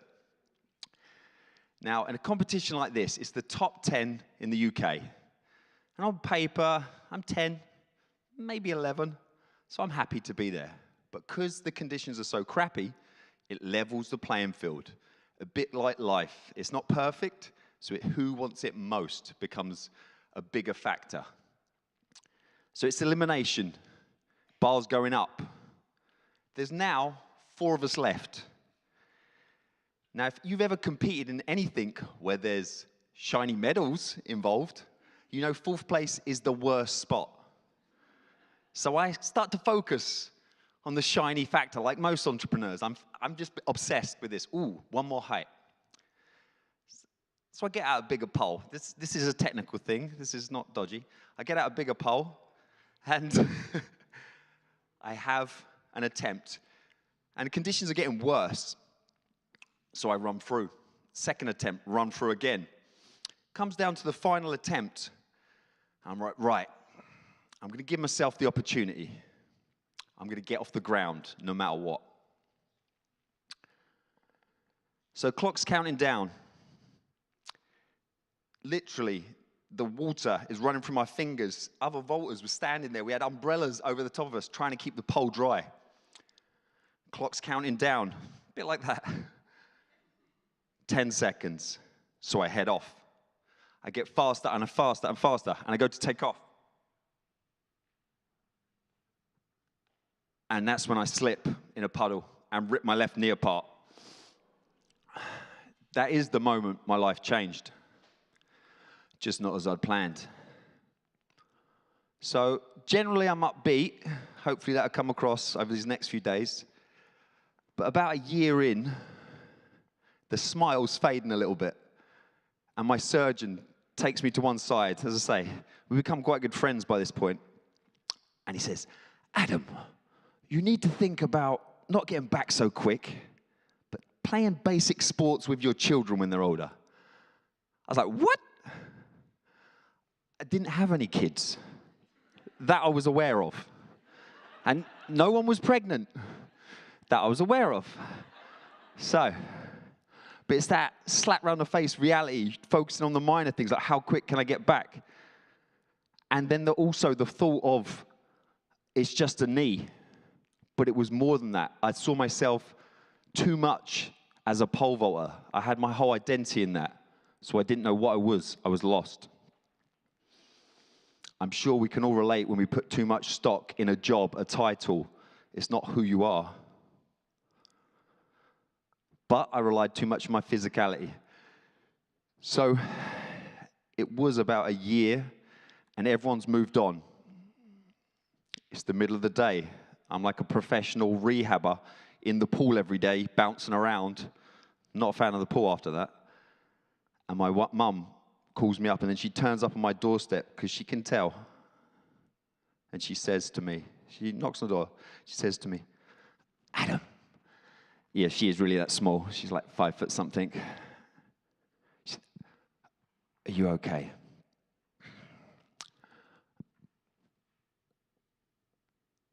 And I just can't, I don't have the words to fake it anymore. I'd say, no, I'm not. And it was from that point forwards, that was my ground zero.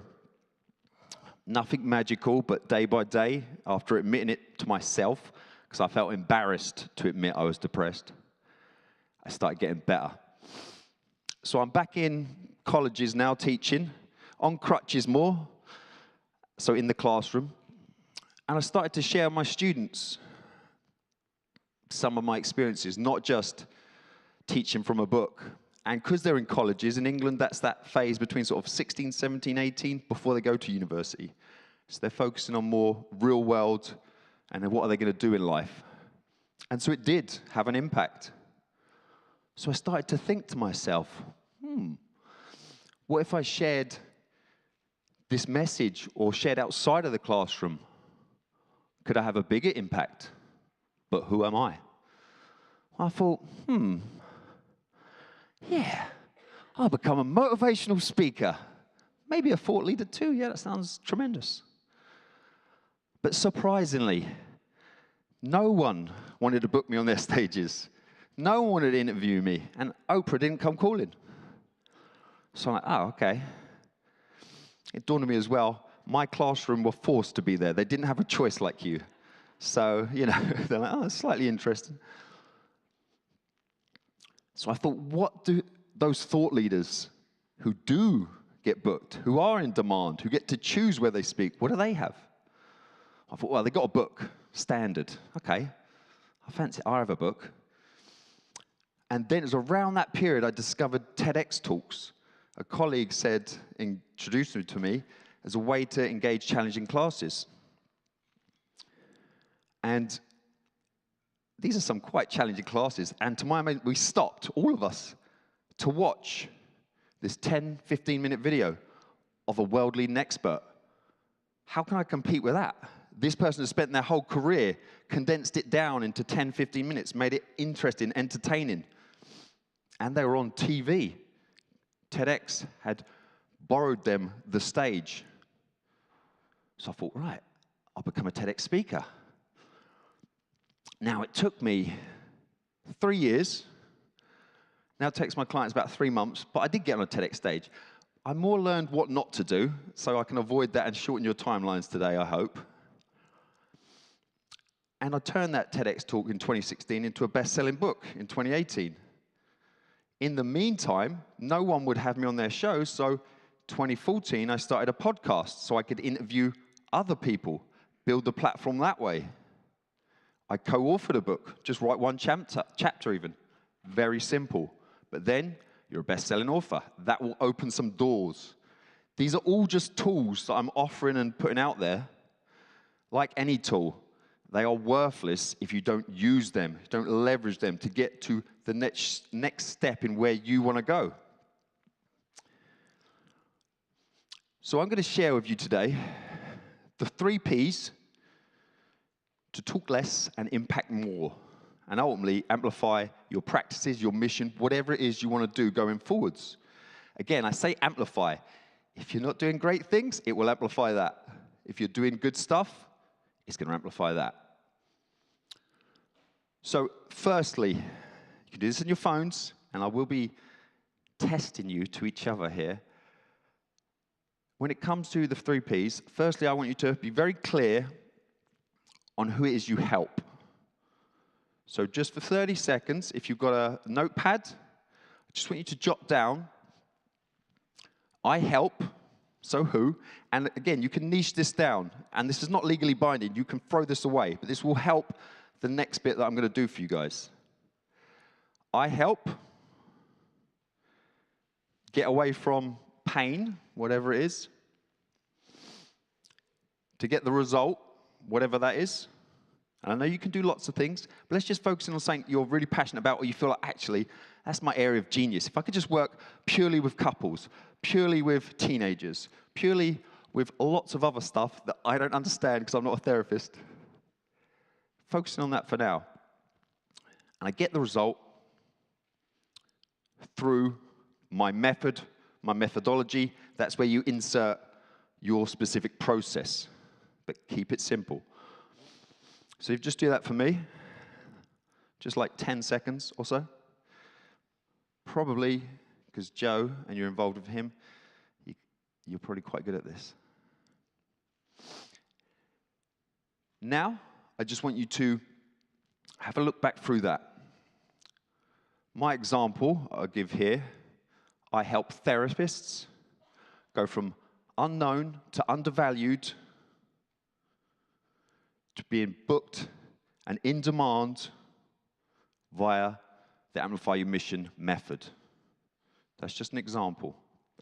Look through what you've written down. Remove any jargon. This is not for a PhD. This is not a dissertation. This is conversational to your audience. Why TEDx talks do very well is because they talk conversationally. Their titles are what people want to know. Now, 30 seconds, this is the testing bit, and hopefully be useful to you. Even if you know this, you think, you know, turn to the person next to you. You're going to have 30 seconds, 45, we'll see. And I just want you to say what it is, your statement that we've just created.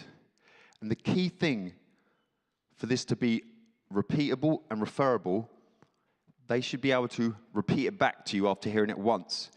If it's too complicated, if it's too much jargon, they're not going to be able to refer it on. The useful niche of, stuff I do, it's like, oh yeah, he helps authors, coaches, and speakers book their TEDx talk in 90 days or less to skyrocket their impact. you know, they can just, they'll probably dumb it down a bit and just say, oh, TEDx talk, so he can help you get on there. So, 30 seconds, person next to you, and just turn. I will put the mic down. And just, I want you to just take this time. We can have the lights up if you want, and so we can see. And just repeat just the phrase you've got there, and see if the person next to you can say it back to you. So they've literally just heard it. If they can't repeat it back to you, we've probably got a problem. Okay, give it a go.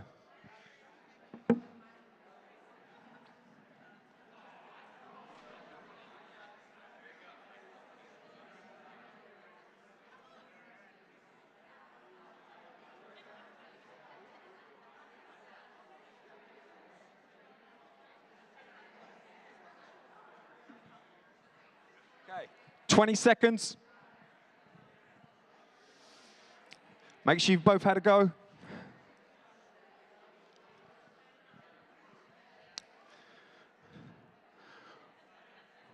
Okay, time. I'll use Joe's thing. One clap. Oh, I got it. Can you help me? Testing, testing. Hello, hello.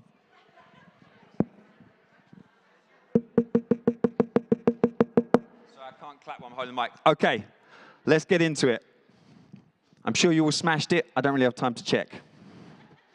Okay, so here we go, guys. 3 Ps to amplify your mission. Talk less, impact more. P number 1, presenting. As we can see here, there's an example of presenting. Short talks. Most impactful talk, as I mentioned for me, I've done hundreds of talks, but no one really asks about them. Even though this one I think is going to be better. It's a beautiful place. They ask about the TEDx. So there's a reason. You're borrowing other people's trust. TEDx has chosen you. You've gone through a qualification. I'm doing it today. Joe has got me here. He wouldn't get me here if he didn't trust me. So there's borrowed trust. Where can you get borrowed trust? And on that note, a short talk can be 1 minute. It can be 3 minutes. It can be 10 minutes. I've done this specific talk, as I mentioned, in the 10-minute version. It's that concertina effect once you get the key things. So, to give you an example, Talk X formula will come down to point, number 1. What is your point? Say it in 1 sentence. Number 2, what is your proof? 1 story, 1 anecdote, 1 memorable thing.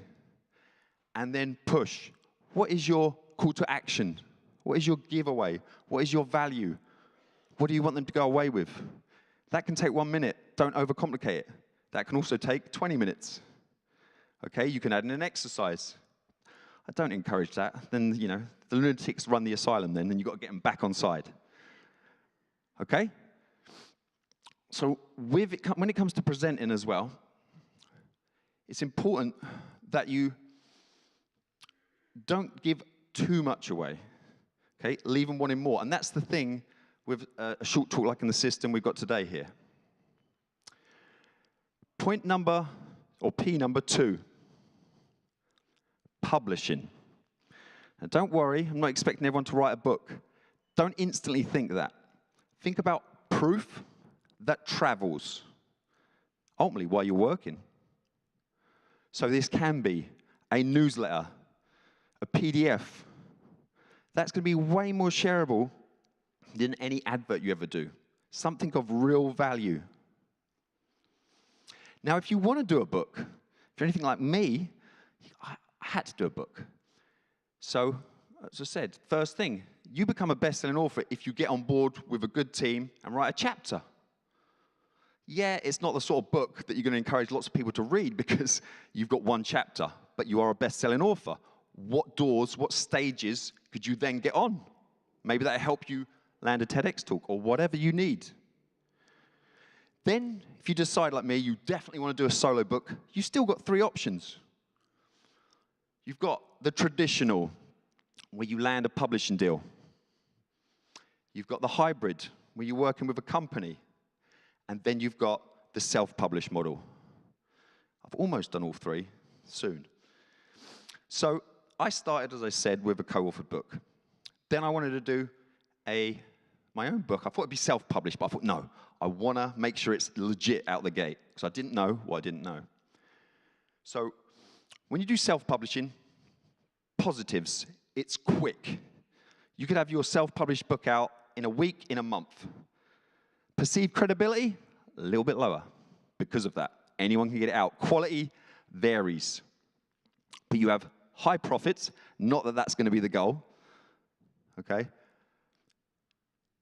Number 2, hybrid. So you're working with a company, so you're guaranteed there's certain checks and balances. It's got higher perceived value. You have shared profits. So again, probably not going to be huge anyway, because that's not really the goal of what we're talking about. But still, they're going to take their cut going through a publishing house. And then finally, the traditional publishing. I know someone here begins, I think his name's Joe. He's done that route. Huge credibility. That's why you do it. But timeline, up to 2 years. If you don't want to wait around, you've got to make that decision. So the important thing, it's not necessarily one's better than the other, but it's important. You publish to your position, where you are in your journey. I like all of them, and I'm hunting for that traditional publishing, but it will take a while, because you've got to get the agent, then the book deal. Money up front, less on the back end. I'll probably do a self-publish in the meantime. So, P number 3, podcasting. Now, as an experienced podcaster, 12 years in, top 10 dads in podcasting. I know, quite random.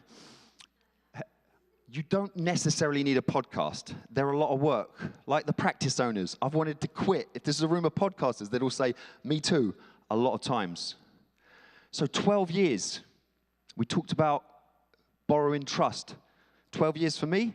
If you come on my show, 20 minutes for you. Pretty much similar outcome. So you're borrowing that built-up trust. So it's up to you. It's very individual. You can do both. You can do varieties. Now, podcasting, I think of that as well as like on a webinar, you know.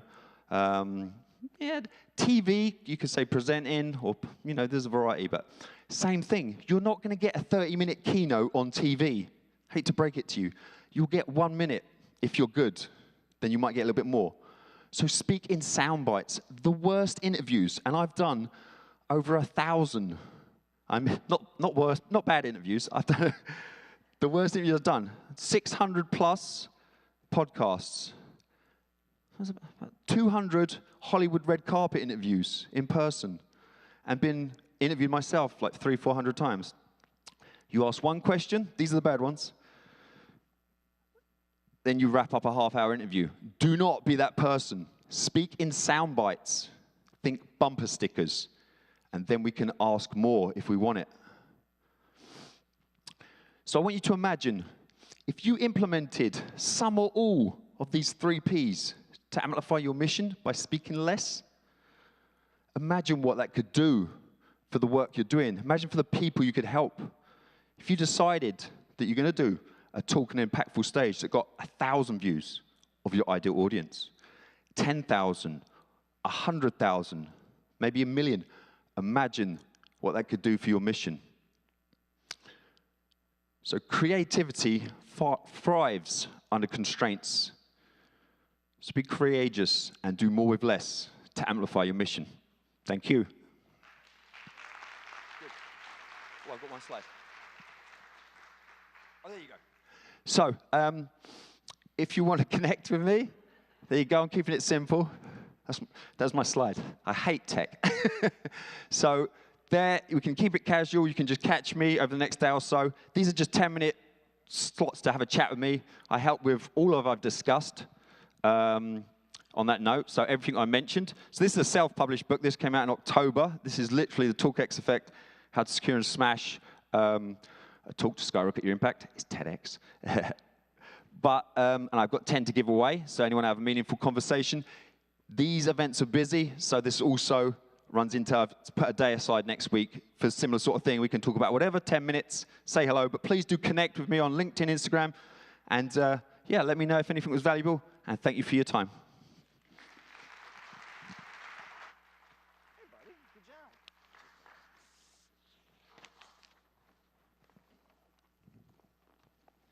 All right. Well, before we do the improv, I want to just do a couple announcements.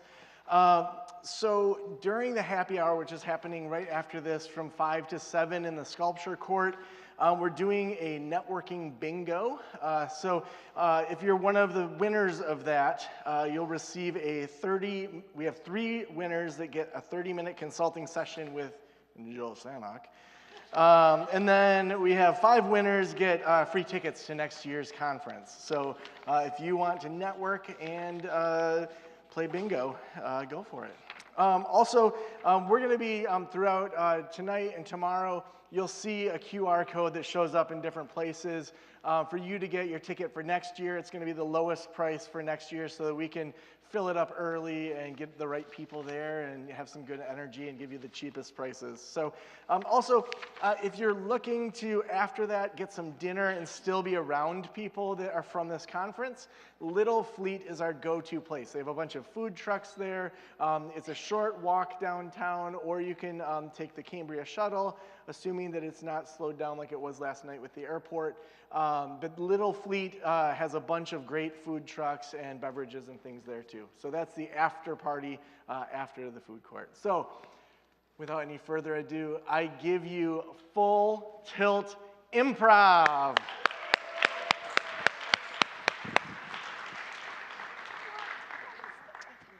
These are my friends from improv that I talk about all the time on the podcast. You know me, I'm Joe, but I want you to meet all of them. Alex, Dave, Chad, Pedro, Lisa. So how many of you, just by applause, have seen improv before? Woo! We got a warm audience. And those of you that haven't, improv is entirely made up on the spot. And so we're going to be asking you for suggestions that will inspire different games and different types of improv that we're doing. So we'll be explaining each of the games and the way that it works. But to start out with, everyone yell out someone's name that is not with you on the count of 3. 1, 2, 3. Grace. All right, and now yell out a fruit that comes to mind. Pineapple. And now yell out the name of the practice you wish you had started. Oh. I can't think that fast. Okay, so this first game that we're going to do is called I Object. Now, for this game, I first need to have someone shout out something that people don't usually fight too much about. Like, we don't need deep couples therapy stuff, but maybe like if toilet paper should go over the top or the bottom, like something that maybe doesn't cause big fights. So give... What was it about peanut butter? Wait, the peanut butter one? What kind? Oh, chunky or smooth? Okay. So, Jif, Peter Pan, like we're debating peanut butter. So the way this is going to work is someone's going to step out and make the case for their point of view. Then someone else will say, I object. And if I think that their idea is a good idea, then I'll say sustained, and if I don't want to hear it, I'll say overruled. And we'll just see if we stay talking about peanut butter or if we get into other things. So I give you the debate about peanut butter. If you want something that tastes good, you buy Jif. If you want something that tastes like it was scraped out of the bottom of your trash can, you buy Peter Pan. I object. I want to live forever. I like Peter Pan. Sustain. Go ahead. Yes. So I was in my bed. And I got a sword, and I thought, if I could fly, I'll eat Peter Pan peanut butter. And it didn't work. I object. Peter Pan peanut butter sticks to the roof of your mouth like all kinds of get out. You're going to stick to everything. Ooh, sustained. Yeah. I mean, I have a friend he's a rock climber, and he just puts it all over his hands, and he's like, I object. Pedro does not have any friends. Yes, continue that, yes. No, this guy here, nobody likes to hang out with him. He's so smart. I mean, I object. Pedro is not that smart. Well, sustained, yes. Okay, like he puts out a good front, don't get me wrong. He seems really smart, but I like... object. I am not smart. That's what I'm saying. Overruled. See? What I'm talking about, the case in point, okay? Like, he seems like he knows a lot of languages. He could be making it up. We don't know. You know, he says he used to be a lawyer. We don't know that. I've never seen any of his credentials. You know, anyone can say that. I object. I've seen Pedro's credentials. I want to hear about it. Yes, sustained. Yeah, I've seen Pedro's credentials. I've seen the back of his refrigerator. I've seen the back of his throat. Don't I ask object. me why. Lisa's been peeping at Pedro. I definitely want to hear more about that. Yeah, not as only has she seen his credentials, I saw her peeking in his bathroom I window. object. Dave's been peeping on Lisa, who's been peeping on Pedro. Scene! All right, these next scenes we're going to do, it's called Scene Tag. So we've got Chad and Alex are together. We've got me and Lisa in the middle. And then we have Dave and Pedro together. So for this one, we need to know, where did you go to grad school? U of M, right here. And a therapy modality for me and Lisa. EMDR. We have EMDR. And then maybe a childhood object. Tamagotchi? Tamagotchi, with the yeah. digital animal. All right. So the way this is going to work is each group is going to do a scene, and the last line of one team. The last line of one team becomes the first line of the next team.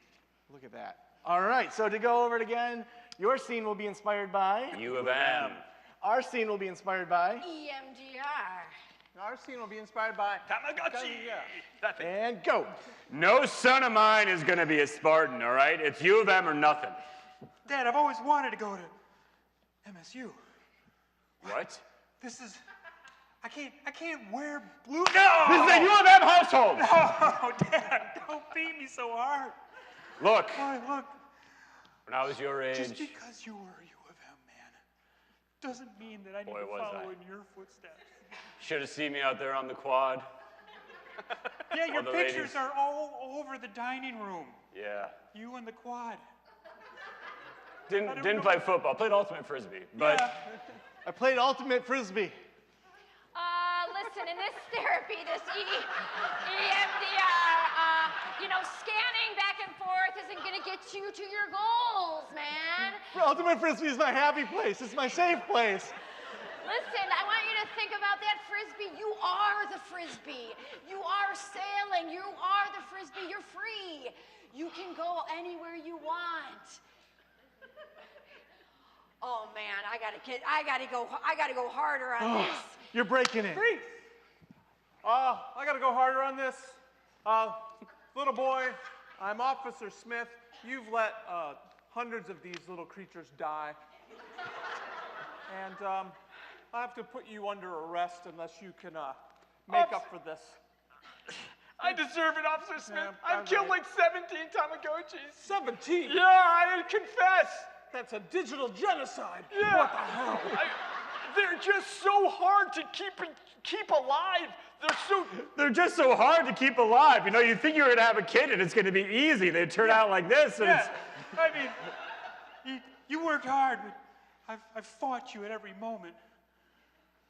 Yeah. Yeah. But it's maybe because I fought you at every moment. Maybe it's because I fought you in every moment. You are fighting me. My trauma is just getting kind of sanded down by this. I'm not the enemy. I'm here to support you. I am your savior. Officer, I am your savior. I can teach you how to keep these little Tamagotchis alive. Right. I mean, I've learned a lot by killing so many. I know. I've learned a lot about killing so many patients, but I'm going to do better. I've learned a lot by killing so many. All right, for this next one, we've got Chad right here playing a client. We have Lisa right here playing a therapist. We have Alex back here who's going to be doing the motions for the therapist. Now, before we get into this, so what we're going to do is we're going to interview Chad. So Lisa's going to interview him, and that's going to be before the scene. And Chad's going to answer as himself, as Chad, giving real answers. And then we're going to ask you for a couple extra things to put in here. So he's going to talk about his life just a little bit. And Lisa is the most desperate therapist ever. She did not come to this conference. She needs clients, and she will do anything to woo a client to work with her. Now, the thing is while Lisa is wooing Chad to become a therapy client, Alex is going to be doing any motions that he wants to do, and Lisa has to do those motions as well and make them make sense. All right, so we're going to interview Chad, and then Lisa's going to just ask you for a couple other things to pepper into her wooing of Chad. All right, Chad, tell me a little bit about home life. Who's in your household? My wife, Kate, and my 2-year-old daughter, Max. Okay. And Yeah. Are there any animals in the household? No animals. No animals, Lots okay. of ants lately. Ants are Yeah, coming out. yeah, Okay. And so the three of you, and what do the three of you like to do in the evenings or the weekends? We polka dance at least once a day to Frankie Yankovic and his Yanks. Frankie Yankovic, okay. We go on bike rides. Yeah, Costco is a big thing. Costco. Every Sunday we go to Costco and eat snacks. What do you like to get at Costco? Snacks. Something specific? Well, I mean like the freebies and then... Oh, you're feeding yourself. Okay, got it. Okay. And then Max eats like a handful of... She opens the container of raspberries and then demolishes them before we get to the checkout. Okay, so you can just have an empty box. Okay, got it. All right, is there something you have a personal hobby besides improv, something else you like to do for fun? Yeah, I like to play music. So Okay. I play bluegrass music and... Okay, bluegrass. All right. All right. All right. Anything from the audience that you also want Lisa to pepper into her wooing of Chad to become a therapy client? Dreams. Okay. Okay. Okay, yep. All Anything right. else? $500 fee. She costs $500 an hour. All right. I give you one of the world's most inappropriate therapists. Hi. Oh, can I have a hug, please? No, don't you give me that look. You are looking at me just a little bit, I don't know, seductively. I'm not feeling comfortable right now. No, so let me tell you what I can do for you. First, I can do the wave. I do a really controversial technique. Oh, are you shocked by my expertise in this area? Because I'm thinking that if you and I could go on a bike ride, just you and I, don't tell your wife about it, okay? And then we would go dancing, and I don't know, you could tell me a little bit about your bank account if you got $500. I don't know, something like that, and then we could go to sleep. We would just nap. We just nap. It's nothing crazy. Why are you thinking that? I can tell. Oh, you know what? I'm thinking that this is like, this is a way for us to get to know each other, right? Because dancing, movement, mind, body, brain together. You're agreeing. Wait, you're not into me? You don't want to be with me? Oh my gosh, you're really, this is going to be terrible. I won't know what I'll do, please. I'm desperate. Will you please be a client of mine?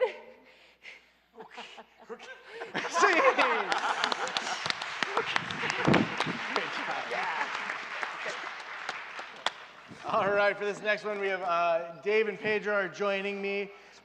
So we need to make up a new modality of therapy. So we need to just mix a few things together. What's something that you can do outdoors? Streaking. All right, awesome.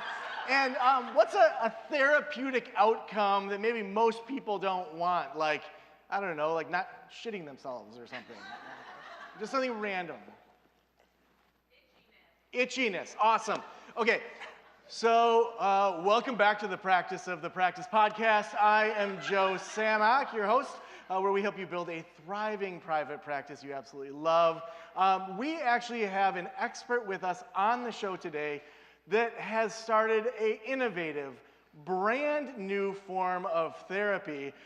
They have started, I don't want to take the words out of your mouth. Your bio says it, and I can't believe what I'm seeing that Naranda put on this sheet for me. But you have invented that streaking removes itchiness as a therapeutic outcome. How did you come up with this idea? Oh, it was trial and error. Of course. Oh my gosh, so trial and error. When you were really in the thick of the research at University of Michigan, what did you see? Ann Arbor is beautiful, especially in the nude. Oh, so the naked run it was part of this for you guys, for you. Well, it was kind of obvious. that we should just take it all off. So when you took it all off, you're standing there naked in Ann Arbor. What happened next? Liberation, freedom, equality. Wait. Freedom. Wow. Now, you've expanded beyond just your own research into helping therapists nationwide. Even, I heard Cape Town has a new center for you about this. Tell me more about just the international explosion of this streaking itchiness therapy. Well, in faraway places, they suffer from itchiness as well. So it only makes sense to go global. Now, this is only the beginning. This isn't the end. I've heard that you have a brand new therapy you're coming up with. Tell me about the new therapy. It has to do with pets. Amazing. I mean, most of my audience are practitioners in the person-centered, but you're moving into pet therapy. Well, there's so many. Oh my God. Yes. So tell me about this new version of therapy for pets. The cool thing about pets is they have a lot of fur. So for them, streaking is like natural. Give me just a second. Dr. Smeagol, we're going to hear from a word from our sponsor. Headway is the sponsor of today's show. They are one of the best and most amazing ways for you to get new clients. It's just, you got to check out Headway. Join headway.com/Joe. Try it out today. So anyway, you were just saying that you also have a third therapy coming out. You have the pet therapy, you have the human therapy. Your last one, this is an online thing that you're doing. Tell us about that. Well, it's an interpretive dance therapy where we perform our streaking to the beat. Amazing. The last question I always ask on the podcast is if every private practitioner in the world were listening right now, what would you want them to know? Streak, streak, streak! Amazing.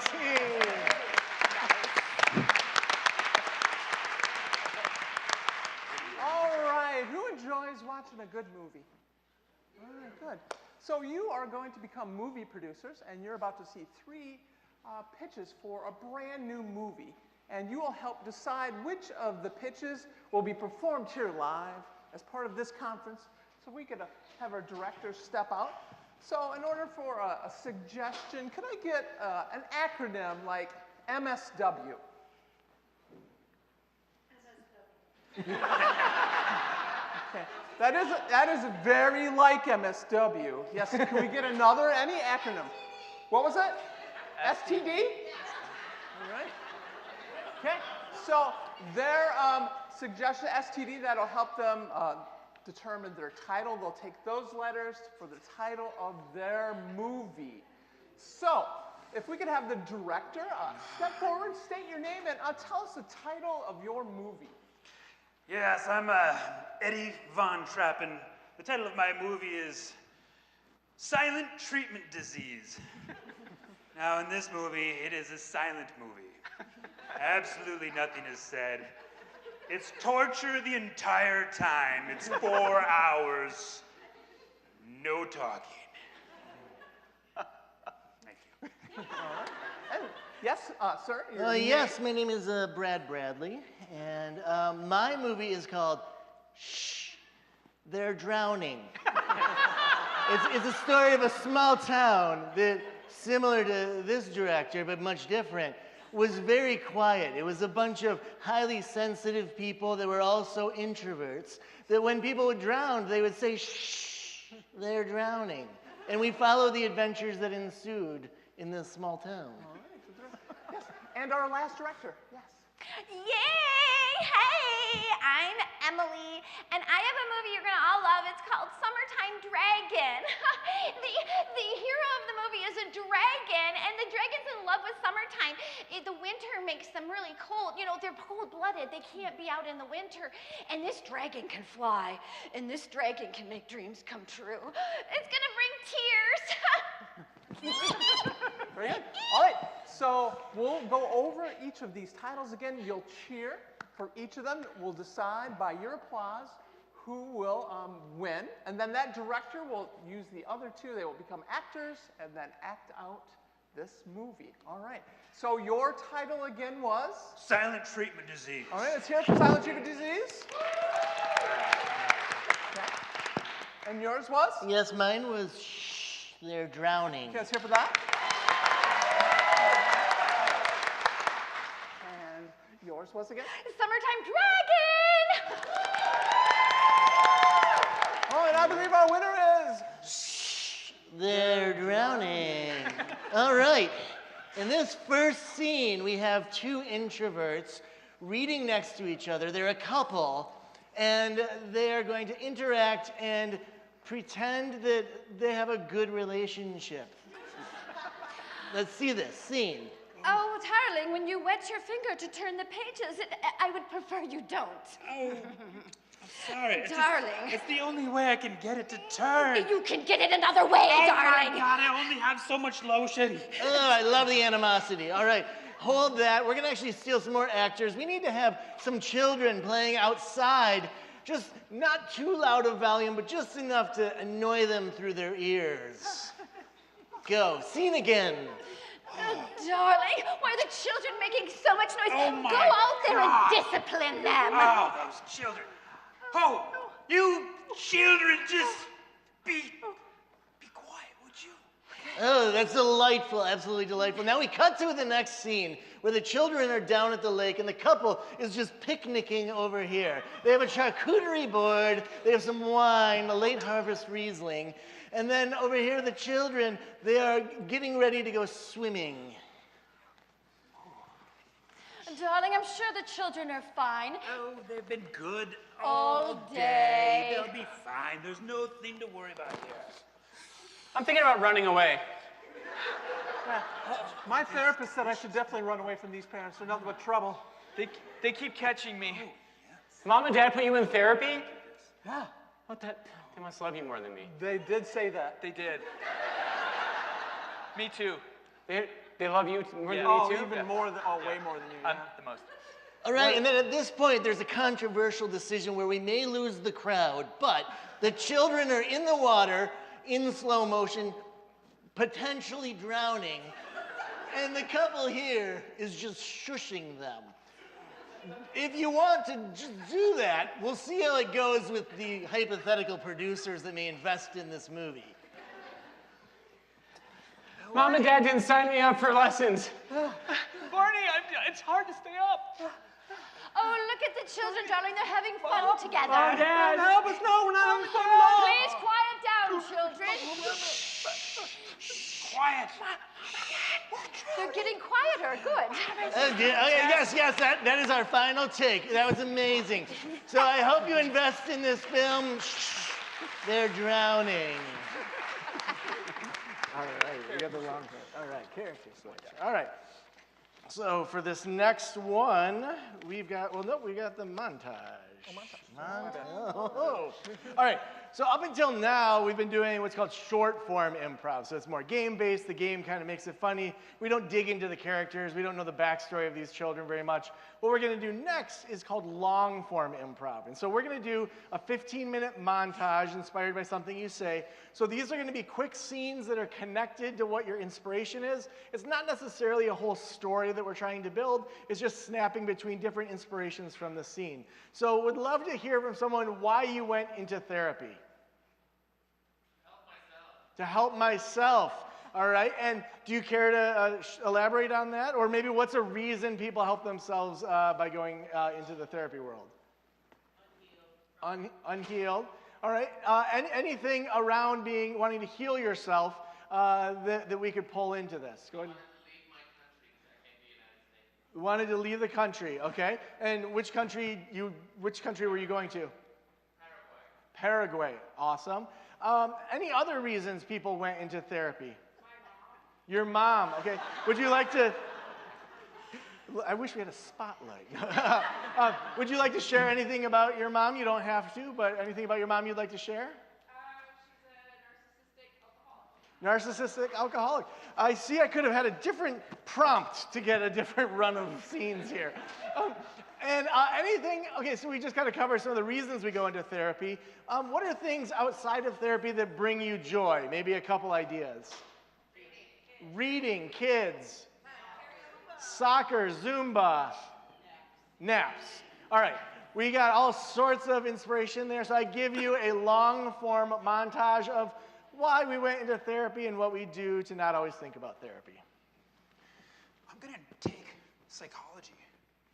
I think that's a great idea. You really need to help yourself. Yeah. There's a lot going on in there. Yeah. Yes, yes. I really, you know, you've really fucked me up, I think. Oh, that's rich. That's rich, Robert. I am the cause of all your problems. God, this feels good to get it out. Oh, well. Oh, my God. Are you feeling good? Well, you shouldn't. Yeah. Because Oh, you probably God. will fail. I just know you. You and U of M. I don't know how you got in there to begin with there, Robert. Oh, God. This is how it always goes. It's always back to you. I'm trying to heal myself because you fucked me up. Oh, you're making this my fault? You think this is all about me or it's all about you? That's rich, Robert. That's really rich. You know, yes, psychology seems like a good idea. Yeah. You know, they're in Ann Arbor. They can use another one of you. I'm glad that MSU and East Lansing, they have the. Well, I'm telling you, Hud, kids today just want to blame their parents They for want to everything, blame us you know? for everything, don't they? That grandson of mine is no good. You did a good job with him. I know. I tell him that all the time. What a great job I did with him. No, I'm the problem. Well, you stand up, dear. You're kind of slouching. Gosh, Dad, you know, I have to tell you something. I've learned a lot from my son. What? And that's that you're the problem. Oh, I'm the problem? You're making this about me? Hello? Oh, come on in. You got, come. Okay. Where should we start? Honey, you're late for couples therapy again. Honey, I had to run all the way because you took the car. Yeah, I told you we were leaving whether you were ready or not. You see? Did you hear that? Talk to him, You not to see me. what I'm Talk talking to about? him. He's a narcissistic workaholic. I don't like it when you point so aggressively. Do you see how he's pointing? He's doing this. You're welcome to sit down. Is it okay if I... Oh, you need my permission to sit down now? Oh, you need... Okay. Real quick, do you care if I use an AI-generated note taker? I'm just like... Well, honey, is it okay if you use this, Sorry I'm late, guys. You started without me? Oh. Yes. Oh, my God. Sorry I'm late, guys. Sorry. You ran here, all the way here to... Yeah, thanks. Oh, do you see that? Sorry, babe. Where should we start? All right. Oh, the doctor wants to use this fancy robot therapy. Oh, I don't trust that. No, I do not trust it. Sounds like you don't trust it. I don't... Yeah, we don't trust it. He I just said don't. that. He just said that. This is what we're paying for. You just repeat what we say. Sounds like you think this is what you're paying You for. sound like this is what you're paying for. You don't mind if my AI-assisted robot takes over the session real quick? I guess No, go ahead. I don't really trust it. No, but- no. We don't trust You it. can trust me. Headway still bills for it. I am completely trustable. So tell me, how did you three meet? Go ahead. Okay, sounds interesting, thank you. Next question. What was your childhood like?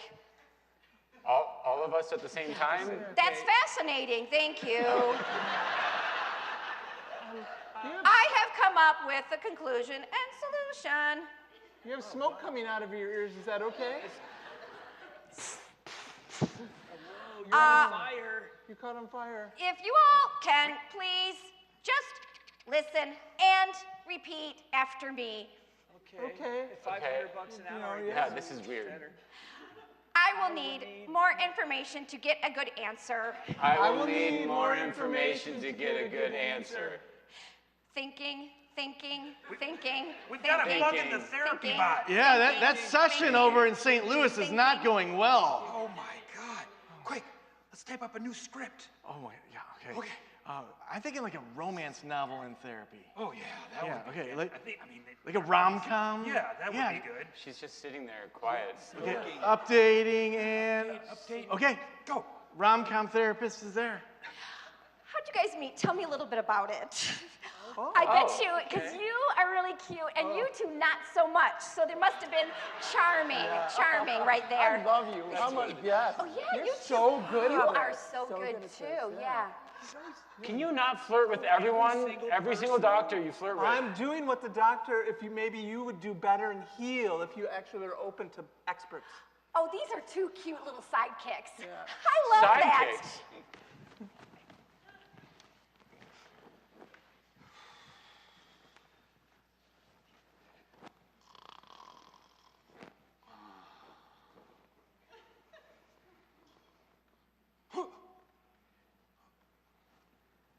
I'm home. Oh, hey, hon. Just been sleeping. Yeah, Sorry, it's a mess. yeah, I see that. I was playing mahjong before this. You're playing your dong before this? What? What? What did you say? Mahjong? Jeez. Your zhong? Yeah. Of course you're playing your zhong. Oh God. Love that instrument. I know you love that instrument. You've been playing it too. I sure have been playing the zhong. Yeah. My zhong tutorial is going much better than, well, I show up for it. I saw the bill and you weren't even there. Yeah. Listen, hon, we gotta talk. Yeah, we do. You want to clean while we talk? No, I just wanted to say how much I appreciate your work. This work or the work I did before this while you were sleeping? Both. Yeah. Just, you take such good care of the house. And, man, I feel so grateful that you're here taking care of the house and me so I can nap.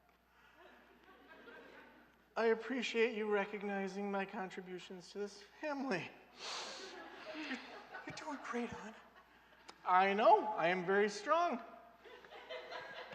I'm gonna go read my book now. Could you maybe fold some of the laundry with me while you read the book? Stay calm. You know. Hon, can I have a beer? Stay calm. I think you need to ask for more out of this relationship. When's dinner ready? Here is your beer. Good move. Too far to reach? No, I got it. Yeah, that was a good one. Another one. Next time, put it in my hand.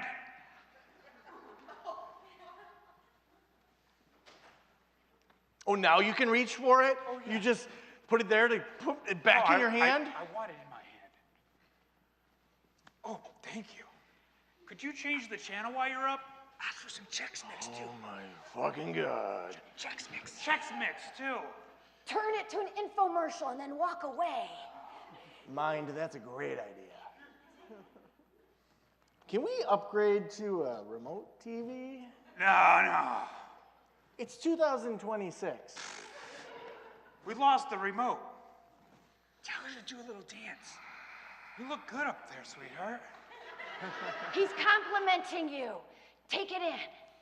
You look... Gosh. I don't know what I would do without you.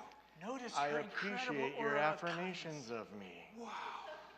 Your hair is glowing. Feel the first buds of love reemerging. Take it in. You do have hot damn hair. I mean, you look great. I look like an idiot. I'm not ready for a dance. Look at me. You look like $1 million in the collared shirt and everything. Yeah. That's because I'm going to do some therapy in another country. You have to get dressed up for that? Oh, yeah. Gotta dress for success. That's day one of therapy. Day one? Really? That's the first thing they say to you is gotta dress for success? I skipped day one, but I'm just imagining that's what they said. You're always so much cooler than me. When am I gonna catch up to you? Nobody, take me with you. Maybe I can come with you. Where are you going? What country are you going to? I'm going to Paraguay. I hear there's an opening. I've never been to Paraguay, but it sounds great. It's beautiful. So you'll take me with you then? Okay. What do you have to offer? Friendship. It can be scary out there by yourself. Bing bong, flight 14 to Paraguay is now boarding. I'm afraid we have a full flight here today, so if you haven't got a ticket in hand. I'm ready to go. Ticket in hand. Thank you very much, madame. Yes, please. Thank go you. right ahead, first class. Group one? Yes, group one. Thank you. Coming on. Group Yes, one, group yeah. two. Yeah, group Oh, one. group Okay, two, yes, fine. I don't know if I can go through with it, Danny. The last, That's the all right. last boarding. I got a good deal on Spirit Airlines. Last call for boarding. I don't know if I can do this, Danny. Go without me. Well, tell me what your inner child says. That I'm not good enough. That I'm always trying to be the problem solver in my family, you know? Like, you guys get it, you know? Like, you're trying to, you know, solve your parents' problems, and you're like, it's not my job, you know? Last call for boarding. You get it? Countdown to bankruptcy. 5, 4, 3, Go. 2, 1. The flight is canceled. What the hell, Everyone mother? get off. God, get the hell off. There's no customer service either. We're canceled. God damn it. Get out of here. I'm gonna get a boat. Sorry. Come on. Sorry. Trying to See, I couldn't even mess that up. I made a whole flight of people get off. I quit. Whatever it takes for us. That's day 2 of therapy. Yeah.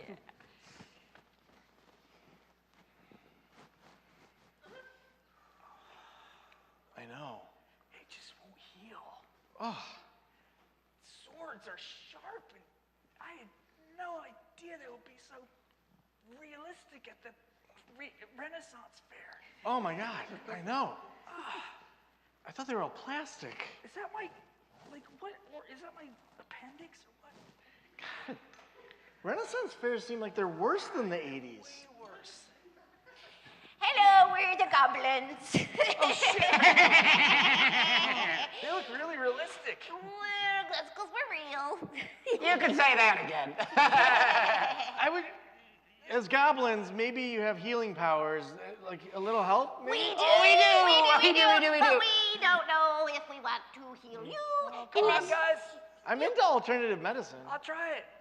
Hey, you want to defeat those creatures? I just want to get my spleen back inside. Yeah. All right. Ooh, delicious. Yum, yum, yum, yum. I got just the thing for both things. I got a scalpel and a Renaissance sword. $100. I'm going with the goblins. I'm going with the goblins. Yes. Yes, come our way. Come our way. Yes. Come our way. Ooh. Ooh. Show me your spleen, sir. Yum, yum, yum, yum, yum, yum, yum, yum, yum. Scalpel. Oh, God. And that's all of my stuff.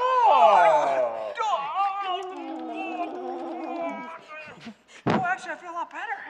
Yes, the goblins know. That worked. James, you guys healed? I feel fucking great. Do me. Yeah, do you? Ooh, that spleen. No, you No, haven't taken care of your come on. spleen. What are you even eating? What do you think we are? Lasagna. I love Listen, lasagna. I'm lactose intolerant. I can't have lasagna. You're lactose intolerant, goblin? Yes. I got kind of a bad, soul. I try to rip these people off. Can you do your magic on me? Yum, yum, yum, yum, yum, yum. I'm starting to feel a little green right now. I don't know what this is. I feel kind of weird. I'm starting to feel like. Yes, you're one of us. Is this the line for spleens? Nope. It's soul sucking. I think the spleen. Oh, no, Mama, please.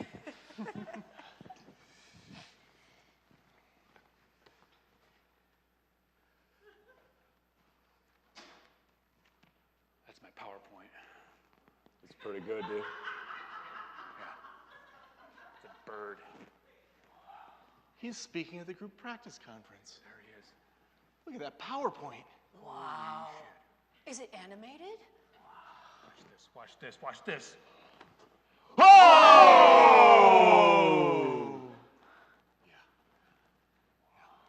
That has a pivot table in it. Yeah. It's incredible. I mean, the pie chart is just popping. Wow. Circular. Never seen such a constellation of information. So clearly and concisely elucidated. I wish I could speak like you. But you can. It's called Claude. Yeah. Just have this chip inserted in your skull. You don't even have to think anymore. Cut to the surgery room. Chip insertion, chip insertion. Ooh, I'd lay down, but my medical coverage doesn't pay me. Chip insertion. Oh, there it is. We're so waiting. Do you have the therapy upgrade chip in there as well? You tell me, Joe. I do. Take me to you.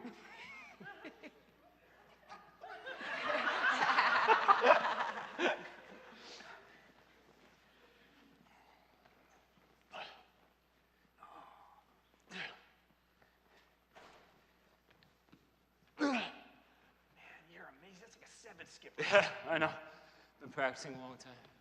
I remember when you were the champ of Ultimate Frisbee. Oh my God, you're fucking amazing back in. You said you wouldn't bring that up anymore, dude. But when you walked across the quad at U of M, Yeah. amazing. It was amazing. You were just incredible. What happened? Well, You know what happened, what Derek. happened. You know what happened, okay? sorry. Sorry, Rich. But it's just like, it's so hard to see someone who was so high and just like the coolest guy in the undergrad campus. And then, no, sorry, bro. Say it, Derek. Well, that chip that they put in. Oh my God, the chip, dude.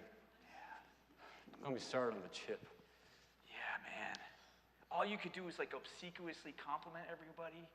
You know what the word means, dude. And like, make obvious mistakes over and over again, no matter how many times people prompt you to fix it. You say I make obvious mistakes, dude? Well, People notice my mistakes, dude? People notice my mistakes. People notice my mistakes. People notice my People mistakes notice all my the mistakes. time. People notice my mistakes. People notice my mistakes. And see. Yeah. All right, we're doing character switch. All right, so this game is on the lighter fare again. Back to our short form games. I need 2 people up for a scene. We've got Pedro and, oh no, who we got? I think Character switches, yeah. Oh, yes, you guys. But you All want right. to be in it? Joe and Dave up here. All right, they're going to do a 2-person scene, and it will be based on a suggestion that you give to us. The thing about this scene, though, is that at any point I can say switch, and they need to change their parts in the scene. So let's see how this goes. The suggestion from you is I need an object that somebody might be obsessed with. A phone? Thank you. Your suggestion is a phone. Hello, how are you today?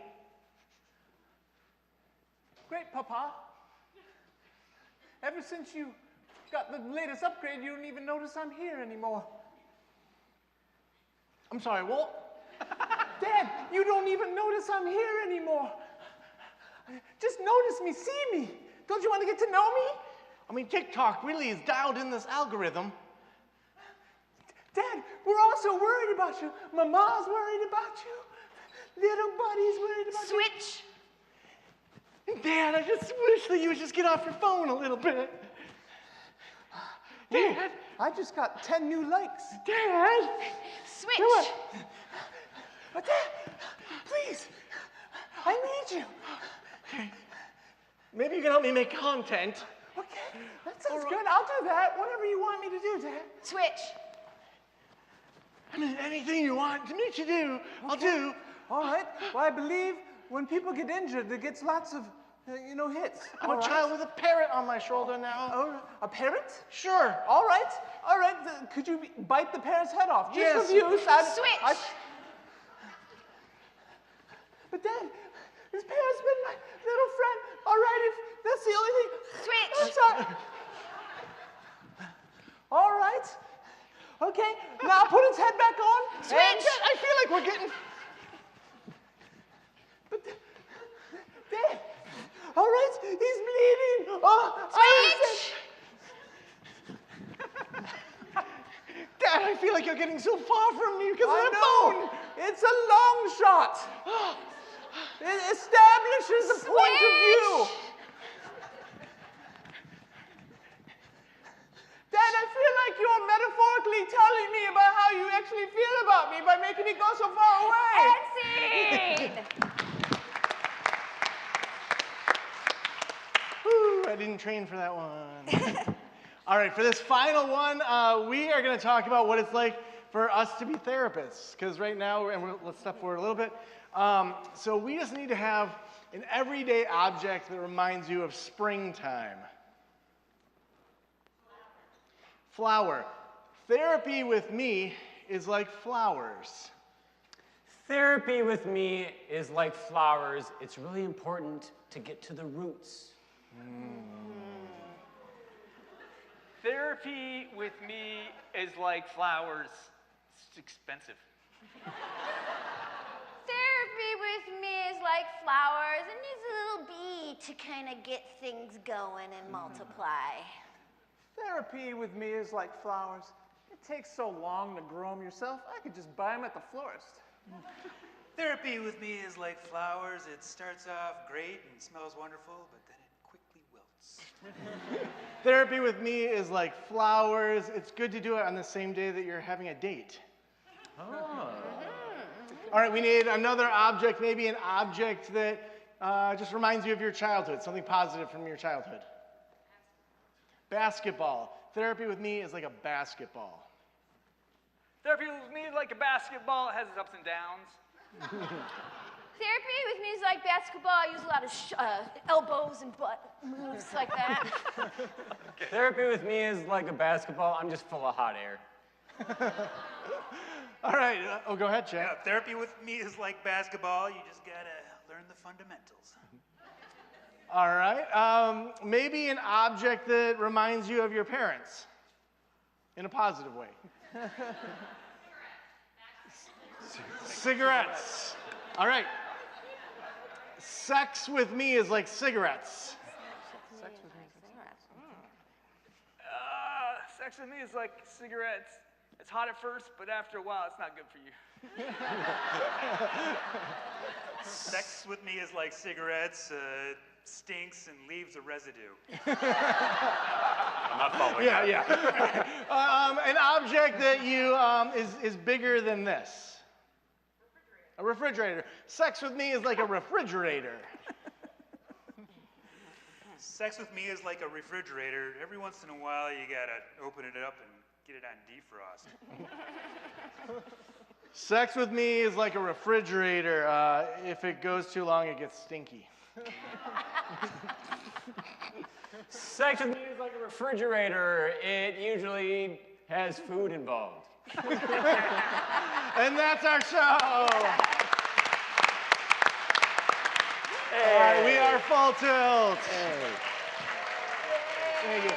All right, we'll see you at the happy hour outside.